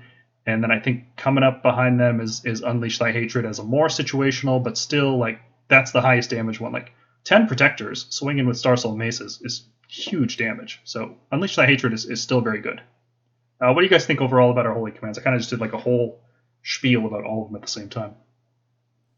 Yeah, I think Thunderbolt Volley is still good. I mean, it's not the auto take like you said. It's still a very good ability to have on 3 Raptors or 5 Judicators, because I think its more important function, more so than like the pure damage, is its ability to get past all-out defense, which you usually don't have ways around. So any spell that does that, so anything that does that is a win for me. Geminids is also pretty good. If you want to shut out all-out defense and shooting, if you don't want to take Thunderbolt Volley, it can sort of get past that. But yeah, I think Unleash Thy Hatred, especially Call for Aid, are like big winners here, because we're running a lot of min-sized Conqueror units as in Redeemers, and just being able to replenish a Vanquisher out of nowhere is it's pretty neat. Yeah, it's good. I'm glad that, I mean, as Proving Grounds in my games so far have been a big deal, having to pick them and forcing you to move around the field. And sometimes, something dies and you can reposition it. It's pretty good. Steadfast March, of course, just being great. It works with all of our favorite hammers. Dragons not having the hero phase move, it's great with them. Fulminator's always been great with them. Even something like Protectors having to run into something. Yeah, I think Unleash the Hatred, like Mark mentioned earlier, with Knights Excelsior. Yeah, it's super. Yeah, Unleash Thy Hatred is really great. Just like Mergonk mentioned earlier, in Knights Excelsior, it really shines, which is probably the only reason why it is in B tier. Is it's really good. I mean, it only works obviously on Paladins. It works in Knights Excelsior amazingly, so it has a little more of a niche. But it being in B tier does not diminish its effect. It is amazing. So don't look at that B and think, "Wow, okay, why am I taking Unleash Thy Hatred?" It's good. It's just a little more specific, and that's the only real difference. In addition to it, yeah, you have to work to make it work. Yeah, basically. You have to pick the right units. It's not as universal as Steadfast March, but it is like a big damage steroid. Now, the biggest downside with Unleash Thy Hatred is twofold. One, it can be stopped with Roar. Like if you get hit by an effect that stops you from issuing commands in the combat phase specifically, then that just gets shut off, whereas our other commands that are worth taking don't have that problem. And the other problem with it is that you have to have a hero in range to do this, which is it's harder to do that in the combat phase than in any other phase, because we're not typically sending our heroes up on the front lines. We're usually having support heroes sitting in the back with our castle, and then we're sending our units out on the field. So you have to actually consider bringing a support hero like a Knight Azuros or a Toralon, or dropping something into play, or teleporting forwards with like a Knight Zephyros or Arcanum on Griff Charger. So just a little more thought required in using Unleash Thy Hatred, but I think it makes sense because it's our last like big damage holy command. When you just want to do a ton of mortal wounds with Protectors or add on more attacks to your Grand Hammers to make sure they get the job done, then Unleash Thy Hatred is really good for that. And Final Thunderstrike exists, technically. It's not good. It's not good at all. It's even worse now with no Hunters of the Heartland to prevent you from issuing it, and us preferring an MSU style so you get less damage out of the Blaze of Glory. It could have maybe been useful if I'm talking about this Porcupine Vanquisher build where you just put all this stuff into a unit and it explodes and does a bunch of mortal wounds to the attacker, but I would just rather have Call for Aid. I'd rather resurrect that unit than maybe do some I agree. I don't really see a point why I don't know why this exists. Like, it's like a great like meme thing, I guess you could do on bigger models like Krondis or Karazai, where if they you're gonna lose them, you just pop this for like 19 dice and 5 up, do mortal wounds. But I don't know. What if it was add 2 to the dice roll for Blaze of Glory? Would you guys consider it then? For 4-ups? Yeah, if it made it Magma Blood, yeah. If it made something have Magma Blood per turn, I'd consider it, yeah. It could probably be C. If you doubled its current effect, it could be C tier. Yeah. Sad. Section 3, we are talking about matched play. So the ranking system is a little bit different here because when talking about battle tactics and grand strategies, you have all your battle tactics. There's no choice required. In terms of list building, there's no opportunity cost. It's just a matter of picking the right one at the right time. So the ranking system is a little bit different, and it's going to vary from S tier, which is you will reliably score this every single game. Then A tier, you will usually score this in most of your games. B tier, pretty easy to score in some matchups and some game states. C tier, okay, you're not going to score it in every game, but and sometimes it can be hard. D tier is like maybe it's too random, or you're just the situation is too niche, or it's just very hard to do even when all the stars line up. And F tier is you're just not going to score it. Just ignore this one, forget about it. So let's start by talking about the new battle tactics introduced in Season 1. We'll start off with No Place for the Weak, which requires destroying all enemy battle line units from the opponent's starting army. Now, we probably want to be killing opponents' battle line units anyway. Like, we want to get rid of their veterans so that our veterans can have uncontested control over their proving grounds. And we're set up very well to pinpoint kill battle line units. Like, they can't hide units away from Stormcast, like behind front lines. Some armies might struggle with this one. For example, if you're playing Iron Jaws, a Stormcast player could just put Liberators in the backfield or teleport them behind you. And as an Iron Jaws player, you're just never touching that unit, so that makes it difficult. But for us, we have very good range power projection. We can kill what we want to kill pretty much whenever we want to. Our issue is always doing it in the most efficient manner while not falling behind on points. So I think this one's looking pretty good. I think it's about an A tier. What do you guys think? Yeah, I'm taking this almost as a default. It is still A tier just because it's not like an S tier would be take every single time. I definitely would consider it with the list that I'm taking. As some of the other ones that you can see in the B tier, we're going to be talking about them.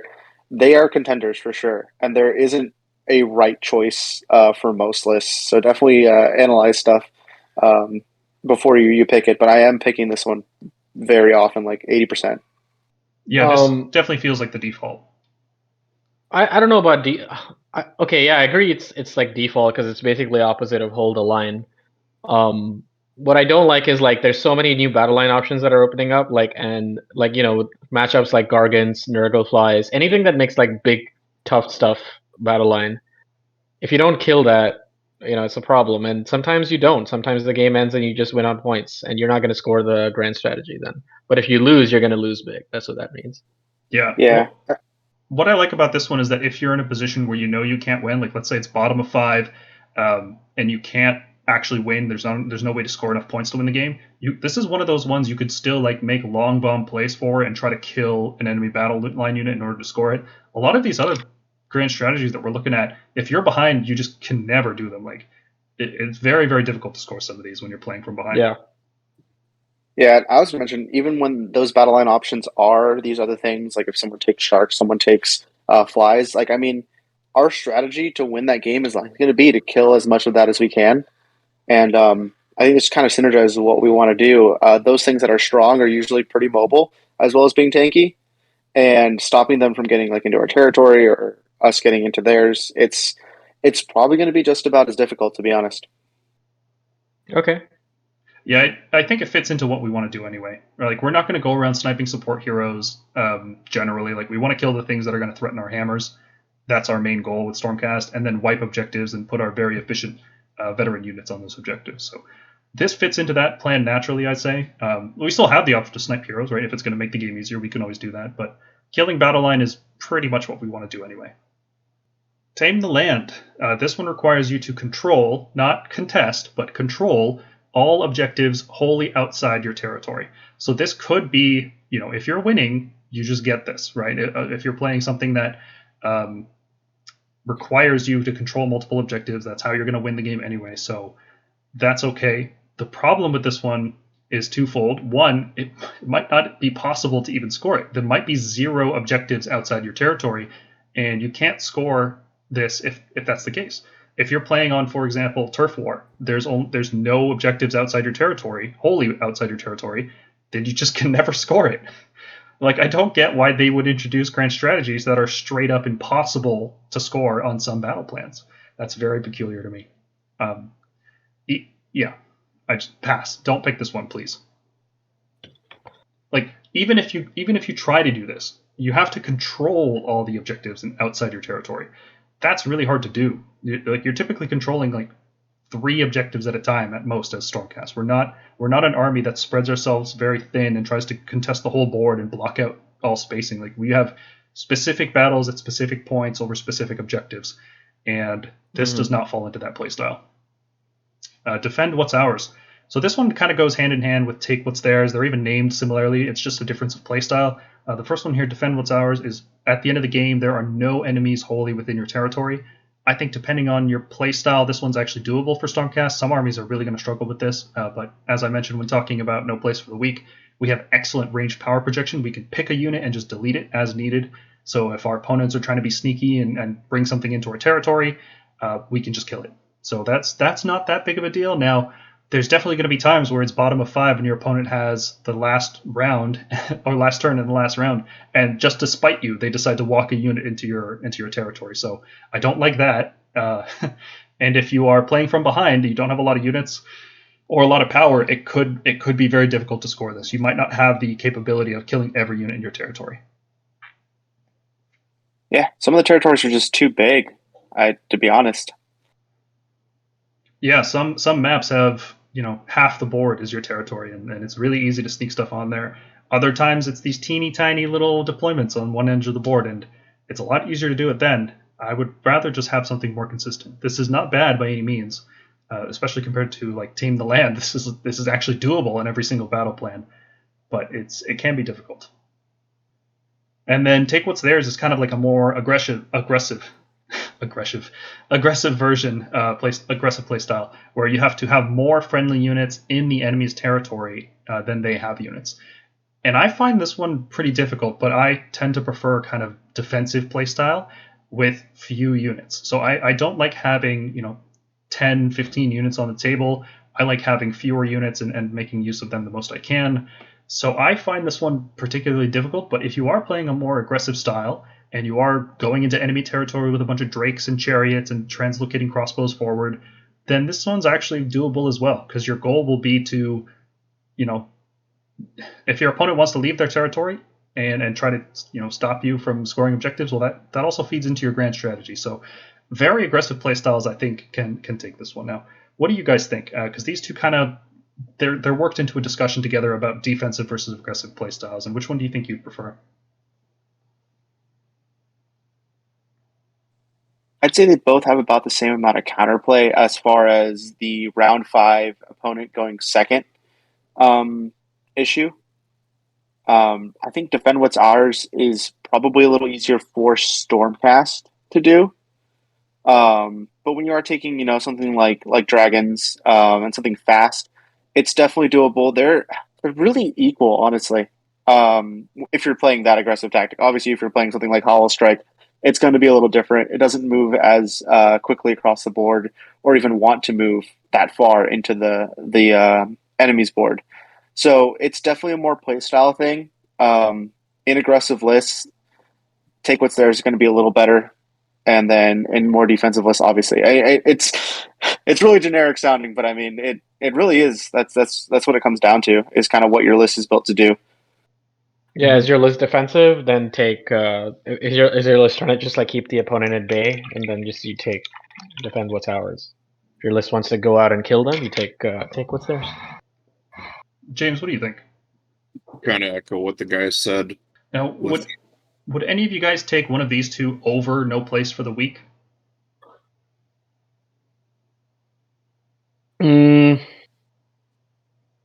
Yeah, I think I would.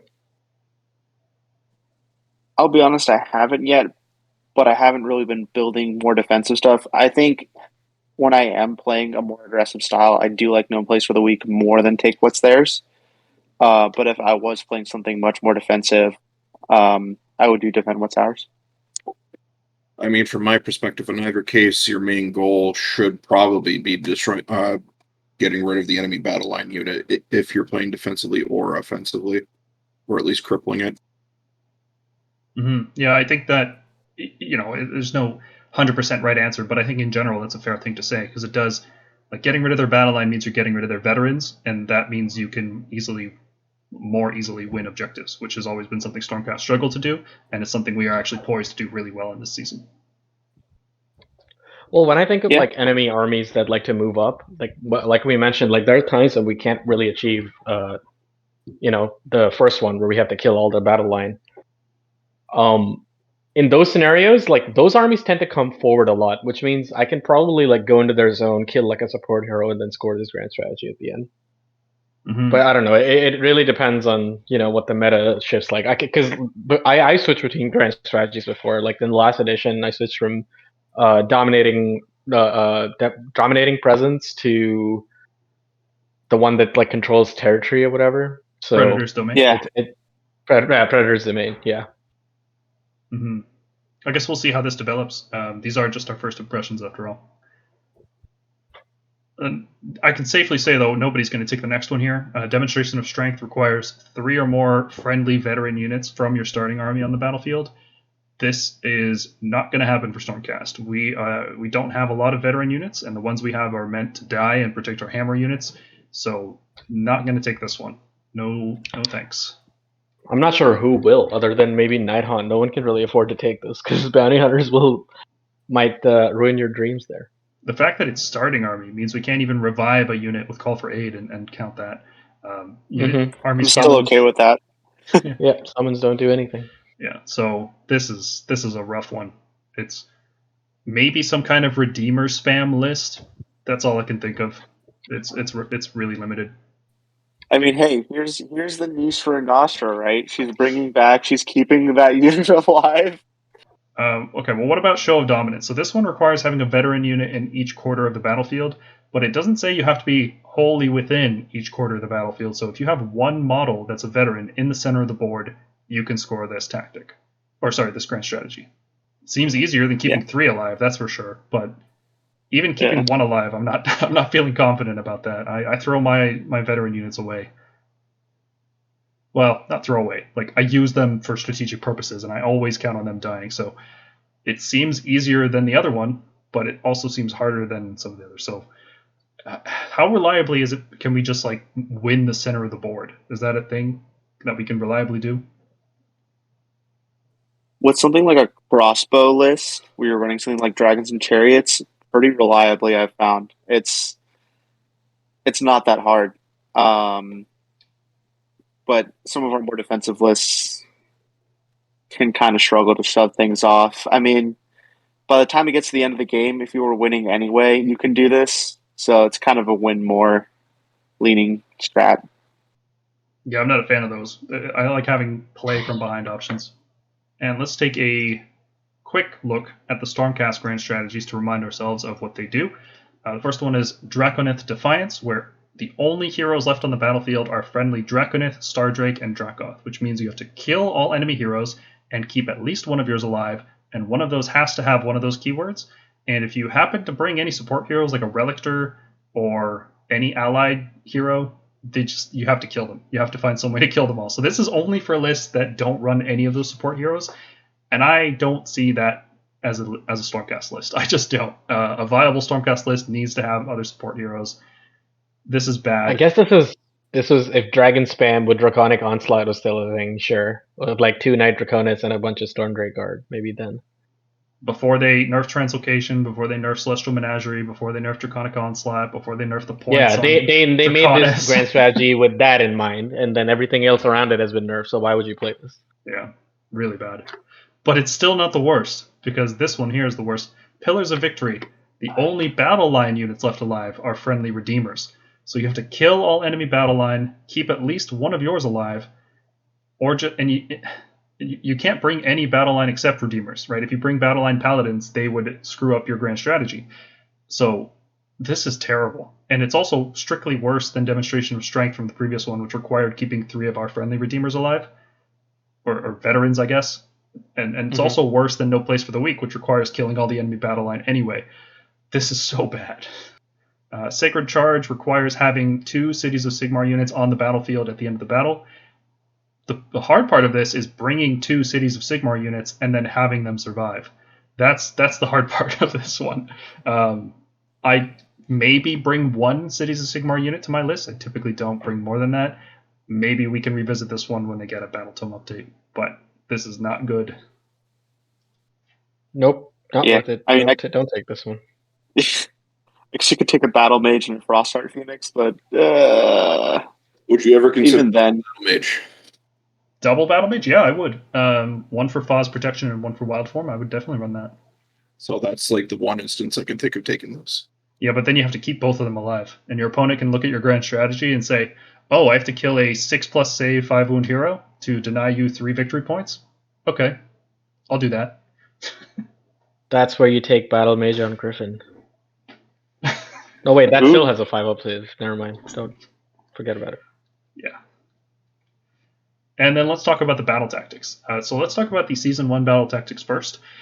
First up is gaining momentum. So this one requires you to destroy a unit and control more objectives, which is pretty much how we're going to be playing the game normally anyway, because most battle plans score in the standard way. You control 1, control 2, control more, and score your battle tactic. So if you're controlling more objectives, if you're playing the game properly and trading efficiently, you can easily destroy 1 unit and control more objectives. That's the goal. In an ideal scenario, you'll be doing that anyway.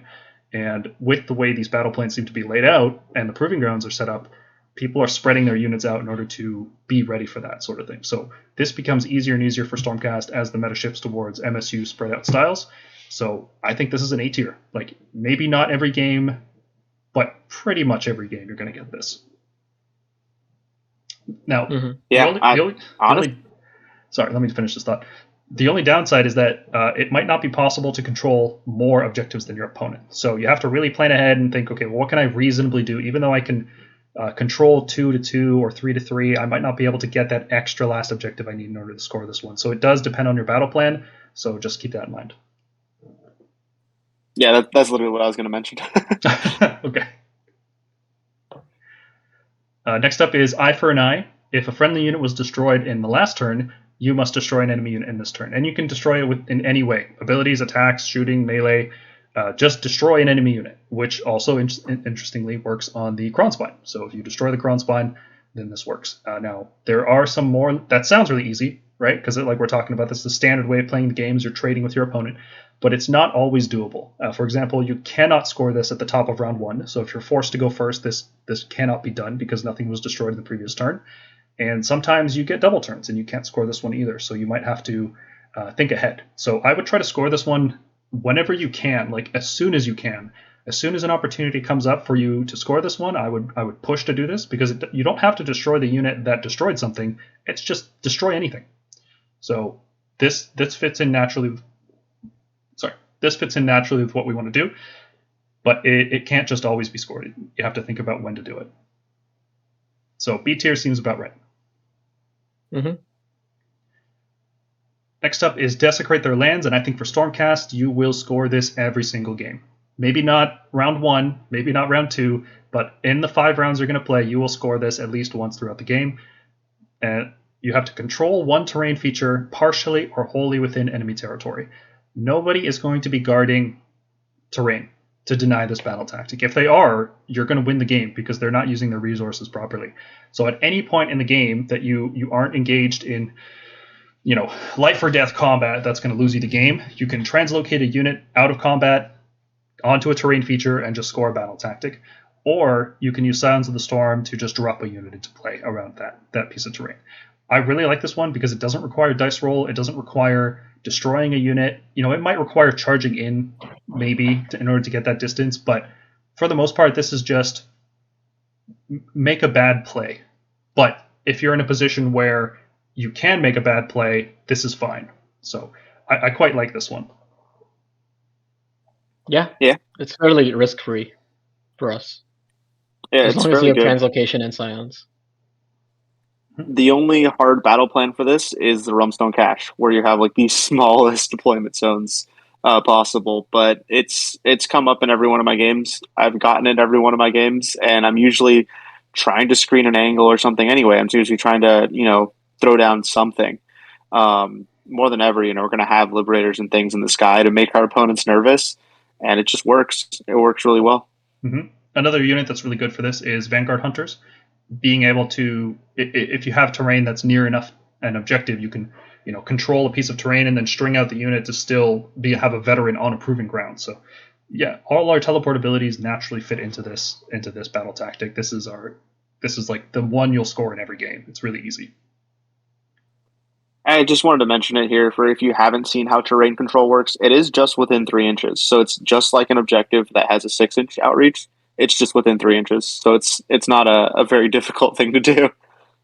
Yeah, people are not going to be guarding terrain, and it is hard to do it, and you just puts you in bad positions. So maybe if you're playing on a table with very little terrain, it might not be possible. If somehow you have very small terrain and it's just outside enemy territory, but I think in that case you should be using more terrain, frankly. Next up is this one's mine. So I think this is the first really hard one for Stormcast to score. It requires a general destroying an enemy unit with attacks. Now you have to pick that enemy unit, which means if you pick something like a hero, your opponent can respond with Finest Hour. They know that you're trying to kill that unit, so they can dedicate more all-out defense to that unit. And this, since it requires a general and since it requires attacks, you can't do something like cast an Arcane Bolt and then stomp and then have that damage kill them. It has to be attacks. And Stormcast heroes are not particularly fighty, especially not our general choices. Like we might pick a Karazai, but even then you might not make Karazai your general. We might have Celestin Prime in the list, but he might not be the general. So Stormcast armies might struggle with this one quite a bit. If you are using a Krondys or a Knight Judicator or something like that, then you could consider using this battle tactic. But I think in general, you should ignore this in general. But tisk. Yeah, the Relictor, the fact that it's attacks means that your most common general, which is going to be the Lord Relictor, like in so many lists, is not going to be able to use Lightning Storm and a combination of that with Arcane Bolt to kill something, which really hamstrings us as far as that tactic's concerned. And if your general dies, then you definitely can't score this one. So yep. It's pretty rare to be in a position where you can score this, and it's not worth forcing this one. There are so many other tactics that we can do reliably. Next up is head-to-head. So this one requires destroying an enemy veteran unit with your own veteran unit. So this would normally be very difficult because, Liberators are not very good at fighting. But if you are using Judicators or Vanquishers or Grand Hammers, this one becomes a lot more doable. So I think the only thing stopping this from being an S tier is that some lists won't have veterans aside from Liberators, and maybe one Vanquisher squad. Or, alternatively, your opponent might not have a lot of veterans or have a veteran that you want to kill. Maybe they just have a bunch of zombies, like minimum zombies units sitting around, and you don't want to overextend in order to kill them because you just want to play a more tactical game. So although it can be really easy to achieve this because veterans and hunters can really demolish other veterans, I don't think it's going to be scored in every single game. There's going to be times where you don't score it, and some lists just won't score it. But Judicators with crossbows, excellent for this. Just really, really excellent for this. Love it.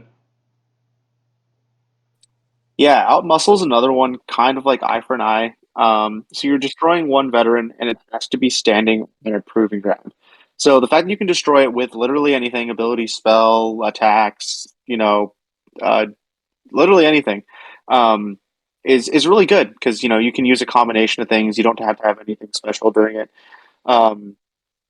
Issue, of course, is there might not be an enemy veteran unit, and for it to align, the stars align for it to be on a proving ground.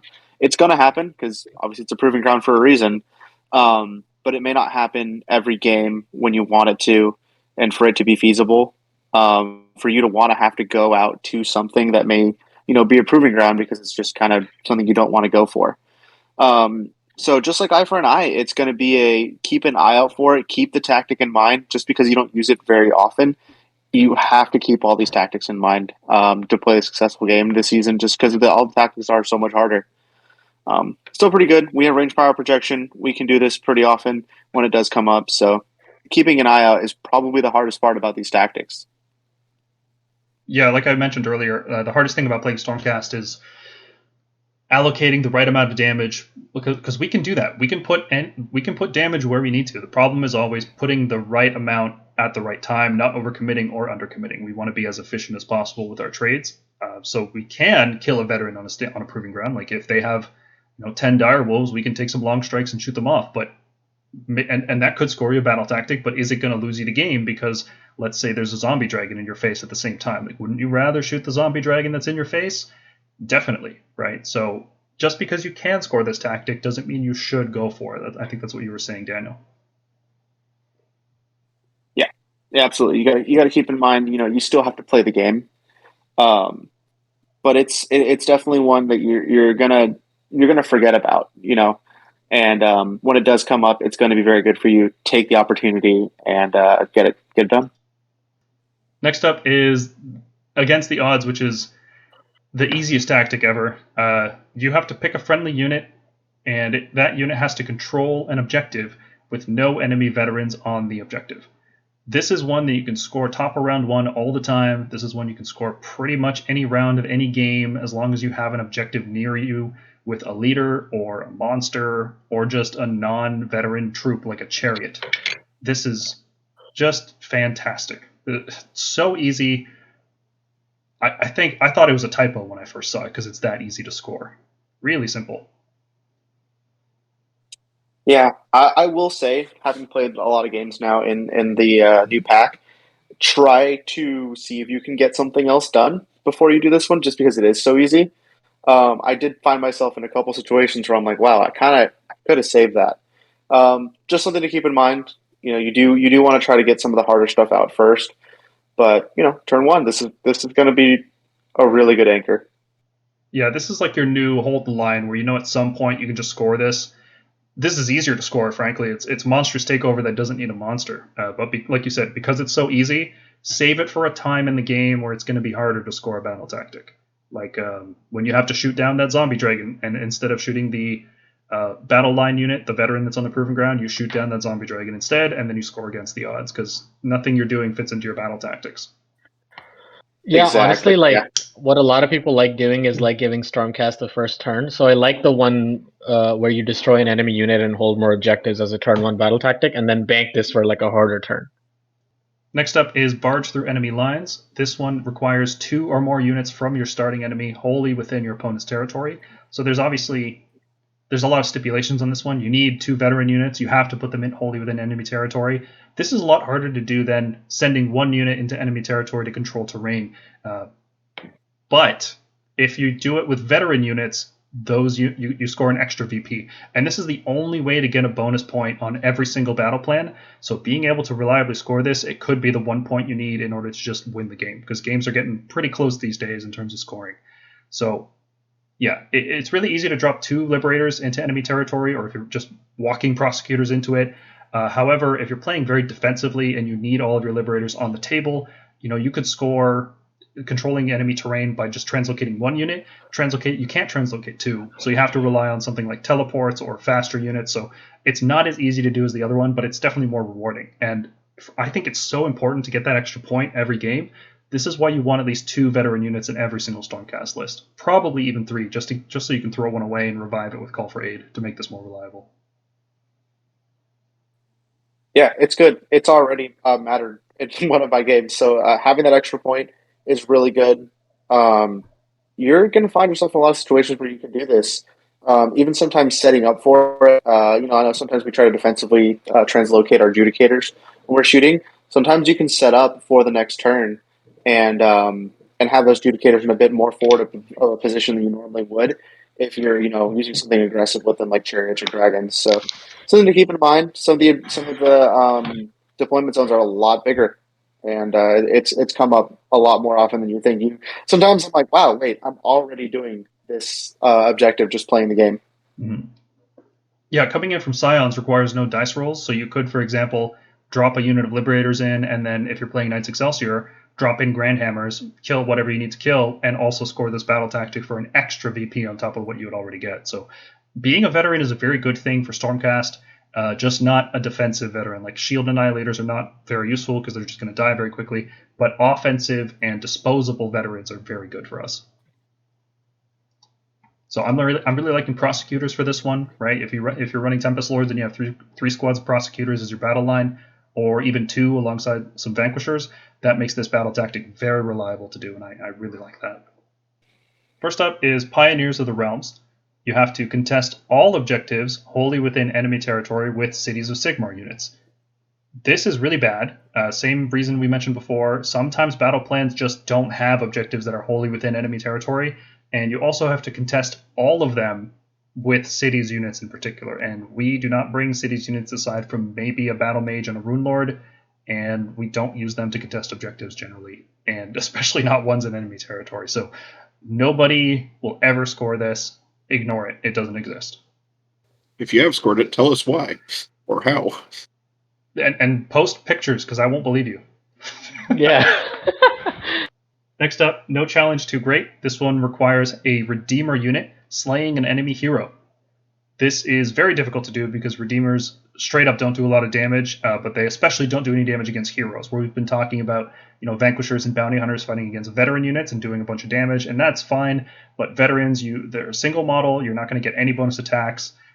Maybe sometimes you'll have some Sequitors come over and club a hero to death, but that's really hard to do because if you fail any of those dice rolls, or if they activate Finest Hour as a response to you declaring this tactic, you're probably not going to get it with Rend 1 attacks. So this one's tough, but not impossible. Sometimes, the last couple wounds is all you need to finish off a Magma Droth, which could score you this. So, yeah, not impossible. Keep it in mind, but really difficult to do.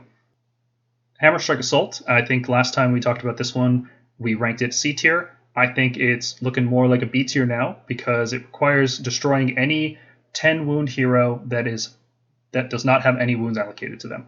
And unlike a lot of our other battle tactics in the first season of Age of Sigmar, back in the General's Handbook 2021, there were just a lot of other tactics that could do this for you. Like if you were shooting at a monster, you could use Bring It Down. If you were shooting at a big battle line unit, with lots of wounds, you could.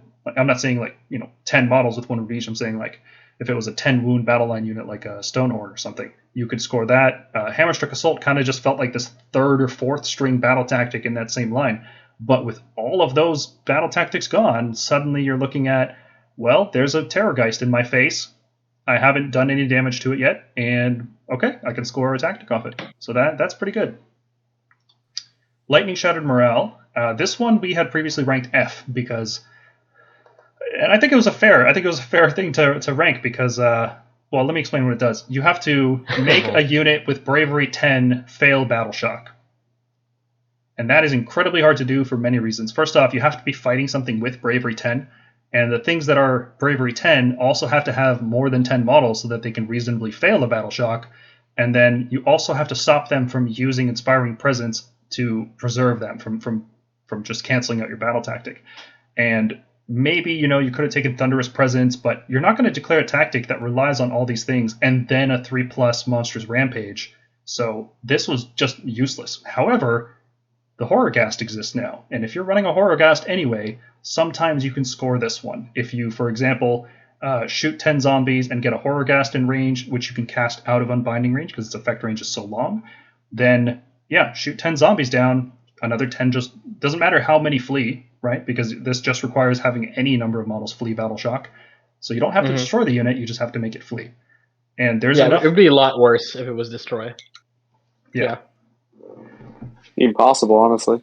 Very difficult because we're more likely to just wipe out the unit before we can make it suffer in Battle Shock. So keep this one in mind, especially if you're playing a Horrorghast. Just remember that you could efficiently score a battle tactic in a situation that could be difficult otherwise. But there's just going to be a lot of better choices generally than this. Draconith Destruction. This one requires destroying a unit with 10 or more models using a Draconith, Dracoth, or Stardrake. And in the previous meta, when nobody was using units with 10 or more models, this was difficult. Now, not so much. A lot of people are using 10+ model units. They're commonplace, especially against Nighthaunt. And in Stormcast lists, we will probably have either Draconith, Dracoth, or Stardrake. So this becomes very doable. I think the only lists that won't be able to score this one reliably are Grandhammer Longstrike lists, which, they're pretty common. I think we're really liking Grandhammers this season. But otherwise, this looks great. Tempestors, Fulminators, Stormdrakes, all these units are great for wiping out 10+ model units. Stardrakes are even pretty good at punching down 10 model units. So yeah, this one definitely looks doable. I think it's about an A tier. And the final battle tactic is a Matter of Honor. So a Matter of Honor is you pick an enemy monster on the table, and you have to destroy it with a Draconith unit. So what do we want to say about this one? Bring It Down existed. Everybody used Bring It Down all the time. Are there still going to be enough monsters to score this one, you guys think? I think so. Yeah. Sylvaneth bringing Kree. I think monsters, because it's not a monster meta, but people still bring monsters for that insane utility. I think you're still going to see it. Hero monsters especially. Yeah, you're going to see Leviathans, you're going to see Tree Lords, like you said. You're going to see all the same things. Yeah, Iron Jaws will still run Maw Crushes, It'll happen. Now, can you reliably slay those things with Draconith keyword? If you're running dragons, yeah, I don't see Yeah, why not. I mean, if you're using them as a primary hammer, if you're using a unit of 4 especially, you're going to get that pretty reliably because you're still going to be able to soften them up with shooting. Something like that isn't something that you can usually take out with like crossbows, for example. Sometimes you can take it out with raptors, but even then, you can pretty reliably soften it up and not fully kill it, and let your dragons take care of it. Now, would you guys ever try to score this if the only Draconeth in your list was Krondys? Let's say you're playing a list that's trying to shred armor. Krondys can get in there, and instead of having Rend 2, he's at Rend 3 or Rend 4 because of a combination of Purple Sun and his Tempest spell. Would you try to score this, or do you think he just doesn't do enough damage reliably to kill a monster on his own, even with higher Rend?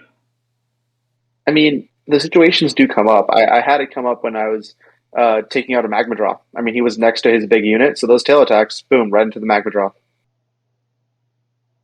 So there's definitely situations. I mean, all tactics. That's the nice thing about tactics is you don't have to pick them. You know, when the situation comes up, it comes up. It's more about noticing the situation is happening. Yeah, absolutely. Yeah. Any other words to say about battle tactics and grand strategies and match play before we close that? Yeah, a lot of GTs might be banning faction battle tactics, so don't build your list or go in thinking you always have those. Now, I don't understand why, but I think it's primarily because our battle tactics don't seem like what I would call auto do's or auto takes. But then there's other factions like Daughters of Cain who have insanely easy battle tactics compared to ours. And so in order to balance that, I think they might ban it entirely. So keep that in mind. Ours are not that bad, frankly. Better than some factions, I think. Yeah, I've definitely already had them come up. They're good, and I mean, as always, you're going to have to defer to TOs like we love to do. So they're still really good. Keep in mind and get them done when you can. Because wow, I didn't expect I expected how tough some of these were going to be, especially for Stormcast making some of them easy. But it really is like a planned game now instead of just going in and playing team deathmatch and having some stuff happen sometimes. Yeah, battle tactics actually influence the game now. Yeah. The new battle plans with the new battle tactics feel good. There's definitely an increased complexity over the previous season, which that's a different topic, but that's not necessarily a good thing to have increased complexity. You want to keep the game approachable and simple as much as possible, but I don't think it's that much complexity. So I think people that are enjoying match play currently are really going to like these changes, and I think Stormcast are set up really well in this new season. I think maybe the strongest army in the game. Is that am I too biased? Am I reaching too far with that statement? Strategically, I think it's about right. Like we're looking very top 3, and we've definitely had some of our edge taken off, which is it's fine. It's really helped us build some new stuff. But as far as like tactically, which is what's really starting to matter, we're definitely top 3. 100%. I'd stand behind that. Yeah, we've got shooting veterans, we've got fast veterans, we've got teleporting veterans, reserve deployment veterans, powerful long-range hammers, shooting veteran hammers. Yeah, we're set up. We've got everything covered. Like everything these battle plans need and all the tactics, we've got something for everything. Oh, yeah. Okay, and that finishes off this exhaustive Stormcast tier list update. This has been a lot of fun to put together over the past couple weeks. I want to give a thank you to the whole team, James, Mergonk, Jack. You guys have been very helpful putting this together, and our newest member, Dan, you've been a great help on the Discord, in addition to helping us sort through our thoughts, come up with lists, and do unit analysis. So I'm happy to have you on board, and hopefully this, as your first video, wasn't too tiring, because we've had to do this over a couple nights. Yeah, a couple nights, a couple hours, having to do recording this last bit after a GT. It's a good time. It's a good time. Love it. And, be doing those list nights and building stuff with you guys. I look forward to it. I enjoyed my first one a lot. Building that Star Trek list was really cool with the community. And thank you guys so much for being so welcoming with you guys here at the team and the community. Yeah. So if you like the content we're making, coming up soon, probably sometime next week, we are going to have a Season 1 unit comparisons video. It's been a little while since we've done one of those. I think the last time we did it was a lot of fun. We compared like long strikes to Skybolt Judicators just to see what the damage comparisons look like. We compared Judicators to Tempesters to give. I think we changed the whole community's mind on Tempesters, frankly, framing them in a new light. I think it was really interesting to see like Fulminators versus Storm Drakes. So we're doing another one of those with this new season in mind because like everything has to be compared to everything. You know, like all the Redeemers need to be compared again. All the Paladins need to have unit comparisons. Like we want you guys to see the numbers that we've crunched behind the scenes. So look forward to that video. It's going to be a lot of fun to put together because I love math. I love the damage charts and all that stuff. So for me, that's a treat to do a video like that. Then yeah, I'm excited for this new season. I really am.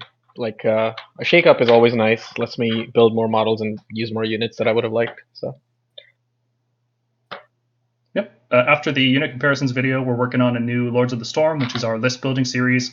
We have a lot of really fun lists to talk about, a lot of new archetypes. Our Discord channels are going to be refreshed and updated with these lists, and I think they're going to be a lot of fun to test out. Obviously, they're not all going to be 5-0 tournament crusher lists, but sometimes you just want to play a unit that you haven't played before in a new way. Like maybe a Krondys list can go 4-1, maybe Evocators on Dracolines can go 4-1, and I think that could be a lot of fun to explore those archetypes.